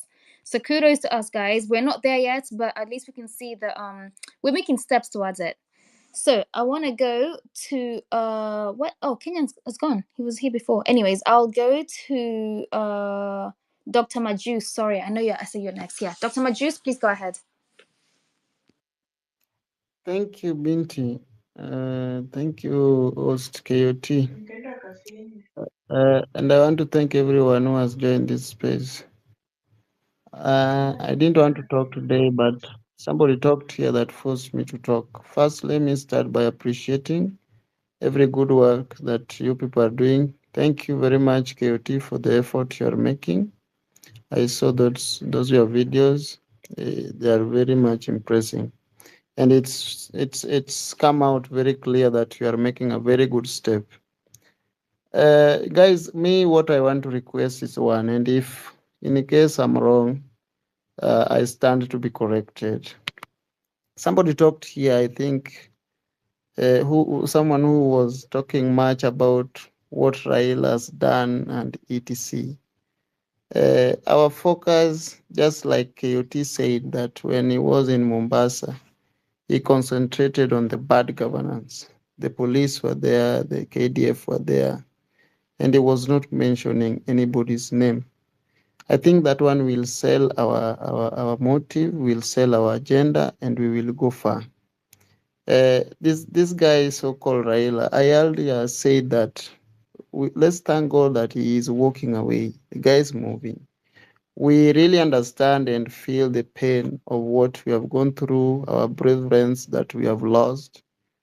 And when we keep on accusing these people, today in the morning I was in an X-Space of people from Luo Nyanza. I think Dennis was there and somebody called Riak. I've seen just Riak here. Riaks. The people are complaining that in every space that the Luos join, there is some accusation of Ruto visiting that area and there is welcoming. Not everyone is welcoming Ruto, and there are people that you cannot stop them. Our youths are very much angry. There is a lot of poverty in our country. And whenever you offer them even 100 shillings, I saw it, I witnessed that they were being given 50 bob and they could join these places and washangilie president ni kama unadhani wamepata 1000. And to some extent, when I was taking this civic education, some of us, we won't air them, the videos, because we work with the government. I can't resign at this point because I feed my family.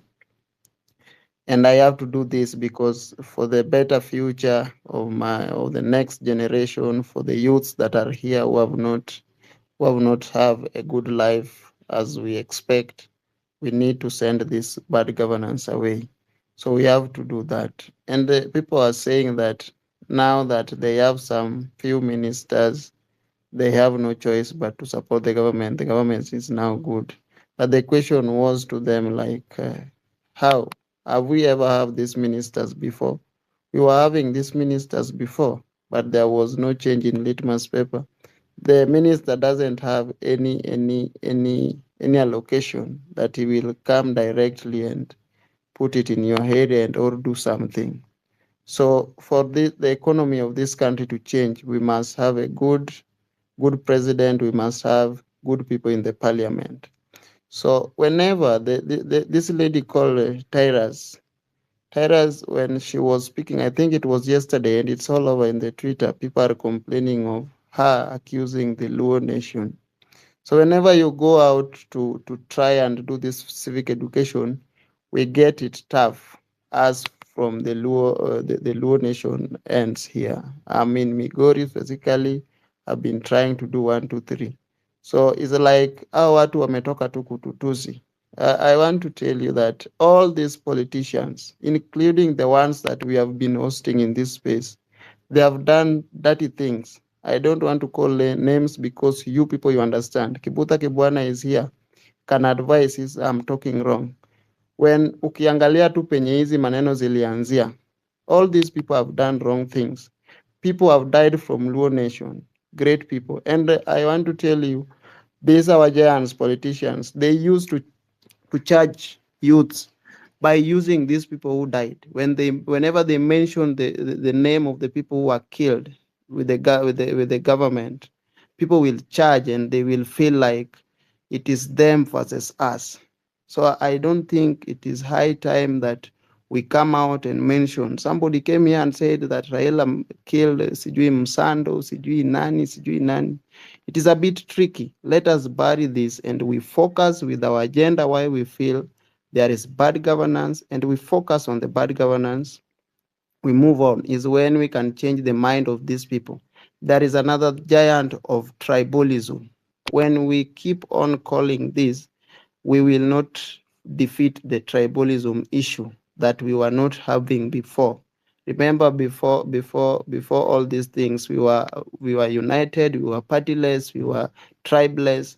So for us to bury that, let's forget about all those things and we focus on the bad governance so that we can move on. Even us from the areas that we are coming from, we get it easy to do civic education, to campaign, to vie against these parties that you people are talking about, e.g., like ODM. These are parties that are very strong in our areas. If I want to vie against those parties, I must find something that I can sell to these people, and I must talk of something that is not tribalism, that is not accusing anyone, unless I'm accusing somebody who has done something wrong towards the bad governance. And I want to tell you, the so-called Raila is not in the government. I'm finishing. He's not in the government as we speak. There is no place in the constitution, so-called opposition. It is not there. Now he's going to AU. AU is none of our business. It is a business of Africa. Someone was asking where is the money this guy is using to campaign. How many things are we going to fight, and how many wars are we going to win? So I'm just begging, if there is any other way that we can handle our matters in a manner that we don't build more enemies, kindly let's do so. I stand to be corrected. Thank you. Thank you very much, Dr. Majus, for your sentiments. Yeah, let's just keep the fire burning. That's all I can say. For now. So Petros or Petros? Petros? Hi. Yes, hi. Can you hear me? 100%. Go ahead. Good evening. Yes, yes. Thank you for this platform, Dr. Baju. I'm also from Migori County, and I was also in that meeting we had in the morning. So I'm very surprised with our people, but I'm very disappointed. When we are talking of civic education, we must have a framework. The people we should be having people we are targeting, especially the illiterate. You know, according to the research, almost 71% of the Kenyan population doesn't understand themselves. They are just there. The politician will come buy them with the as cheap as 50 shillings, and they will vote for him regardless of the trait or the character of this person. So long as he has money, people will vote for him. So I think we should be having the target group. This border. There are so many, but they are very ignorant. Imagine 71% of the population doesn't understand anything. So we only the leads. So the leads are only 29. Imagine that population, and you want us to change this country to 2027. Do you think we are going to achieve anything? No, we are not going to achieve anything because there's nothing. 71 against 29. That is a larger fraction. So people our people really forget. I also hail from Migori County. But how people were behaving there, I was on the ground. People were imported from as far as the size of TZ to come to the rally and do those things you are seeing on social media. So the problem is people are, it is poverty. People are they can cling for anything because they are poor. So they will not be reasoning like elites with their head. So I don't know how we'll maneuver with this kind of mindset, because imagine at my ward I represented my papers for nomination, ODM nomination.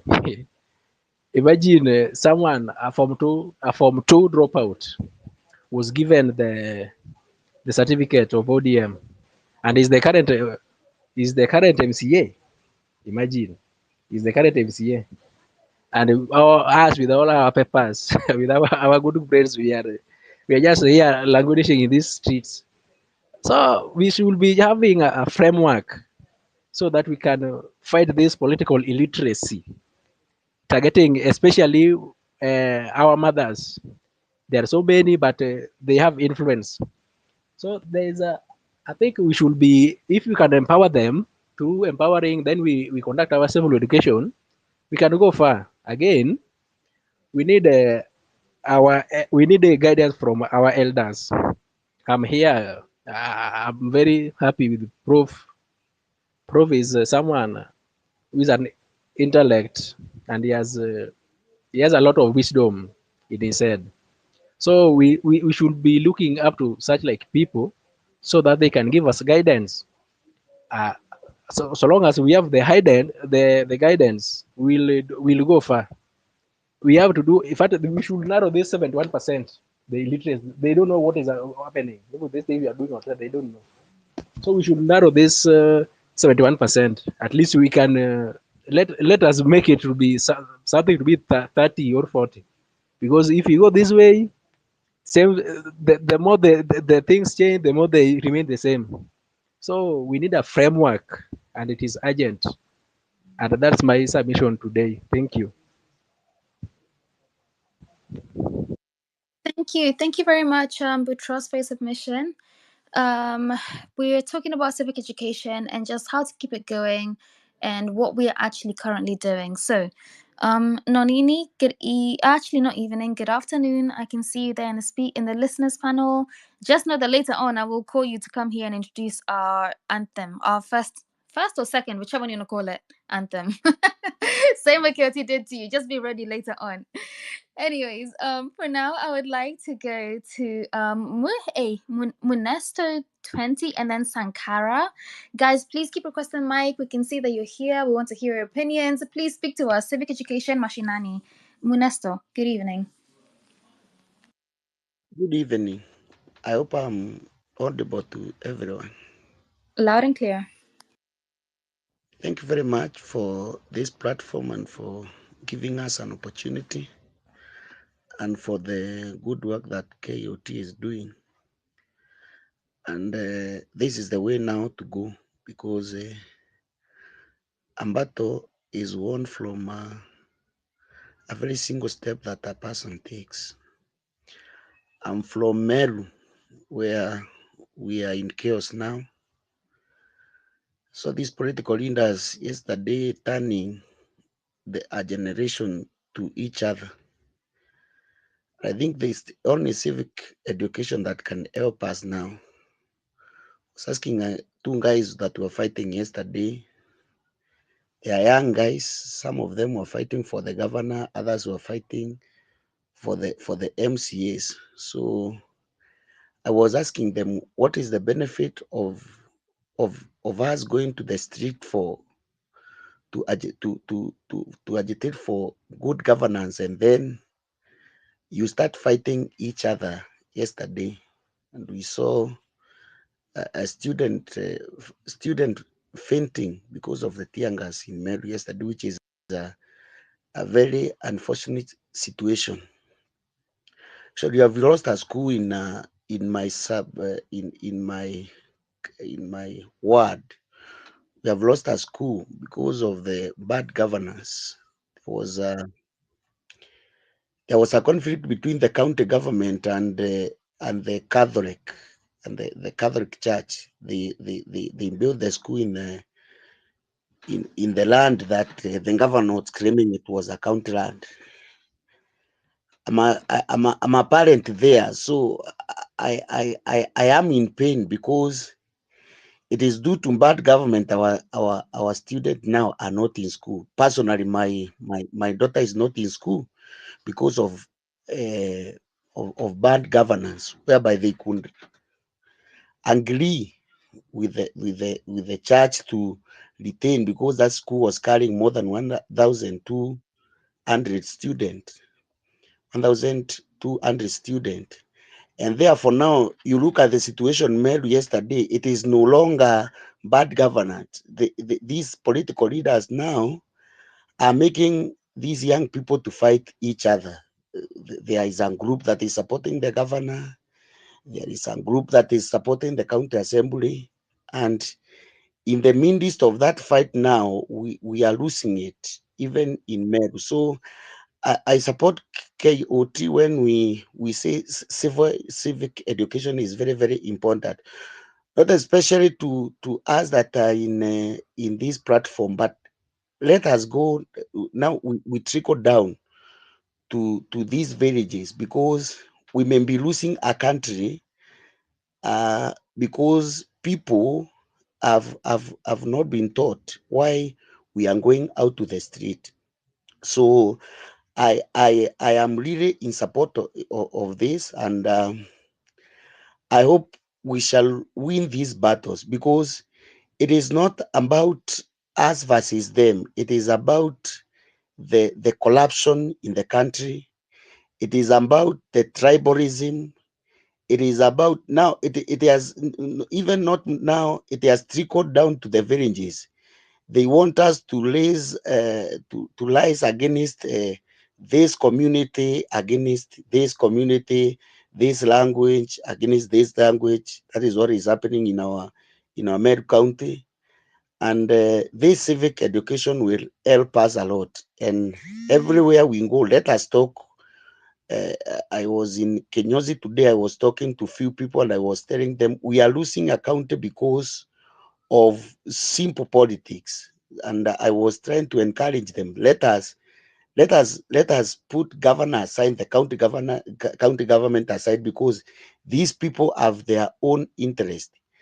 And we were agreeing where I was that both group have failed the people of Meru, and therefore, when I hear this kind of platform where we are by agitating, let those young people who want political seat come out, so that right now, when for example in our country we say Kawira has gone, the people who are coming are the same old people. They are Munya people, the Munya people, the Kraito people. So because this generation, we need to come out like this platform that we are saying. Let those that have leadership qualities, those educated people and have leadership qualities, and they want these political seats, let them.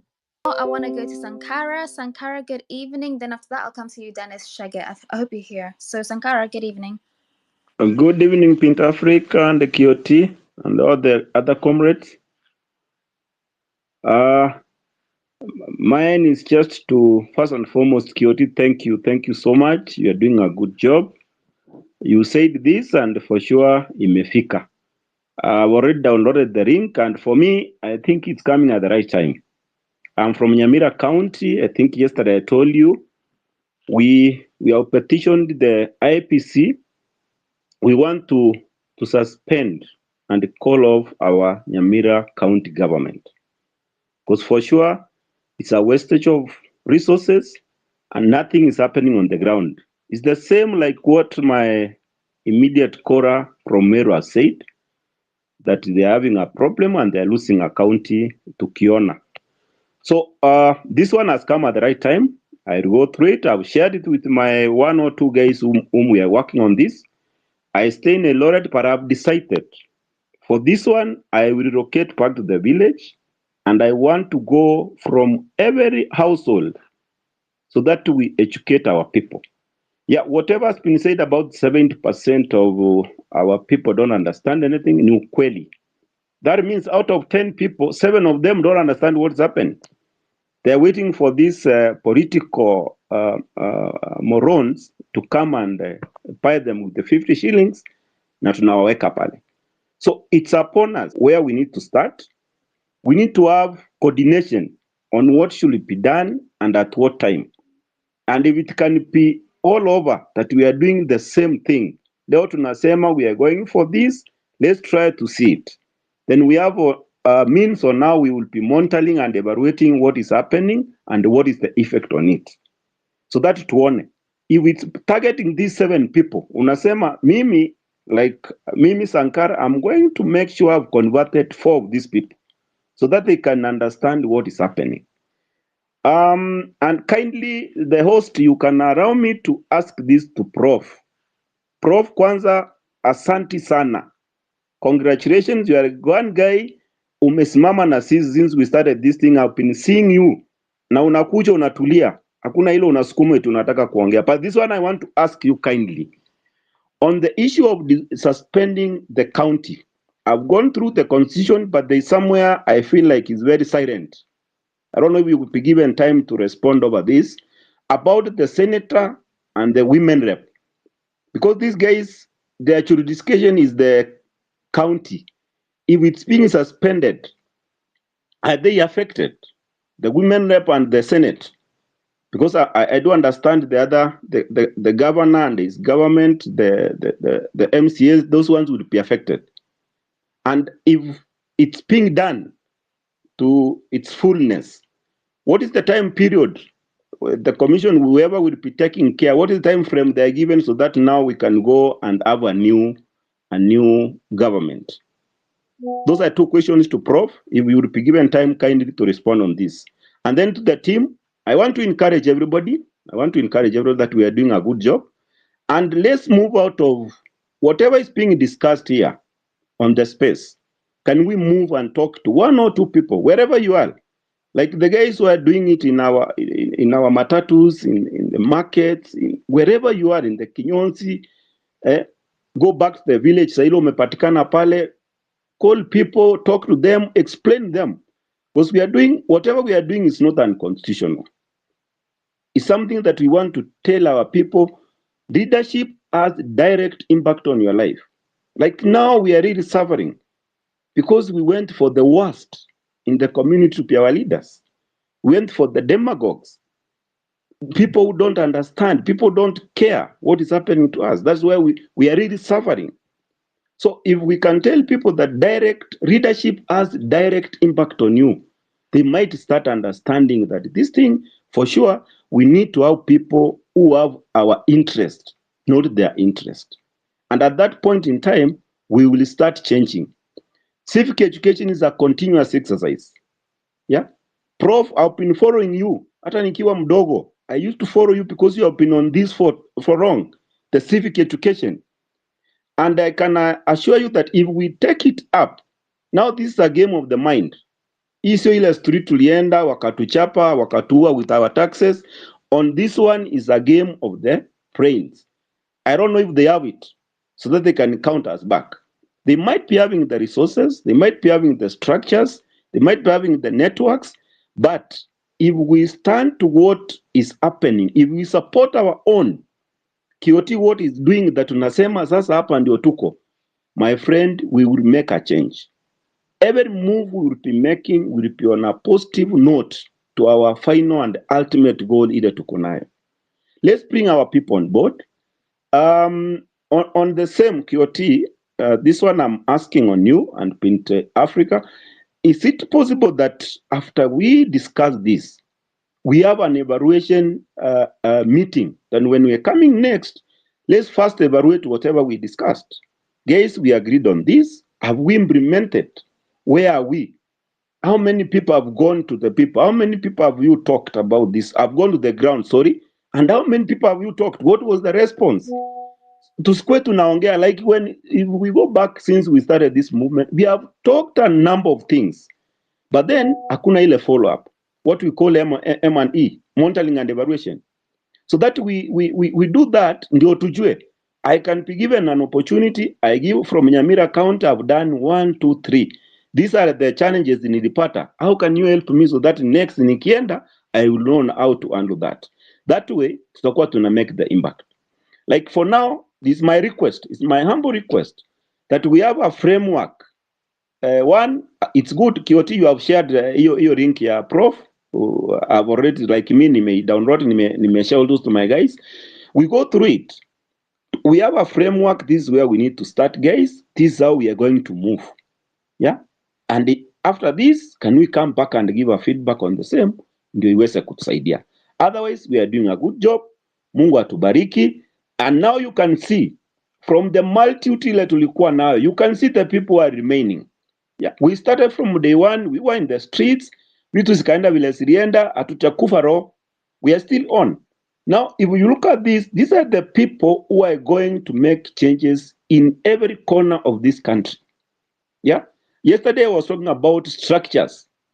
Right now we are getting out of it to corridors. Yeah. There are people here. Hata tukiulizwa sasa tutasema so and so and so, nyinyi kaa hapo sasa, nyinyi ndio viongozi wetu. Kioti, Pint Africa, nyinyi ni viongozi wetu. Sisi tuko hapa chini, hatujafika hiyo level nyinyi pale mmefika. So we need to give you your responsibilities and support you from the ground. That way, with that structure, with the structures, guys, we will be there. Like now, I'm suggesting this. At the county levels, we need to start having coordinators.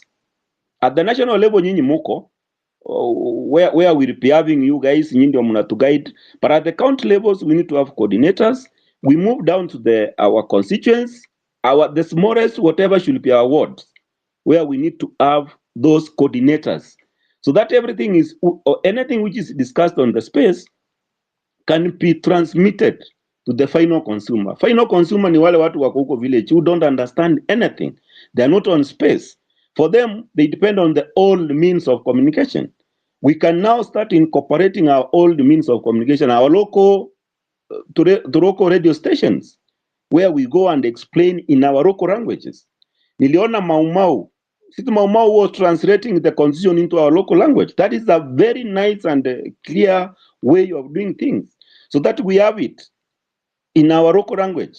Wakati unaenda unaongea na mtu mnasoma, mnaongea ile lugha anaelewa, at that point mtakuwa mnaelewa the same language. Lakini sasa tukienda kuongea Kisungu, Kiswahili, wanasema angalia hawa chenzi. Ni nini ananielezea? But tukiongea ile lugha ya nyumbani yangu Kikisii, huyu mtu tutasikizana na yeye, na we can argue, and at the end of the day we will have a very clear way forward. Kindly, Kioti, Africa, I don't know if Prof can be given an opportunity so that he can respond on the issue of suspension of the county. Because like him, he had that challenge when he came. The first time he was the governor. In fact, the first 2 years hakuna kazi ilifanyika huko kwake. The councillors were fighting him. At the point alisimama akawaambia, now I'm calling for this county to be dissolved. Ndio wakastuka kidogo, kumbe kitu inafanyika, because I'm very sure wako wanajua hivyo. Wakati alisema hivyo na even he went to the president, ndio wakatulia, wakuja wakaongea, kazi ikaanza kufanyika. So I know he's a man who has knowledge, he's a man who can guide us, and we want to appreciate you, Prof, in a very special way, because umesimama na sisi, and for sure we can see it. Thank you so much, Kioti, what you are doing. Africa, endelea hivyo hivyo, wale wote the big boys and girls, yeah? Continue the good work. Now I know God is going to reward you handsomely at the right time. For now, I think I can afford 100 shillings ya airtime. Hiyo namba yako weka hapo, tukununulie hiyo data ya hold these spaces. Otherwise, barikiwa sana na Mungu awabariki, na Mungu apariki Kenya. Asante sana Sankara. Thank you very much for your sentiments.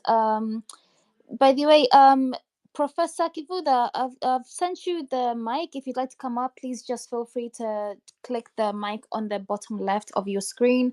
You're more than welcome to come and speak to us. You hear that you're a very hot topic today, so you're more than welcome. For now, I'd like to go to I think it was Dennis Chega. Dennis Chega, good evening. Can you hear me?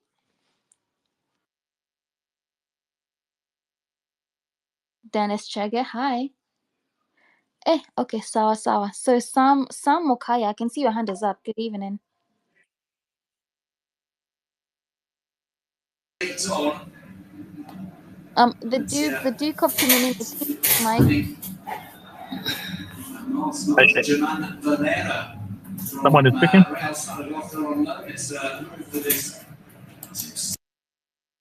The Duke, please mute your mic.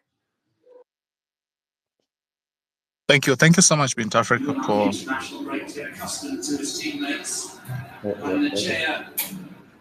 Okay. Sorry, Hello, good go evening. ahead. Go ahead. someone is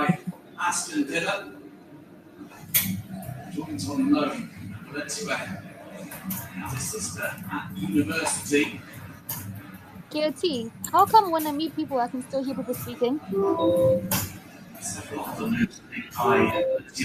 The most surprising, the sending out on loan on Alberto Marie, especially with Valencia looking a little bit vulnerable in terms of striking. They brought on Alberto Marie late on against Athletic Club to try and get more chances. Okay. Really got Whoever's speaking, please, whoever's strikers of mic is Ruto and unmuted, La mute it Familia. right now. Who is that? Nearest on the bench today to allow Can you see who Andrea it Almeida is? to come in. It's an early cross here from Riota.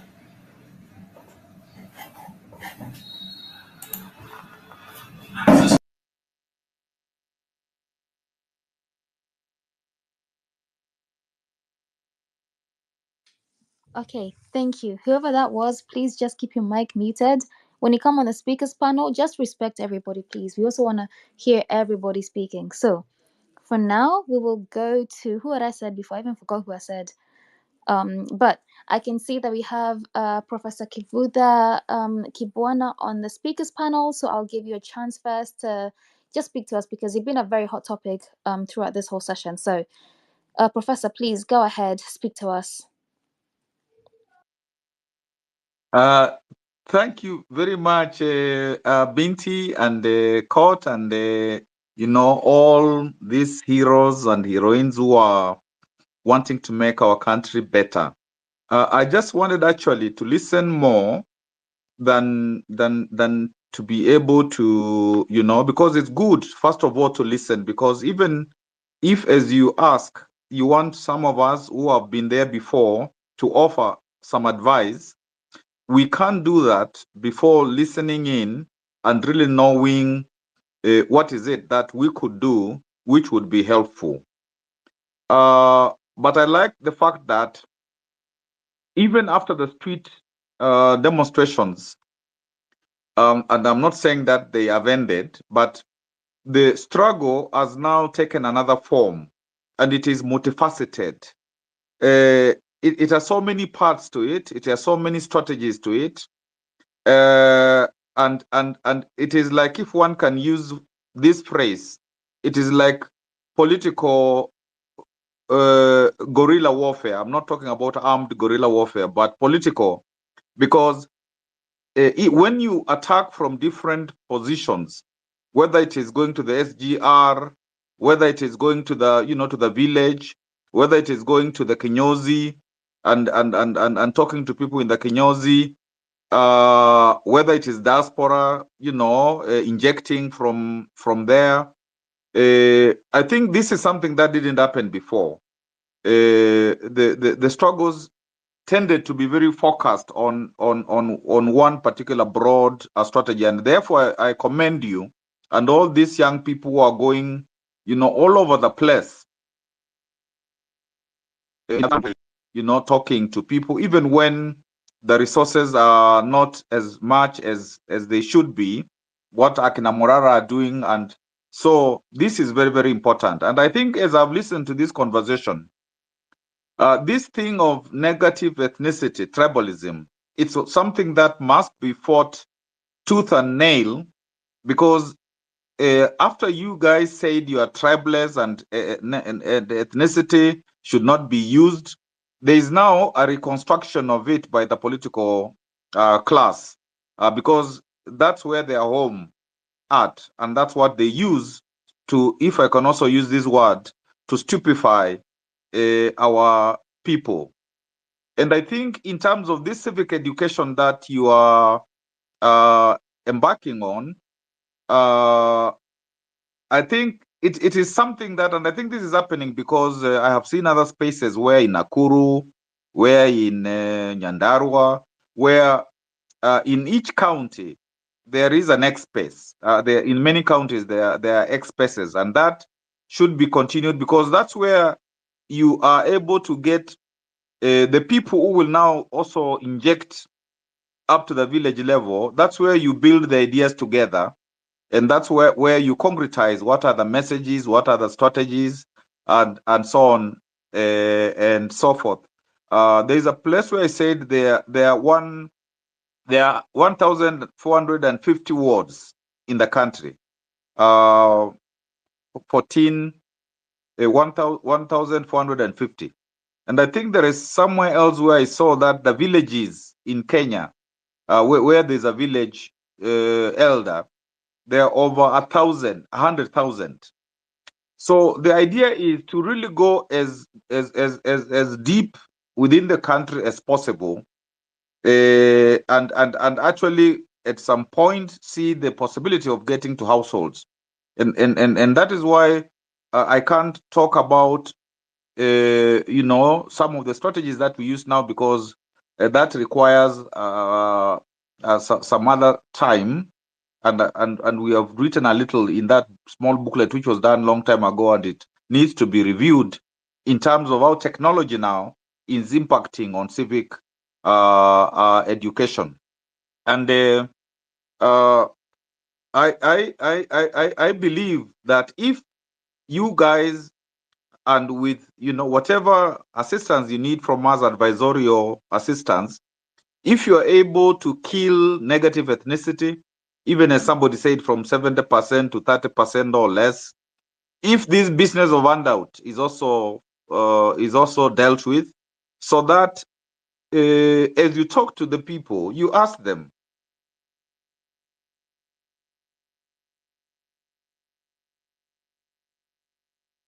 if these guys come to you and say that it's our ethnic group, like the 5 years, how will your life have improved? And you believe, therefore, that these formulations translate into the improvement in your life, so that there is like shock therapy. But those are details that we can discuss with other people at some appropriate point.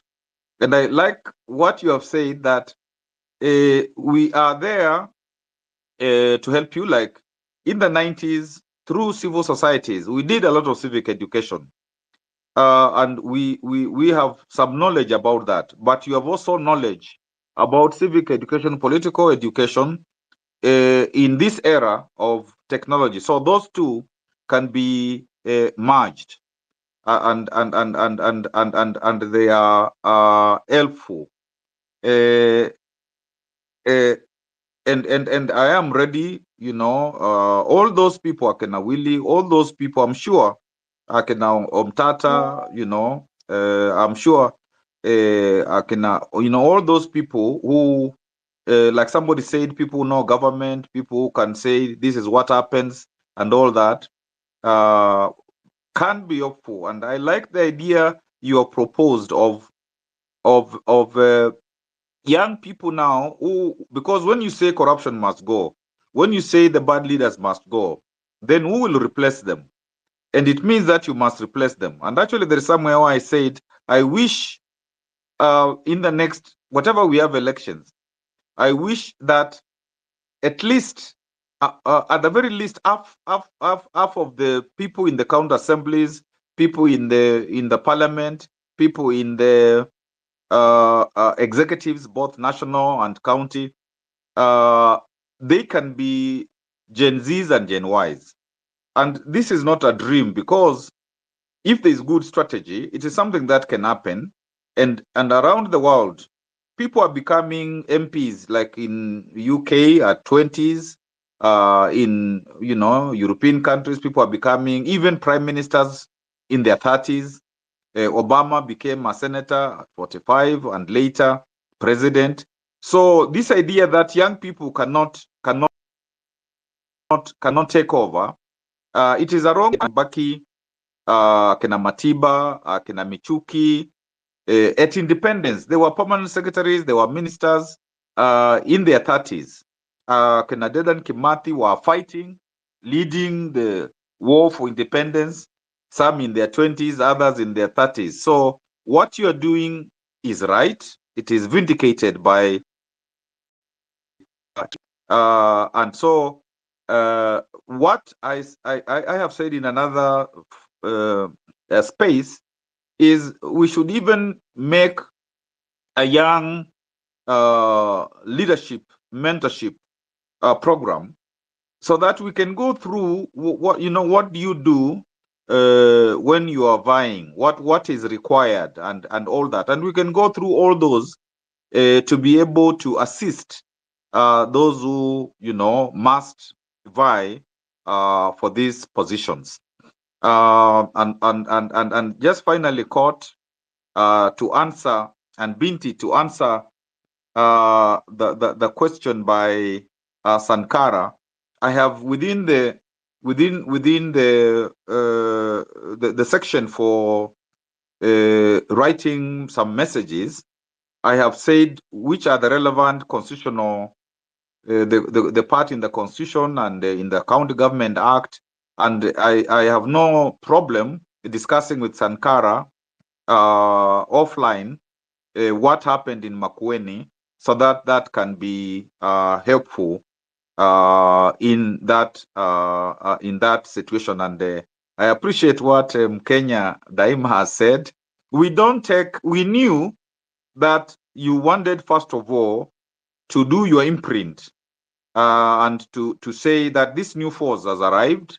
These young people don't want, they want to say, why is it that they're very angry? Like even that, the person who said that it is important to come up with things that people will understand. Like if you tell parents, in all the places, in all our wards and all that, the young people are so many. These young people are not employed. They have not been employed. They keep on even asking money from you and doing stuff like that. So we want now a system where these people will be employed. That will resonate. So looking for those, and I'm sure that is something that will happen. And so we knew that you wanted, first of all, to formulate, and that is completely in order. And even as people come to advise you, let them do that on your terms, so that what you have started continues to its fruition. Thank you very much. I am, ready, and with others whom you will identify, we are ready at any moment to have a sit down and to share as you want us to share. So thank you, Court. Thank you, Binti. Thank you, everybody who is in this space. You are doing great, and God bless your initiative, and God make you midwife a better Kenya for everybody. Asanteni. Thank you. Thank you very much, Professor, for even coming up here and speaking to us. We will take all your sentiments into account. Sankara, I don't know if you're still here. I can't see you, but I hope that you had your reply that Professor Kivuda is very ready to speak to you in your DMs and speak to you about your queries. So thank you very much. We appreciate your time as well. If you'd like to just stay here in case you get other questions, because it seems to be a very hot topic today, please go ahead and stay up here. For now, I'd like to go to Dennis Shege. I know you've been here for a while. We couldn't get you before. Can you hear me now? I can hear you loud and clear. Good evening. Good evening. How are you? Thank you very much, KOT, Binti Africa, and the rest. Prof, I recognize you. I'm glad to be here to share with you my sentiments on civic education mashinani, because I come from Nakuru County, and we also started hosting our Twitter spaces every Friday to discuss matters in Nakuru County on accountability, respect for the Constitution, and all, and basically good governance. And it's been very good. And I just want to encourage every one of you. You don't have to wait for someone to come and do it for you. Just begin from wherever you are. That's how we began in Nakuru County. We have 11 constituencies. So we scouted for one member from every constituency who we coordinate and transmit information through WhatsApp and other communication media platforms. And that's how we reach out to them, and they join our spaces. We record them, and we have also started translating some of the topics and discussions we have to different dialect in Nakuru County. So I just want to encourage all of you that let us do this in whatever way. There is no proper way. There is no written syllabus for us to follow on this. Let us just do this in whatever language, whatever way, whatever media that the people will understand. Let us pass the information out there, because we suffer a lot out of misinformation, and that's why we sell our right to effective change through our ballot by selling our votes to politicians. And now they are cornered. They know they are. We just need to keep this conversation going. And I'm glad that Prof has committed to guide some of us who are doing this civic education machinani. We need to be guided on a few things. There's a lot of information we need to be, that needs to be available to us for us to be able to give out accurate information as well, because we don't want to be seen to be becoming tools of campaign tools, ideally. And you know what happens is that as the more and more this speaks, politicians are waiting to pounce on us. They are going to try to buy us and to use these platforms as well for their benefit. So let us just make sure that we give them the blackout they deserve. Let us not discuss politicians. I don't see the need of discussing somebody like Raila Odinga. We wish him well. He's going to the AUC. I think he's better off if he's just not around us, because we cannot do this as we keep looking back. They fought for the second liberation. We appreciate them. We love them. This is our time for our third liberation, and we have to do it without looking back. Let us just go on, and the only tool we have is civic education mashinani, na kila mtu achukue kura. So I wish all of you all the best as we continue doing this, as we keep the conversation going. Let us keep asking people to join Twitter and these other spaces as well. A lot of people are doing TikTok videos as well, which is very, very encouraging, and let us support them as well. Sometimes it comes with a cost. A lot of people don't understand that sometimes sending flyers, shooting these videos, editing, it comes with a cost, but tujikaze. Pole pole, we will get there, and I'm sure with the guidance of Prof here atatuonyesha njia ya kutafuta chapa kidogo ya kuweza kuwezesha hii civic education iweze kuendelea kabisa. So Nini, I can see you na recognize. Asante sana for your mziki. We are really enraged. Tumekasirika. Thank you for honoring our departed soldiers. We wish you all the best as well. And we have a lot of other local artists, youth amongst us, huku mashinani. They need to be promoted. They do spoken word. They sing, they dance, and we can use all this medium to do civic education. And I think let us keep this conversation going. I'm glad to be here. Asanteni sana and good evening. Okay. Thank you so much, Denis. So I wanted to anybody from the speakers panel who has a question to Prof. I think do we have anybody with a question? Okay, I have a question. Yeah. Oh, okay. Go on. Sam? Yeah, thank you. Thank you, Keochi, for the opportunity. Now, Professor was was a very active member when we were coming up with the new constitution that we have now, the Constitution 2010. The aspiration behind a country having a new constitution was to revamp our governance. Then we revamp our economic situation, because the economy at that time was dwindling. And then we had to come up with a model that was working for everybody in our country. Then my question is, when coming up with the 47 counties, what was the consideration? Was it economic? Was it cultural? Was it political? And what was the purpose of the committee of experts? That they were to consider several factors so that we can have counties, for example, that were economically viable. I mean, how did we end up with 47 counties that are very expensive to run? how did we end up having so many constituencies that we cannot even run with a very small population? Kenya, we are not that many. How did we end up with this overpopulation? Is there a way that we can restructure that? Because honestly speaking, it's not working. Thank you. And maybe that is a question, maybe I can have my contribution later on towards other things, but that is a question to Prof. Okay. Prof, would you like to answer the question, or you want to take a few, then you'll answer them at once? Maybe a few, and then I will ask afterwards to be released. Even my tablet is at 8. Oh, then let us have maybe one or two questions. Any person from the audience, or I mean from the speakers panel, with a question? Just raise up your hand. Or Botros, I can see your mic is open. Yes, Prof.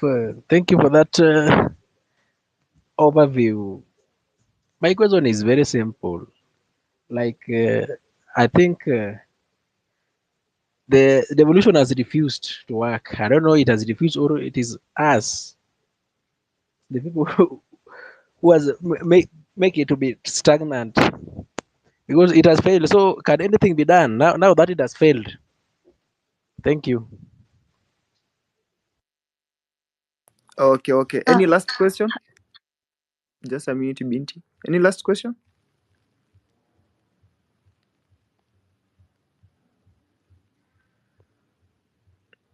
I suspect we have no more questions. So, Prof, you'll just answer those two, then you can give us your blessing. Let me ask one KOT. Okay. I'm wondering whether to ask this, but let me just ask direct to the Prof. Prof, I wanted just to ask. I have heard people talking about doing away with the county government, how they were formed, the reason why they were formed. They are talking about it is too difficult to run these county governments and the constituencies. There are many. Is it true, Prof, with the experience that you have? Because I don't believe so.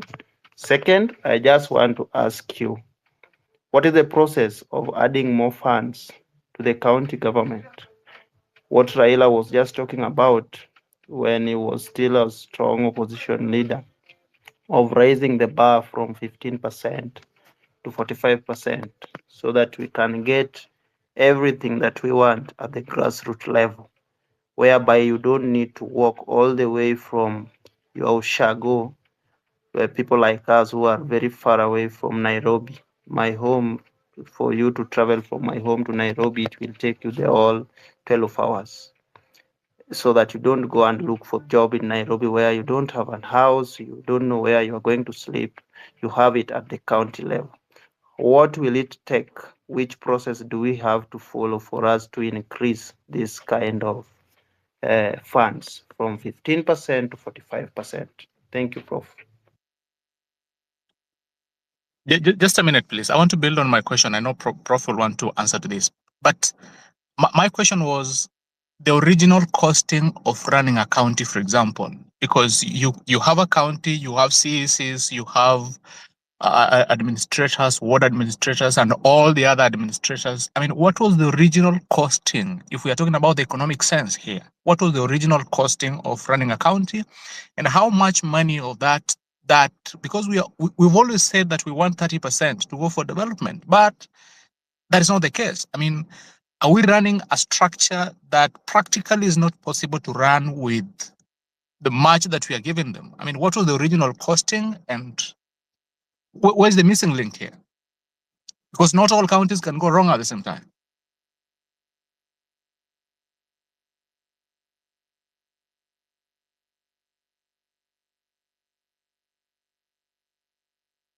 Okay. I think, Prof, you can answer those questions, then we will release you. Thank you. Thank you very much. I was waiting to be asked to do so because mtu mpaka kufuata sheria.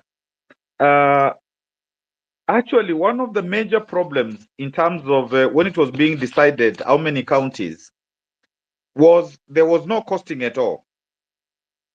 And part of that was the central government or the national government did not want for a proper costing to be done so that the appropriate funds would be released to the counties. And so up to now, there's never been any costing in terms of the Schedule 4 functions, the functions of the counties, to be able to determine how much would it cost for county governments to implement those functions. So that is still a pending issue, and the Council of Governors has many times kept on saying, why can't we do that, costing, so that we know for national level how much is needed, for county level what is needed, and so that also the national government does not encroach on the functions of the county. For example, more money still remains with the national government for health, and yet health is a county function, same as agriculture. So there is that problem. There is that is the direct answer, that costing was never done. Initially, of course, according to the Bomas constitution, there were supposed to be 14 regions, and then at the lower level there were districts. That is, and even it went up to locations in the Bomas, the original draft. But of course, the regions were done away with, and the districts are what was now transferred, what became the counties. And actually, in the Bomas constitution, the districts were even more than 47. But ultimately, the 47 came from what were the districts of in the country of 1992, because there is the Districts and Provinces Act. That is what had established districts by 1992, and so when ultimately there was now the decision about how many counties, it was said that it should be the counties of 1992, and there were 46 plus Nairobi, therefore 47. Of course, it has been said, and even within the debate by Gen Zs and millennials, it has been said that these are too many. And actually, when you have bureaucracies in all of those, when you have the assemblies in all of those, when you therefore spend 70% of the money which goes there and which they raise, that 70% goes to recurrent expenditure. And even the 30%, many of them don't get 30%. It's less than 30% in terms of development. And that is why you will find that in most counties, they have very small projects. It takes quite a while to get bigger development projects of impact. And actually, that is why many of the projects that happen, both at county level and even the national level, when you ask citizens to what extent has it impacted on you, you find that citizens are not getting development that translates into significant impact within their lives. Like if it is, for example, health, how are they getting good health? If it's agriculture, how are they being helped to really do the agriculture, market whatever they produce, do value addition, so that there is development, quote, quote, which is happening, but it is not impacting on the people. So should the constitution be changed? Because you cannot now correct the situation in terms of like coming back with some regions, maybe the counties being being like you aggregate more counties, like what was happening through the idea of the economic blocks, so that you can actually get, like at independence, the regions, which were 8, you can get larger entities, or in other places where there's federalism, like in South Africa, like in Nigeria, like in Ethiopia, you get bigger entities where you can do real development and there is real devolution or quasi-federalism or decentralization. But now, if you say you're going to change the constitution now, and the political elite has been trying to do that through BBI, through NADCO, they will focus more on prime minister, deputy prime minister, so that you can get these ethnic formations to come together, and they are told you are going for prime minister. I think for the Gen Zs, one has to be careful at what point you instigate constitutional change so that it's not taken advantage of, as it were. The 15%, actually, the constitution simply says that that's the minimum. So if the government wanted, and actually when the politicians are campaigning, they always say that we will make 35%. After the campaigns, they forget about that. They talk about 35%. But when you look at other countries, whether it's Japan, even Nigeria, what goes to the federal level or the subsidiary level is about over 35%. So all which would be needed, like now the Gen Zs can say that we want the government to now have 35% or whatever percent you agree on through parliament and the national treasury to come to the counties. But of course, before that happens, you have to make sure that it's not going there for corruption. Because now that has been the other problem, that you can get money going to also that level, and a lot of it ends up in corruption. And that's why it's important as you are spotlighting on the counties as well. So that is not just the national level, it's all levels. So that you ask for accountability in both those areas. Initially, the committee of experts, the Nzamba Kitonga committee, had actually talked about regions, and I think it had also talked about the lower level. But then when this matter was discussed by Parliament, the select committee, which was chaired by former President Uhuru and the current president, on behalf of Kibaki and on behalf of Raila, this is when we came to now at Naivasha, we came to the current constitution for which there was a referendum in 2010. So I think those are things that you will revisit, but the one of the 35%, it's something that you can make it an issue and say, we want more money to go to the counties, but so that there's more of it to development, and maybe that will make even corruption at national level less because there'll be less money there. But then focus on the county so that also there isn't there isn't the corruption there. But these are questions that are very, very, very important, and it is going to be a continuous debate and discussion for you as you even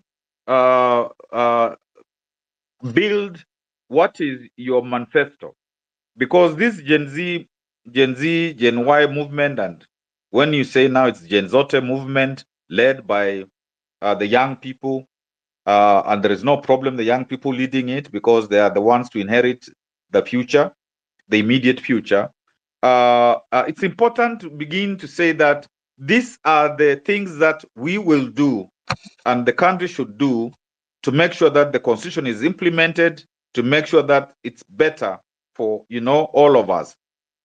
You make that, and as you do this civic education, you're asking people what do you think this new Kenya should look like, so that you incorporate that into your manifesto, the Gen Z movement and Gen Y, movement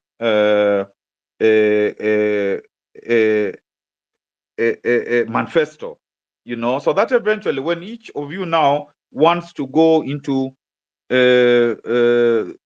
elective politics, you are able to say that this is what we have said we will do, this is our commitment, this is how we will change our country.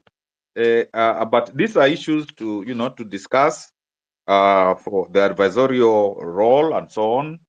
to discuss, and then you guys farm them up. I think I have kind of covered what I was asked, and I'm really, very happy. And the court, Binti, all of you, please continue. And that idea of the X spaces in every county, even to go to the ward and to come together with the WhatsApps, talking in the even vernacular radios for those who can, which reach a lot of that population. And the things that you're saying in terms of those flyers, going into the train, going everywhere, so that it's like ants going everywhere. And when they come up your clothes and the clothes of the political elite, then the political elite knows that the young people are now mean business. Yield, and thank you very much. Thank you very much, Professor, for your sentiment. I hope that everybody's questions have been answered so far. You're more than welcome to come anytime to these spaces. I know they said that you are at 8%, so please charge your device, and you're more than welcome to come back.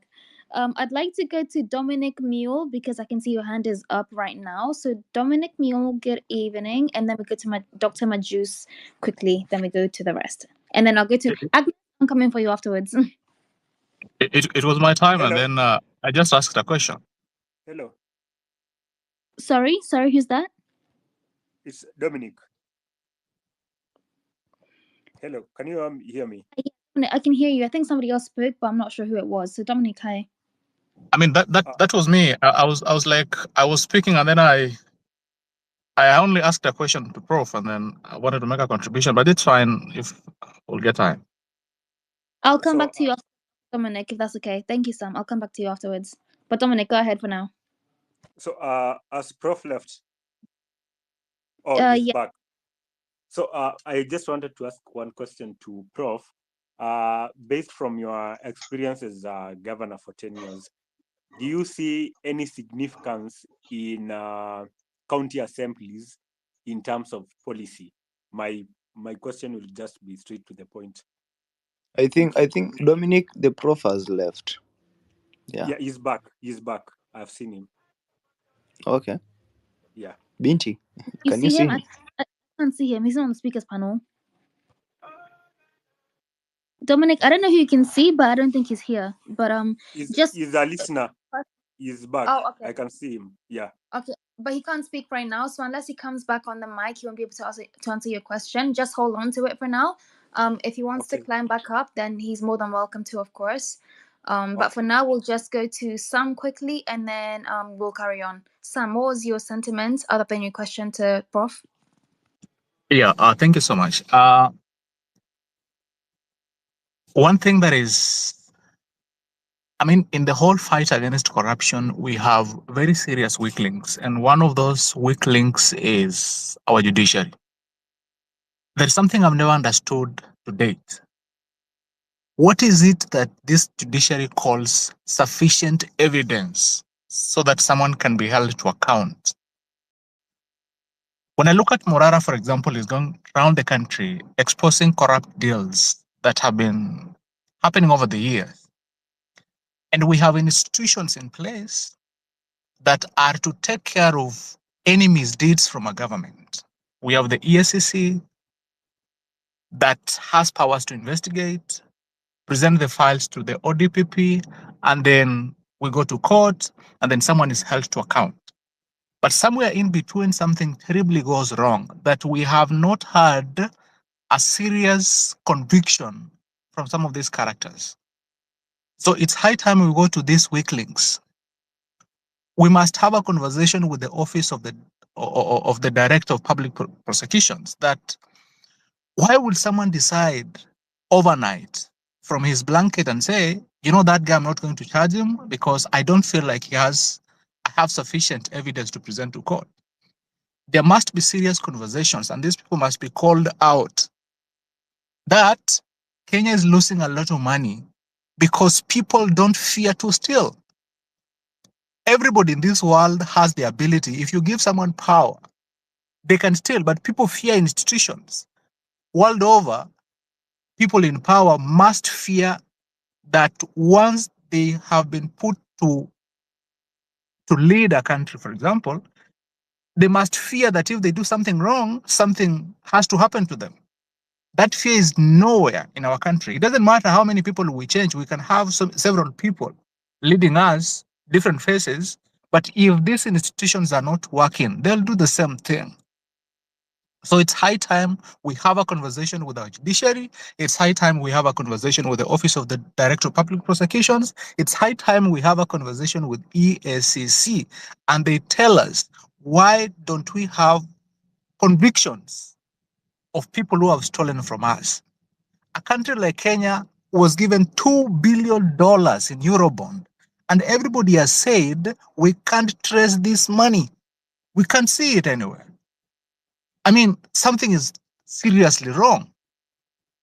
Thank you. Thank you. Thank you very much, Sam. Thank you very much for your sentiment as well. I would like to go to Dr. Majus. I'll come to you just like 2 minutes because you spoke before, then I'll go to a lady. So Dr. Majus, hi, good evening again. It's me, eh? Or you are going to a lady first? No, I'll go to you first very quickly. Thank And then you. Thank you. I think there are some two things. Some has talked of something of some of the bodies that have failed to work: judiciary, DPP, and etc. If I can just answer that to my level best, I think all these things in this country start by bad governance. This is where the president, who is a dictator, who is trying to implement something called centralization, is managing everything from his point. That's why you see Babu Wino was saying that the people who advise the president tell them on how to advise him. So once you can see every time that we appoint, the appointment of the magistrate of the High Court or the Supreme Court is happening, the president has a say, and whoever you can predict who is going to be. If you see Ouko there, you see someone there, and you predict by who is the president. If the president is coming from the Kalenjin, you know very well one of the person of his choice will be there to serve his interest or her interest in that case. So that's why we are saying, if we have a good president, we will have everything flowing down as per the requirement or as per the constitution. Another question was asked by Dominic, the county assembly, if I got you right. I think the policies is through the CCs, the CCMs, then they come up with a policy, then take it to the county assembly, then the county assembly will pass that policies or will approve after from the executive. Those are the things that I wanted to talk about. But there is something I wanted to ask Prof. I know that he is not here, about him being a governor of two terms. You know, if you read the Devolution Act, the devolution ends at the market committees. After the county government, the World Bank now is struggling with the municipalities, the municipal board chair and the municipal manager, and down. There should be another government whereby the funds are coming from the county to the municipality, then from the municipality to the market. That's something I wanted to ask Prof, that how did he have that in his office during his time? Because I understand now that they are really fighting not to devolve, even though they are crying that they need money from the national government. They are not ready to devolve this function. They are not ready to devolve these funds so that the money should trickle down to the grassroots, to the people, even if there is a corruption. It is corruption even with the poor people, so that they feel it. Once somebody say that where there is a little money, someone must feel it. We don't want a case whereby even if there is a corruption, a good leadership say that you must give even a little space. 10% for corruption is when you operate in the government offices. So we want a place where if there is, then it reach to everybody and everyone has money in their pocket. Thank you, Binti. No, thank you very much. By the way, Kirti, I was thinking like we need to find a way in which maybe like when speakers come onto the speakers panel after a panelist is gone, they can just tweet their questions into the comment section. We can just try and find out the answers before the next session, and then we can just like start with that. So if you have questions that have, if you wanted to ask something and the speakers panel, the panelist is not here, just put them in the comment section. We'll look through them. So for now, I wanted to get to a lady. Agnes, I can't see you anymore. Have you disappeared? I don't know where she's gone. So I think I'll go to you know who I'm saying. Please go ahead. Kiswahili ni ngumu, we. Wenye nchi. Okay, Yes, that one. actually, Yeah. hello guys, hello, good evening. Good evening. Sorry, I'm not a lady, but I can still represent. So, No what I problem, no wanted problem. to touch on, actually, the prof and fellow comrades like Sam have actually addressed what has been bugging me for the longest time. The issue about the county, because I remember back, it was around 2018, when at a time when David Lee was not yet corrupted, or maybe he was just corrupted, but we were led to find out. He talked about the county government and how the remnants of Moi's regime, because the people you are seeing now in the political sphere, they all come from the Kano regime, basically. From the Railas to Ruto to Kenyatta, all these people, they came basically from Moi. And that's why I see a lot of similarities in the way a person like Dr. William Ruto is handling situations in the country. Um, Now, I just want to tackle the issue about because now some and the rest have touched on the counties. Now I wanted to talk about the issue of tribalism, and I think we should not underestimate how the politicians have manipulated the thing which is supposed to be our heritage, our tribe, and use it against us. Because even as much as there's corruption, and as much as even if a person from your community gets a post in the government, it won't benefit you directly. You know, most of the people back in the village, they say, kama wizi inaendelea, mbona hii wizi, hata mtu yetu asiibe? So it's not something that can easily be brushed off. Because if there's corruption everywhere, we might as well have a person from our own community stealing this money, even if it will not trickle down to us. That is the reasoning. And I think what Morara is doing and the rest, like KOT, I cannot express my gratitude and the prayers I pray for these guys for education should be given the maximum effort it deserves. Because currently, if you go on the ground, I don't know, some people in these spaces and in Nairobi, people living in the middle class or uptown, it's very hard to connect with these people from the grassroots. But ukienda kule ushago, that is the rhetoric of the people. Kama watu wanaiba, tunataka pia mtu wetu aibe. You see? That is something we need to challenge. And the only way we can challenge this thing is through civic education. And that's why I really appreciate Morara and KOT for what they are doing.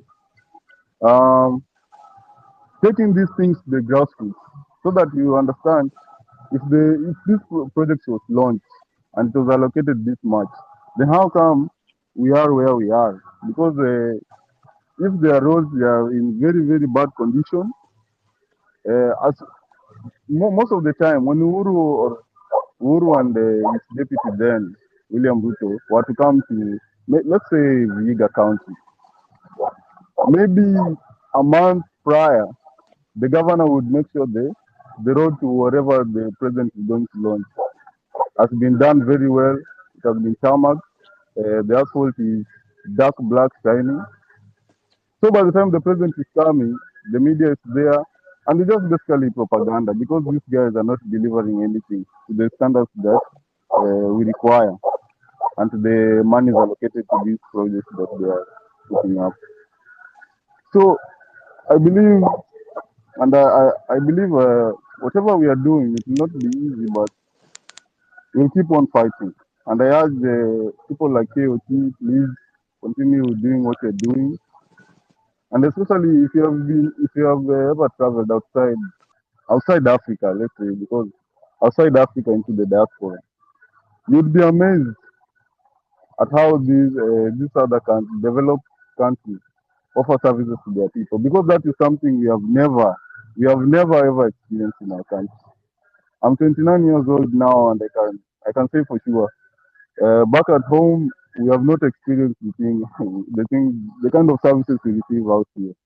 The kinds of services people from outside Africa in these developed nations they receive. So that is just my 2 cents. I'll keep sharing my views on other spaces. And thank you very much, Binti and Kirsty, for the opportunity. Thank you. Thank you very much, Wanyanshi. I've learned how to say your name now. I'm sorry, I apologize for before, but thank you very much. Yeah, now you're right. We need to first of all we need to give our Repeat his flowers. name, please. Repeat. Wanyanshi, Wanyanshi ama nini? Keti wa usinilete. Wewe bonga wewe. We're gonna fight. Anyways, yes, I want to say that we should give our flowers to these guys that we see out here actually like on the ground doing things whilst we still can, like it's important to appreciate them. And actually that's motivation, like they're doing a lot of work for us, like on our behalf. So let's appreciate them. They're representing us, they're doing a lot of work. Yeah, that's all I can say. So I was gonna speak to a lady next. I saw Agnes came back, but she disappeared again. So I will go to Sparks. Are you a lady or not? Because you've been here for a while. But if you're not, I'll go to Pauline first and I'll come back to you next. So whoever's the lady out of you two, please come to the mic. Can you hear me, guys? Thanks, Binti, KUT, and the rest of the people in here. Can you guys hear me? Yes, we can. Hi, Pauline. Go ahead. Hi, awesome. So, mine is to just I know we've echoed this over and over again. I'm super proud of what our people are doing back home, and KUT, the team, and everyone doing. We need to inject this. I've always said that we always have the power. So my main concern was I've been seeing on the timeline that we have people still missing out there, people being abducted.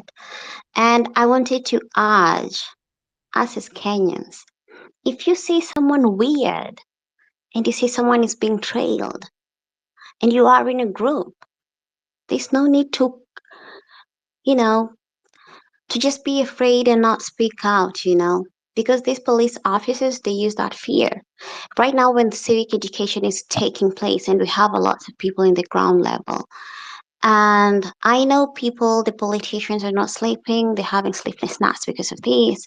I would like to urge my people, these teams, and anyone in the course, we have to be in big numbers. I mean, even if we're like 10, 5, whatever, we should not allow someone to take another individual while we are standing there. So it's important for all of us to stand against all this, because that's where we can at least show the power, protect people, and avoid having people missing and all that, because all these have happened in the watch of all of us. And what do? We do nothing. We're in fear. It's probably 5 or 2 people amongst us who've been missing. I don't know. I personally know a few individuals who've been missing for a while, and their families are in torture, they're in pain. And those people got taken when people were watching in broad daylight. So for me, it's like we should not ignore and say, oh, it's up to them. Whoever is just being taken away, it's up to them. They need to I don't know. It pisses me off to know that people have been taken by people we don't know. They come identifying themselves as police officers and they're not, probably paid people to do these atrocities. So my point will be like to just go out there, be careful, and let's watch out for each other whenever we can. That's the most important thing at this stage, because civic education is out there. We have these people out there doing whatever it's needed to be done, and even if we are on the other side of the world, we still support you guys. And I would like to say we should not relent and not let people take up our spaces by engaging us in this bullshit we call abduction and whatever. So we have to take up our voices and protect each other, you know? We should not have the fear of like, oh, what will happen? Just stand against all this. That's what I wanted to say, because at this stage, I know they will come, they will try to suppress us, but we're 10 steps ahead now, and we should not relent, and we should not allow them to like continue doing this. If we're in a group, yes, we stand out. Because once we are in a group, once we're together, they cannot separate us, and they have the fear of attacking people in groups. That's why you see them lobbing tear gases, because they feel helpless. So we should not allow them to take one of us if we are amongst a team or a big group. That's all I have to say for tonight. And thank you so much for this opportunity, and every Kenyan out here listening. And let's keep on the good work, and let's keep on doing this. And we have to stand with each other and protecting all of us, because we don't want anyone to, yeah, to just disappear. That's all I had to say. Thanks again. Yeah, thank you very much, Pauline. Let's take care of each other, by the way. Like, let's just ensure that everybody is safe. We cannot rely on the government right now to keep us safe, so let's just, keep each other accountable for our whereabouts, etc. Sparks, hi, I know you've been here for a while. I'm so sorry for the wait. Good evening. How are you?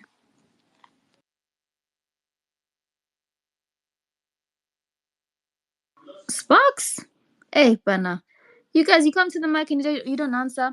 Anyway, I'd like to read this comment from Declan, saying that the issue of counties being too many is not doesn't hold too much water, only because we've never seen the benefit of this system of governance. Because since its inception, it's never been actioned as it should due to poor governance. So he's saying basically poor governance is our issue, not the amount of counties or whatever's that are there.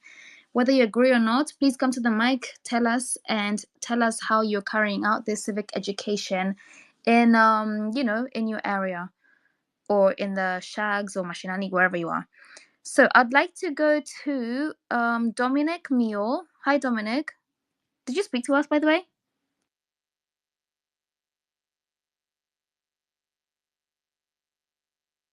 Hello, BG. Dominic Mule. There is Ricklison amebeba mkono mpaka amechoka. Oh, emergency Mwani. Rick Nani? There is Ricklison, Dennis, just next to you there. They're there.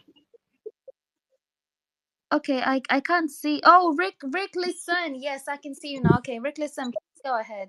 I can't see your hand, but please go ahead. Thank you, Bid Africa. Good evening. Good evening to you too. Okay, thank you, KOT. I thank you for having me here. I've been waiting just to add a voice on this civic education machinani discussion is going on. And the only thing that I can say, I have 3 points to put across, that we have to fight all to teach people about tribalism, bad governance, and this corruption. When we fight tribal, we will get good leaders who will fight this corruption, because when we go to mashinani or everywhere else and we teach people about this thing of tribalism, that mtu wetu we should be where without considering the qualities and the way that person is. Like the other day, I've been heard all seeing people singing about now the people who have been put to government, that pesa sijui inalala wapi and all those things. When we'll teach people, we have that civic education about killing this tribalism, we'll speak with one voice, we'll have one language, and at the end of the day, we will fight.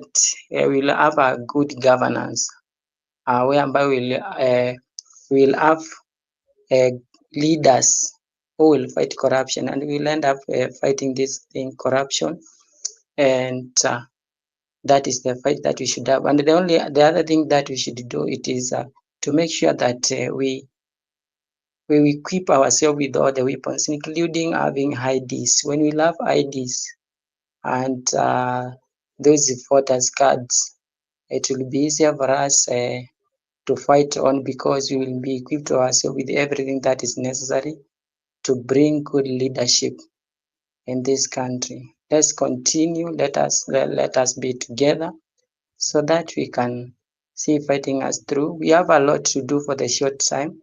We have this constitution that we have to revisit and change it, because it is our document that we have to change when it is necessary or when time comes through. Those are the things I think we have to based on. Civic education must be to everybody, wherever mashinani, even in urban areas. I've seen that we need it. We need to teach people. We need to tell people the truth. We need to teach people who are the good, who should be the good leaders, who should be where. And it is not only in mashinani, but everywhere, even here in urban areas and wherever we live, so that we can be one language, so that we can be only one tribe, that is Kenya, to fight this rotten bad governance which is moving around. Let us also, we will be supporting. I'm very happy for KOT Song and all the other platform groups that brought this revolution in this country. We'll be supporting wherever we are with everything, including our resources, no matter how little they are.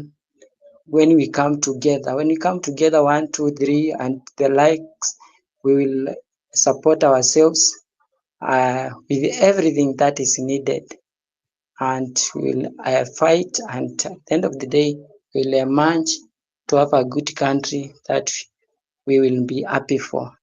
We cannot just sit down when we have this chance, and this lifetime chance, to change this country. Because like when people, I think people who went the people who went the constitution by that time, who came up with it, some of them maybe they had personal interests, maybe some looking for changes when they were forming things like counties and the like. So we have to fight together. We have to come together, because we have seen recently that politics and political affiliates, they have tried to change or to come up with the resolution of the things that are affecting this country, but in vain, because majority, all of them, they were fighting personal gains, agendas, all serving their masters. But in this group, whereby it is Sauti ya Mwananchi, we are fighting for Mwananchi. We are trying to change this country for the benefit of Mwananchi, without being coerced or without being serving any master. And I think when we got that way, we will come up with a solution and the lasting solution of this country. Thank you again, KOT and Vidafrica, for having me, and all the listeners for listening unto me, and good night. Thank you. Good night to you too. Thank you very much, Rick Leeson. Thank you for your sentiments. I think it's about time that we just put our leaders into place, and we just make sure that we're accountable. I want to go to Dennis Shagger for like 1 minute, just because he's been here before. Then I'll go to Dominic Mule afterwards. Hi, Dennis. Kwaje. Good evening. Thank you for having me back again. Very quickly, something has been mentioned a few times about our counties, and that falls under devolution. And as we celebrate Constitution of Kenya 2010 at 14 years this week, one of the issues that we discussed even in Nakuru County during our space yesterday was about the hits and misses of this new constitution on devolution. And a lot of people are asking, is it really viable? Do we really need all the 47 counties? Are we able I mean, is it affordable? Does it make sense for us to have all these counties? That comes down with a number of Senate seats as well, and all these. We have 1,400, I think, and 50 MCAs in this country. and all these people are paid by the taxpayers' money, and I think one of the things that we need to also concentrate on as we do this civic education machinani is the role of the MCAs, because this is where everything begins. If we have rogue MCAs, if you have MCAs who don't understand their roles, if you have people who can go to bed with the executive, if we have MCAs who are bought by the governors or the executive, this county executive committee members, then that means that's where the problem begins. When you look at the auditor's report on county governments, most of the mistakes you see them do, basically not mistakes, where they loot, areas where they loot mostly, these are areas where MCAs can actually put control and measures over them and be, a voice of accountability on behalf of the people through the county governments. And I think we need to also check the MCAs and, as we say, drain the swamp. We will begin from the ward level up to the top executive seat. Thank you very much. Good evening. Thank you very much, Dennis. Thank you for your short sentiment. Dominic, let me just come to you quickly because I know you've been trying to get on, and then I'll come to Felix as well. I know you've been struggling, but you're here now. So tuongeleshe to civic education, mashinani, ama wherever you are. Please talk to us. Hello, Binti Africa. Thank you for the chance. So as I touch on civic education mashinani, let me just share a bit of who I am and what we have done. So my name is Dominic Mule. I'm the national youth leader of the Free Kenya movement. And the Free Kenya movement is a movement formed back in 2022 of independent candidates. And what we realized back then was that the political party system in Kenya is a very weaponized system. And why am I saying this? It is ethnical and regional. And this is where I'm going to correlate it with civic education. Political parties are the biggest tools of mass misinformation and brainwashing in Kenya. You go to Eastern Province, specifically Lower Eastern, you will find that the people there just know about Wiper. You go to Nyanza region, you find that the people there just know about ODM. You try to speak against ODM in any way, and the people will technically fight you. So, as we also talk about civic education, it's very important we tie it to the political parties. And we, in a way, it's a way of just trying to show the people the way to the truth and trying to, bring them together to reason with us. So this is going to be very hard because we need to find a way for it to work because it's going to be very hard. So it's also a way of me challenging everyone in this space.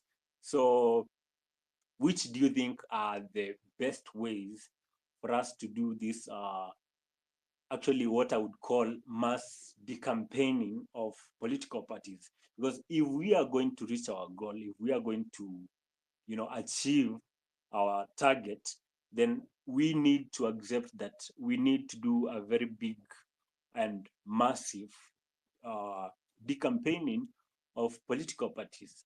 And remember, we are decampaigning these political parties at the same regions where they have done a huge brainwashing over the years. So it's a challenge to you guys.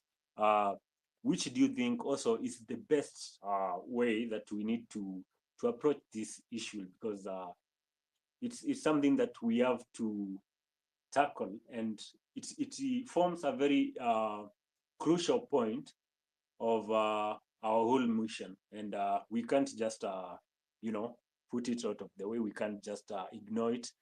It's something that we need to accept that it's crucial and important. We have to tackle it. So it's a challenge. Thank you.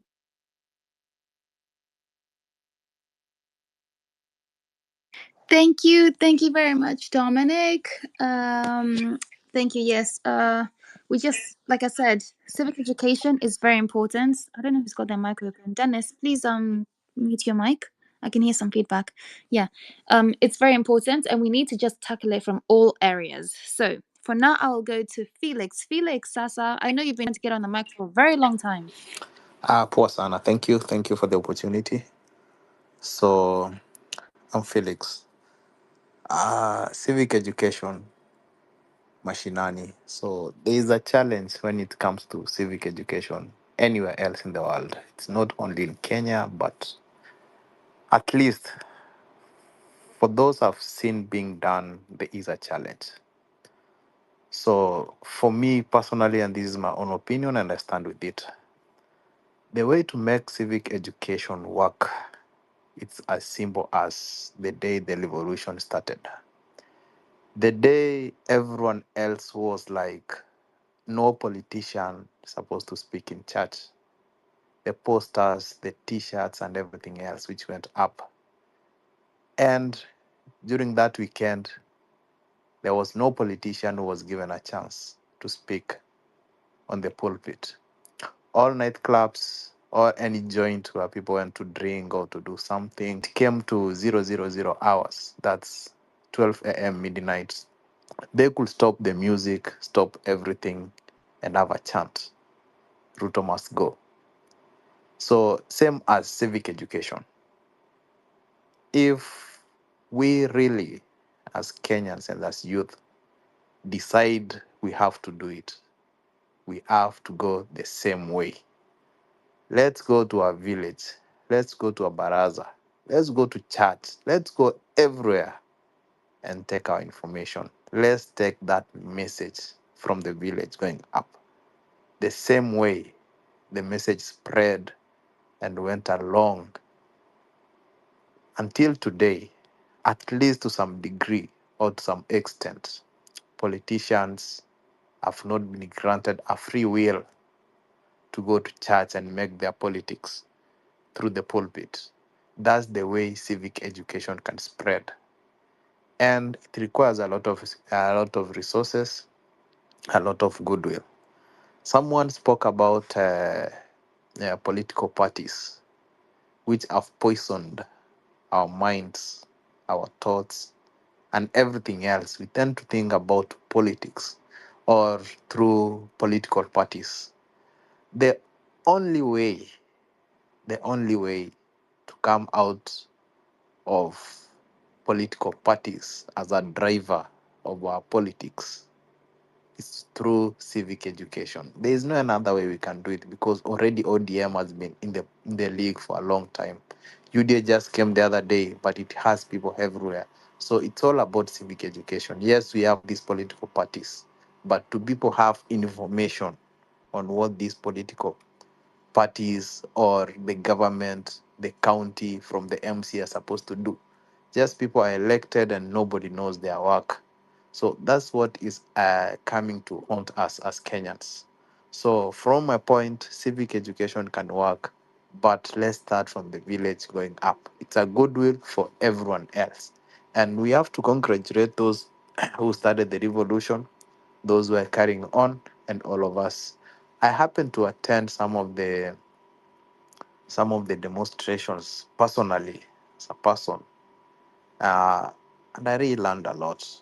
The youth of the country were many, but when it comes to decision making about our leaders, we step back. I don't know why. I've voted 3 times, and I can just confirm in my polling station, you cannot count 100 of us, my age mates, who voted. Most of them stayed home, and now we are here lamenting and complaining. The whole thing is we have to come out with our tools, with our resources, and do everything we can. If we don't come out and stay home, the trend will be the same now, tomorrow, and even days to come. And finally, someone mentioned service provision in developed country vis-a-vis our country. I've traveled a bit, not so much, to a few countries. The only difference we have is leadership goodwill. And you cannot compare a country which is developing with a country which has systems. Kenya lacks goodwill to implement the systems to work, while the rest of the countries which are already developed, they're using the systems to work for them. So for us as a country, it's now we're building systems.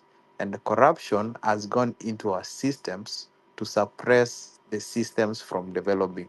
So the whole thing is we have to fight the corruption, the nepotism, and everything which is ailing our systems from.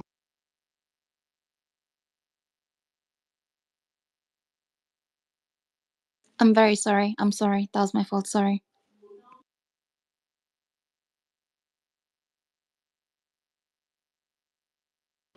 Felix, I'm very sorry. Please go ahead. I'm sorry. So finally, what I was saying, the systems are being suppressed.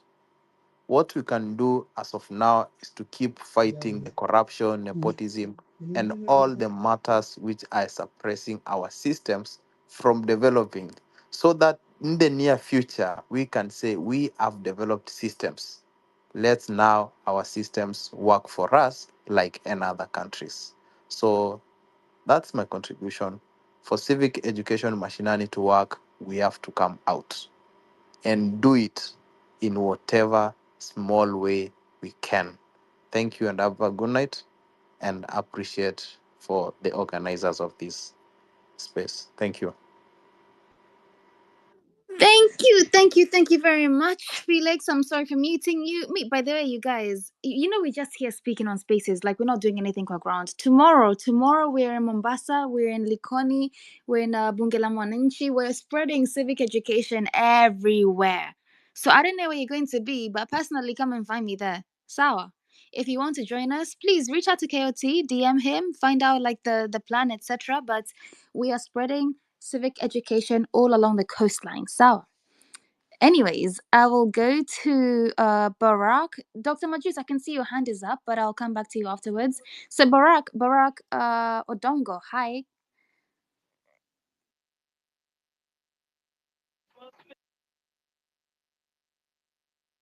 Okay, Barack is not available. Dr. Majus, please go ahead then. Thank you, Binti. I just wanted to respond to Dominic. Dominic asked a very critical question on how to deal with the party's issues during civic education at the ground level. Dominic, I hope you're still there, if you can hear me. I think what I can tell Dominic, wherever you're outside there, it is true, dealing with political parties at the ground level, more so at the remote areas, is not an easy job.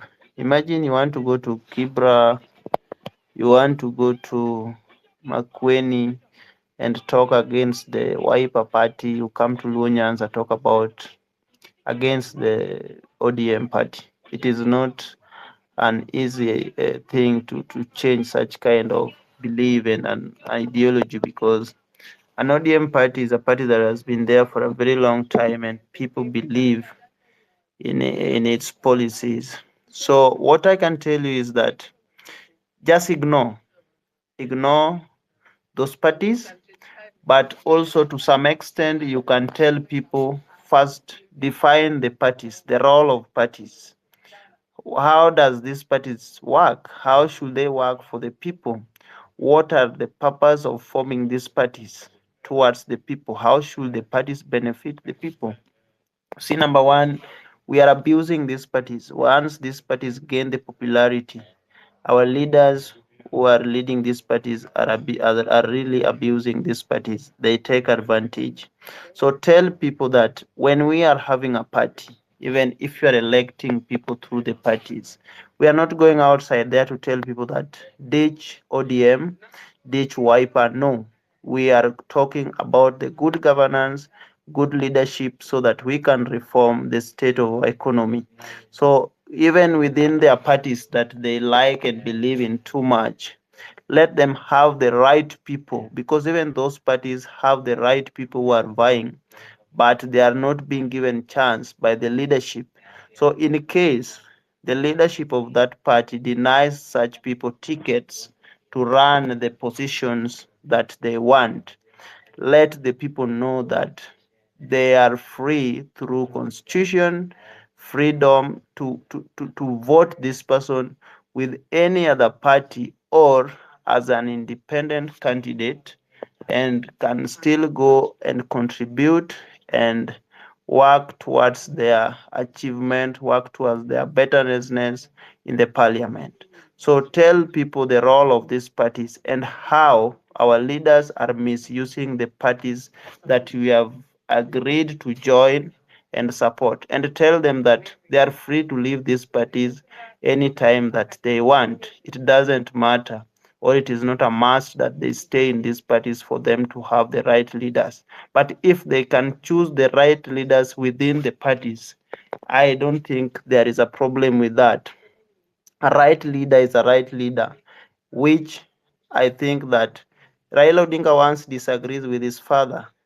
So I don't think that you can be intimidated when you are within the party. We have seen that several times in ODM, when even recently there are some of few MPs who walked out of ODM and they joined UDA without consulting the party leadership.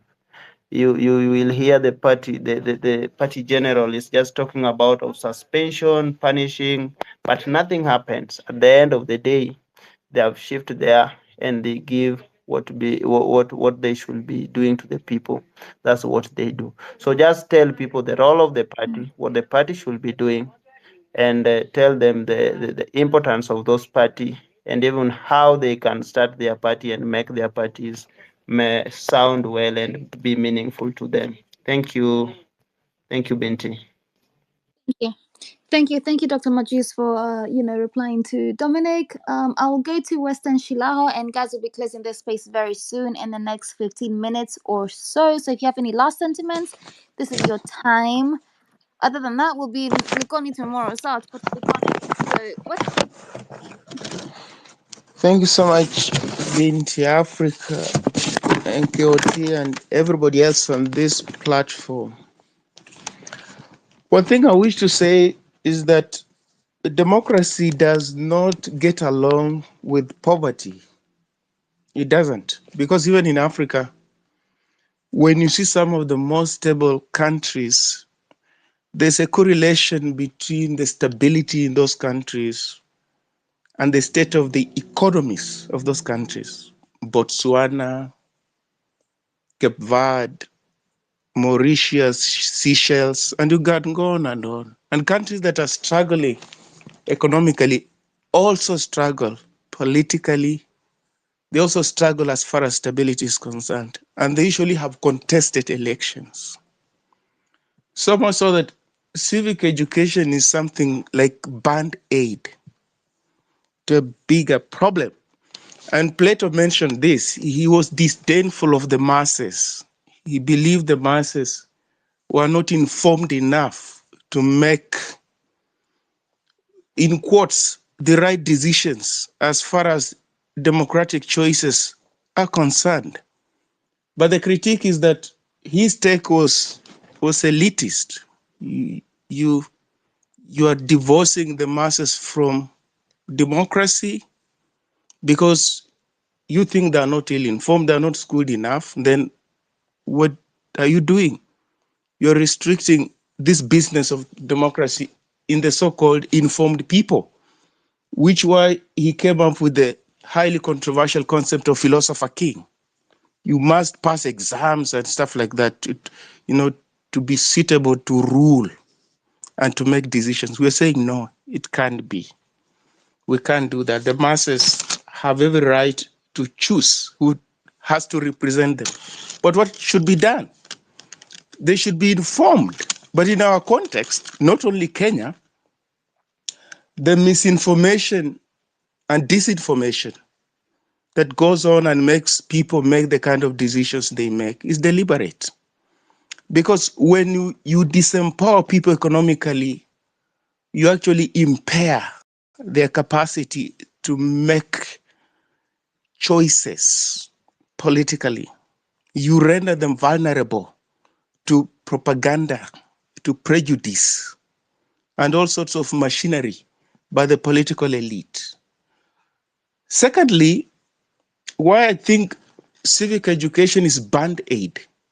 People hardly forget the things that they are taught in school.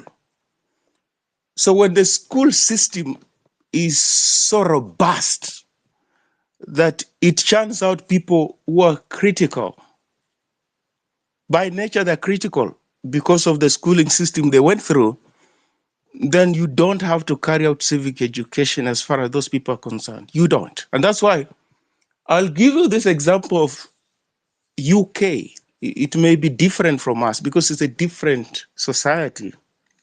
But I use it to illustrate what I'm talking about. Not too long ago, Boris Johnson, who was the leader of the Conservative Party, he stormed home with massive support, near absolute majority. A couple of years later, he had become discredited, been forced to resign. The people who succeeded him could not steer that ship of the Conservative until they lost elections. And Labour, which a couple of years ago was struggling, is now in the driving seat. What explains that? That the voter in the UK may be predisposed to the Conservative Party or the Labour Party, but it's not a cult. They change when their material conditions change. On things that they hold dear, such as education, they change. So there's nothing inherent about their being Labour Party members when things that pose a threat to their livelihoods emanate, and they hold the government of the day as far as that is concerned. Now they will change. We hardly have that kind of a voter in Kenya. So we can do civic education as of now, but there are fundamental things that have to be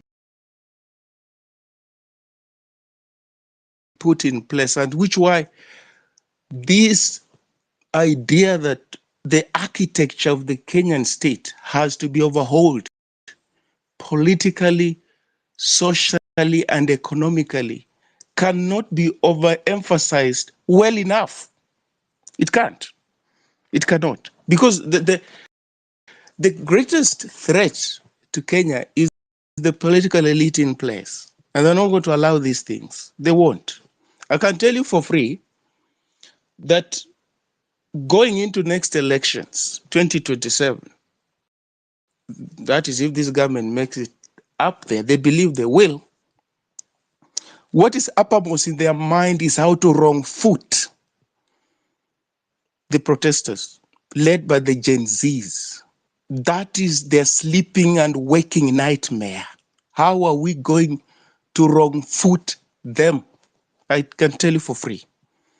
So you make all about IBC must be in place and what have you, but William Ruto is completely aware and alert that actually could lose this election, that he survived by a whisker during the demonstration that happened. And he's not going into the next elections sleepwalking. I can tell you for free. He's not going into the next election sleepwalking.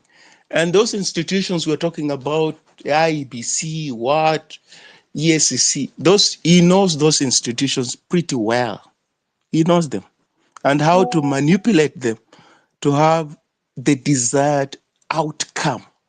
He couldn't have asked for more than to have the so-called opposition on board.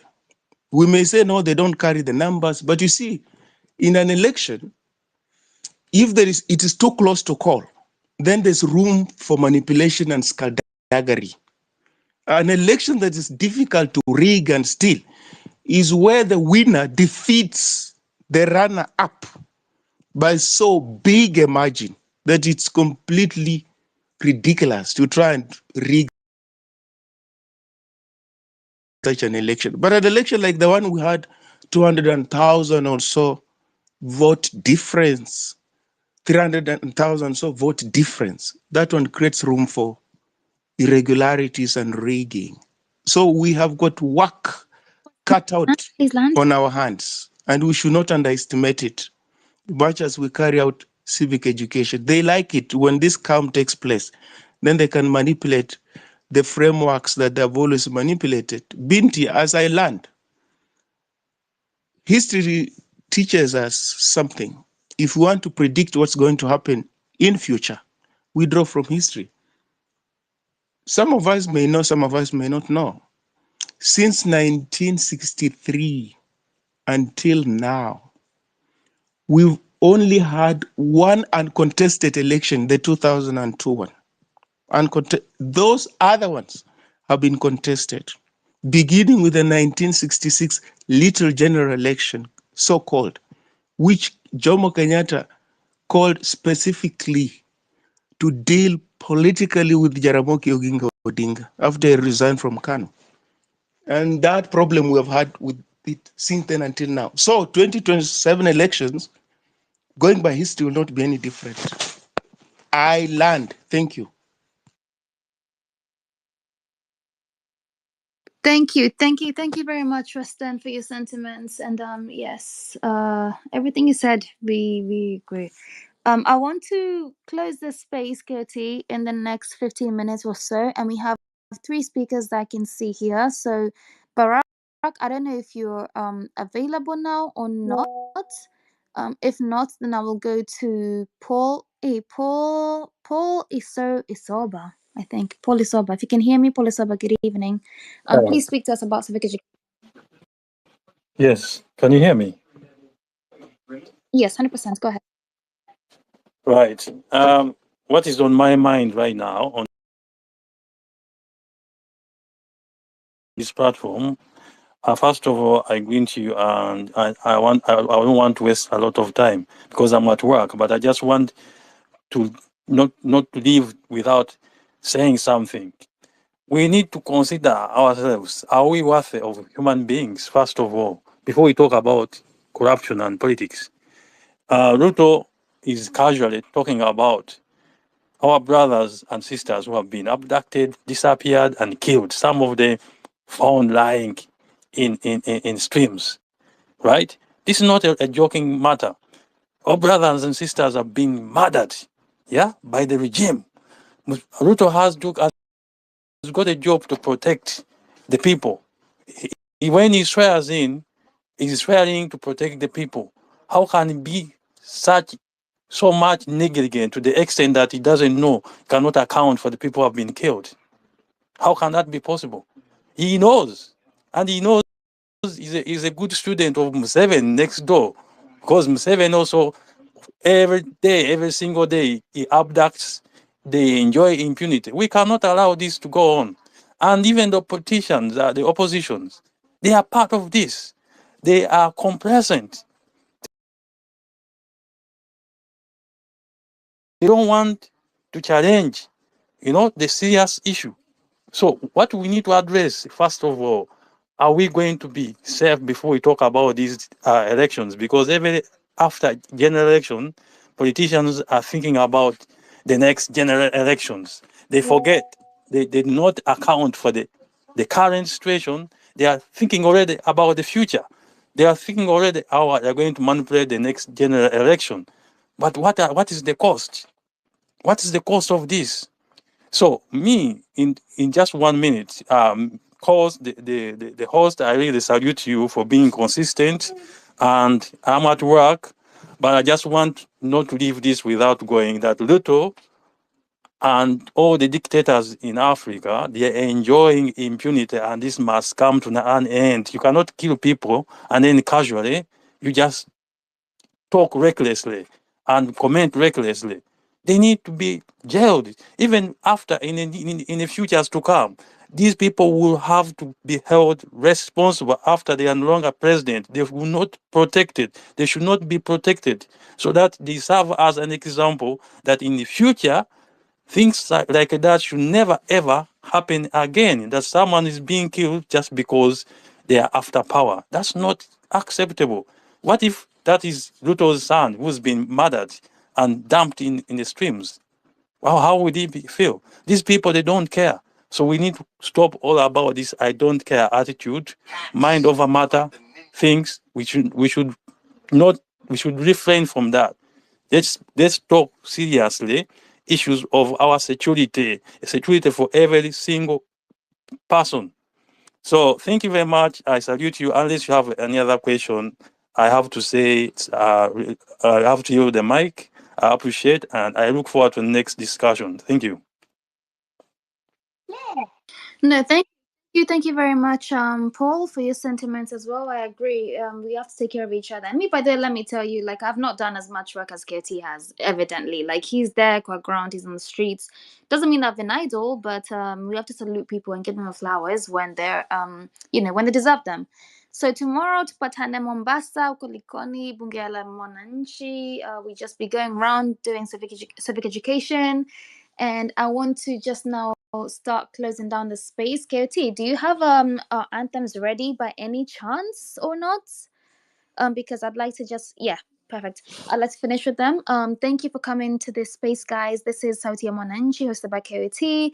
We have other co-hosts that are otherwise currently occupied right now. We have Ayo the Six, we have Kowino, we have Rabia, we also have Wanyama Wafula. So follow everybody in these spaces, and just know that we're always going to be here every day, 7 to 10 in the morning and 8 to 11 p.m. East African time, Kenya. KOT, thank you for the space, by the way. Back to you. Okay. Thank you so much, Binti. All the speakers that we've had here, and of course, the professor was here and he shared with us. Personally, I really loved listening to the professor and all the speakers who have been here on the panel.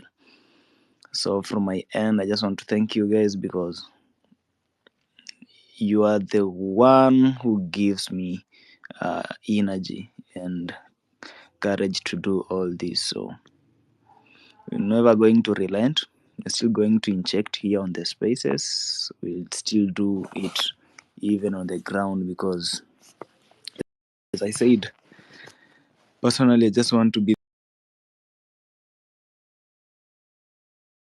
the change that I want to see. And of course, I also want you people to be the change that you need to see in our country. And so, honestly, I'm exhausted. Yesterday, I slept like 3 hours. And from where I live to SGR, it's like 2 hours drive. And so, we use public means of transport. So I was up at 4:30 and I slept at 2. So you can imagine, yeah.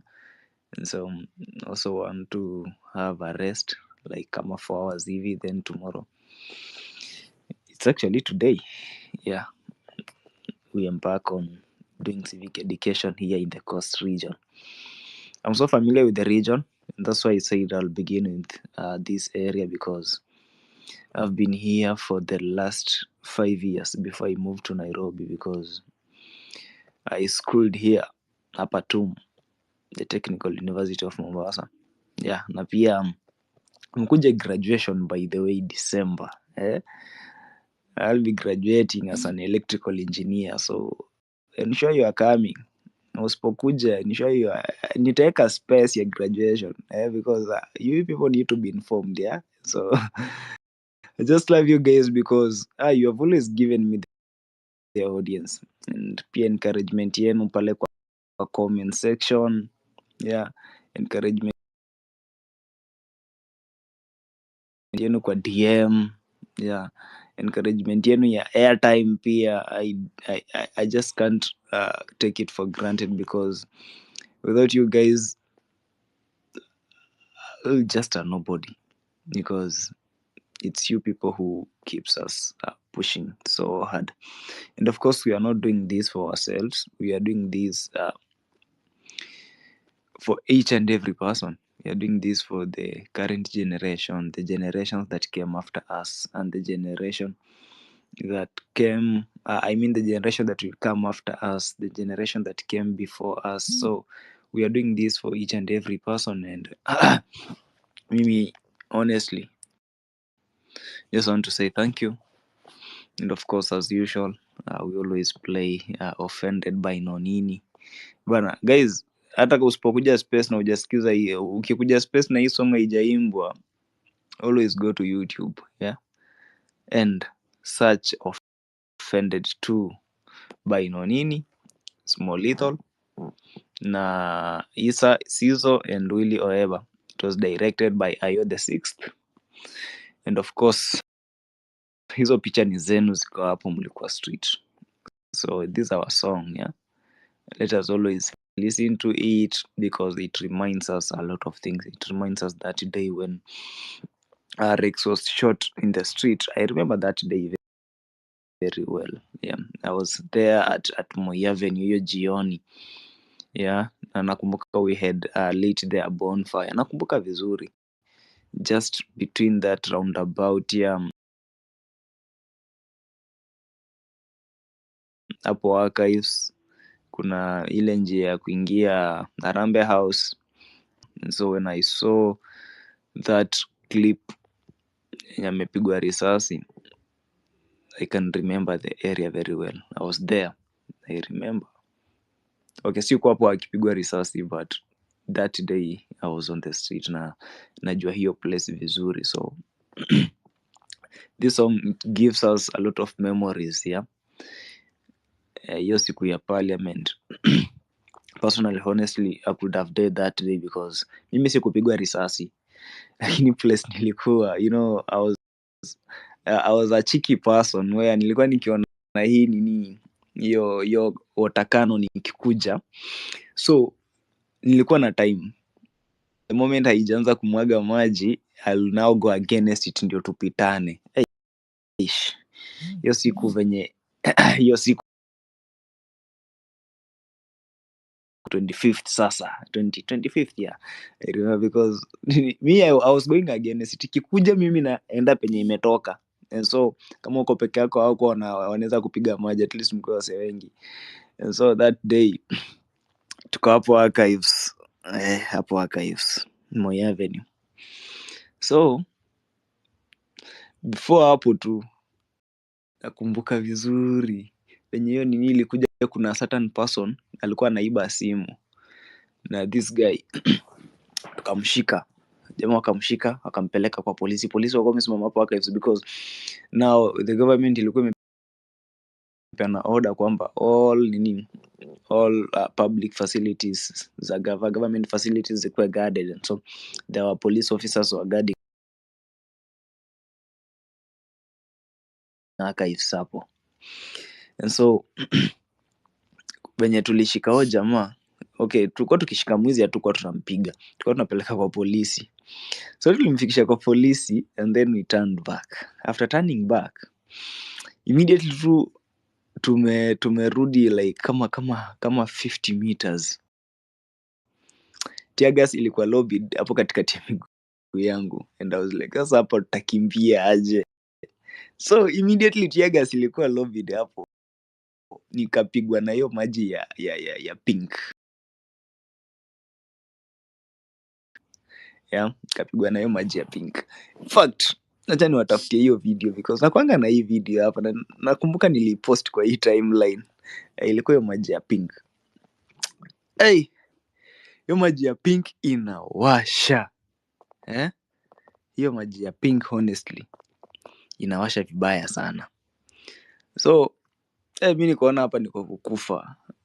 Niliona niko kukufa, and kitu ilikuja tu kwa my mind, nilisema acha niite medical nini. Nilienda tu status because my eyes had turned red. Mimi nikaenda status. Ndio hii picha. Acha niwatumie hapo kwa jambo watu muione because mnaweza sema ni uongo. So nimewatumia hapo Jumbotron. Ilikuwa 25th. So mimi niko na hapa hapana. I called au jamaa because nilikuwa na namba zao, but sikuwa naona honestly. Nilijaribu tu nikafungua macho kidogo, nikaclick na nikacall, wakakuja kunisaidia. Kanifanyia first aid. So nilikaa chini, ila tu umelala chini lakini unasikia tu ile harufu ya tear gas inakuja. So like nilikuwa ni kama nimeona kifo. So I was kind of tense. So sikurudi street immediately. After 2 hours kasema acha ikue venye itakuwa. So nikarudi niko poa sasa.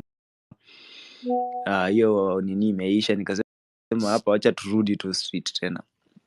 Tukasukuma by saa 10 tukasikia parliament direct.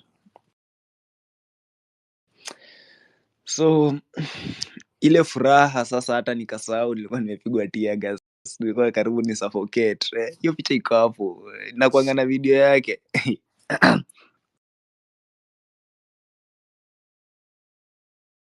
Hiyo video semanga mamangu asione juu huyo mama anaweza lia. Sasa watu wameingia nini parliament. Jamaa wakaleta shida. Tukaanza kuambiwa military wanakuja, tutoke street twende home. Hiyo ni 6. So mimi naishi Thika Road huko Kahawa. Nimetoka hivi. Sasa unajua mimi nilikuwa naogopa tu mali kuna tear gas because nilikuwa nisha experience kitambo tear gas na hiyo maji ya utakano. Nisha experience yani venye ni chungu. So nilikuwa naogopa nikiona ikikuja I try as much as possible to get out of that scene. So I tried and penetrated hizi machuoms huku. Wale watu mko majuu, machuoms ni ma street, yeah. So kapita hizo machuoms kafika hapo Ngara. Kasema sawa. So we walked.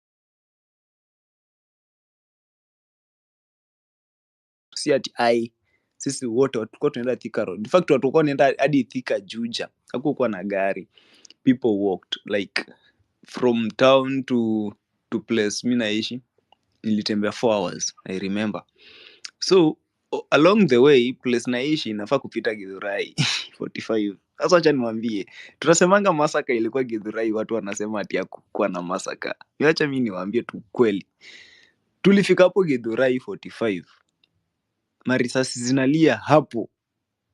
Tulikuwa tunaokota tu hizi manini. Hizi machuma zenye marisasi zimepigwa. Tunaziokotea huku Kaosh, huku juu almost Kasarani. Na marisasi zilikuwa zinalia huko. Marisasi zililia kama 2 hours. So hakuna venye mtu ungepita Githurai. We had to divert. Tukaenda tukapitia bypass, ndio tukapita KU na huko nyuma walking na foot na feet anyway. So nikafika kwa nyumba, nimechoka, sijakula. Ishi peke yangu. Kasema acha tu nifanye aje, acha nilale. Sikutoa viatu. Nakumbuka vizuri sikufanya anything, hata sikuoga. Mimi ningeenda kwa malazi venye nilikuwa hivyo na hiyo nini na hiyo Colgate iko kwa macho. Akasema tu acha nilale. Alafu the good thing ilikuwa na flag yangu. Mimi nakuanga na flag inakuanga kwa nyumba hapo juu karibu na TV yangu. So hiyo day ndio nilitoa hiyo flag, nikasema in memory of this day acha niweke hii flag hapa juu ya TV every day naionanga. So every day morning flag yangu iko hapo kwa nyumba. Hata mkiona picha nyingi kama nimepigia kwa nyumba nakuanga na flag kadogo hapo. But juzi venye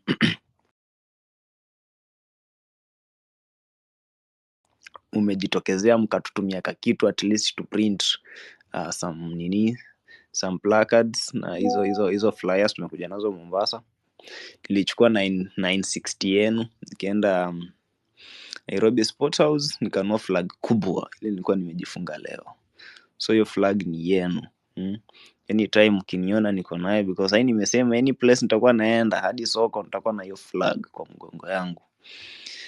So story ni nyingi, lakini watu tumekuwa streets, honestly we've seen a lot.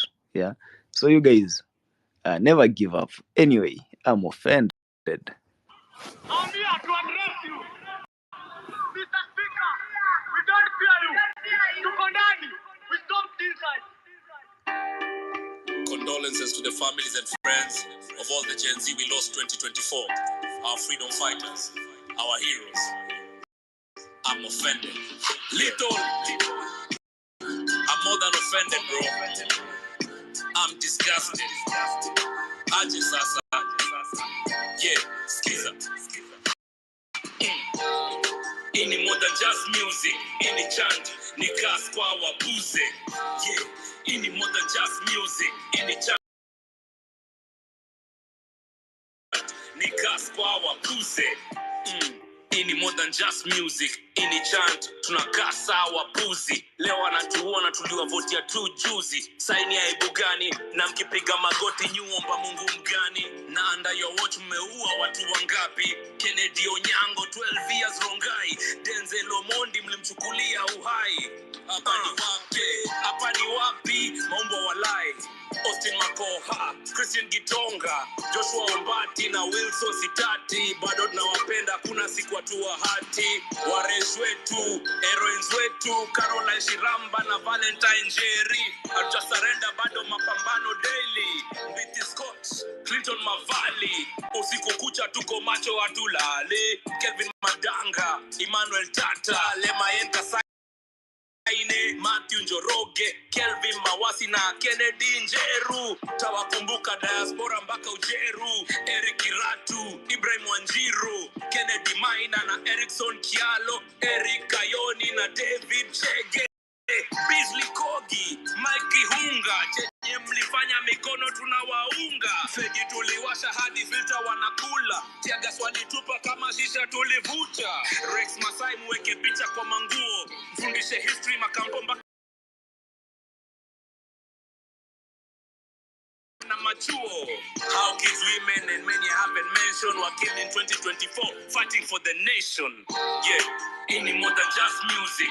Ini chant, ni gas kwa wabuze. Yeah, ini more than just music. Ini chant, ni gas kwa wabuze. Tumetoka kusikia hiyo story ya mlima. Mara mumeshika na murembe mzima. Wasomi viongozi wamegeuka wakabila. Inchi yetu literally wametupa ndani ya pipa. Opposition walidandia vipi? Movement ya vijana wakajigawia viti.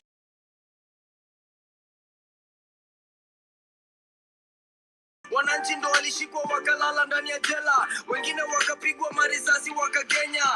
Damn, president bila emotions. Na kila Sunday namuona kwa devotions. Na huyo Mungu ndo atakupiga viboko. Wazazi wetu wakikulia mikopo. Wajui state of our roads wanatumia machopa. 1 million wanabaia maboxa. Imagine budget paka ofisi ya doctors. Ndo mtueleze hiyo ndiyo kuokoka. Amnataka kuza airport kwa Dan bana.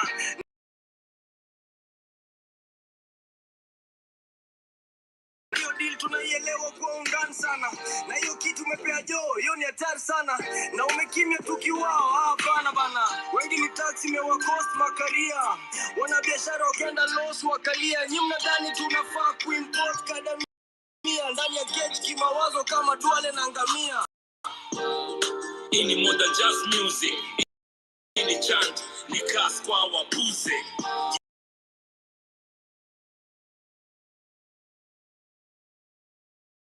Ini more than just music. Ini chant, ni gas kwa wabuze. Kwani we ni leader wa nani? Nyumbani kwako we hautujali. Badala ya ajira nyumbani, mayouth wanatumwa kwa inchi za mbali. Tunahitaji manpower home, tubadilishe kila mitaa hapa home. Hata mimi nadai better education, proper medication, walimu na pension, mavipi jeshi. Ini times unajua, ikitu huma ni lazima tuiseme. na hakuna kugonga mo. Wananchi wamekaa mkuu wa juja. Gen Z, ndio times unajua, ikituuma ni lazima tuiseme, na hakuna kugonga mo. Wananchi wamekaa mkuu wa juja. Britain siko so open, crocodile tears inahitaji intervention ya kitunguu. Vitu kikwa life shapoteza meaning, pombe inatumika kutoa lock, jumulishapoteza kifunguu. I'm offended. Youth uko depressed, una kazi na serikali inapea kazi wenye wanafaa wawe retirement. So mbona una tense na hata mood ya worry? Hakuna hata pesa ya kulipo peanuts. Kwizi kila mtu anauza njugu. Si wenzetu wakati wa kura ndio nakumbuka kutuita mandugu. Serikali ingekuwa inajali what we say, parliament ingekuwa na headphones na sio speaker.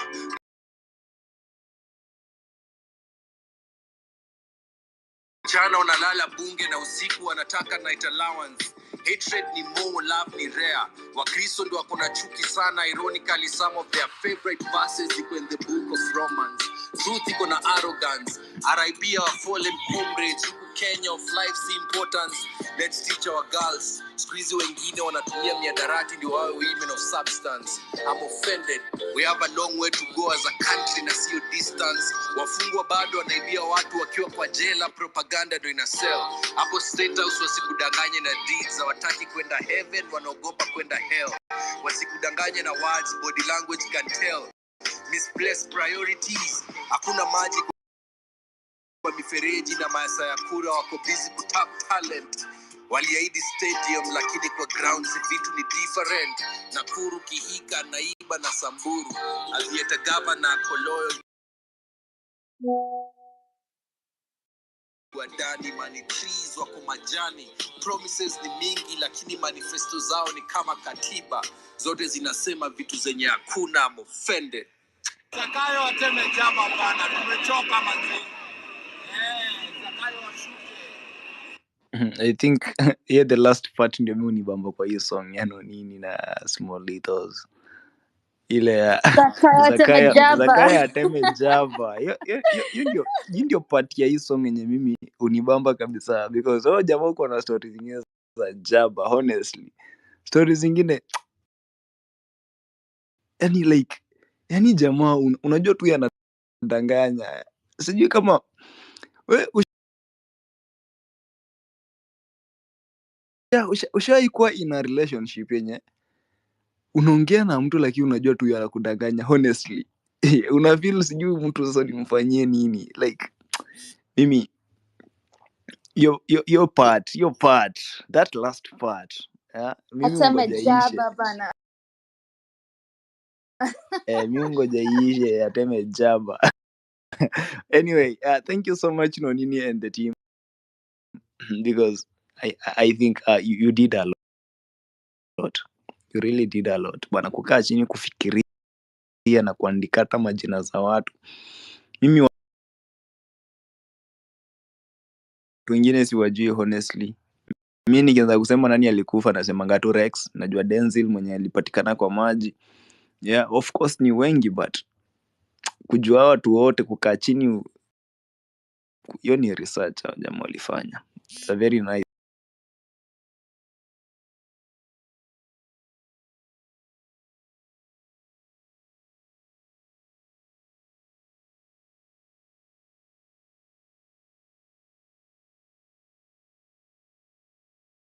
Job. Nyi place mko tumjue bana, si tunaombea muendelee kufanya kazi safi. Hiyo kazi si tutaisupport. Hata tukiwa watu 10 pekee yetu ndio tunaisupport. Jua tu si ndio dance yako. So we are here to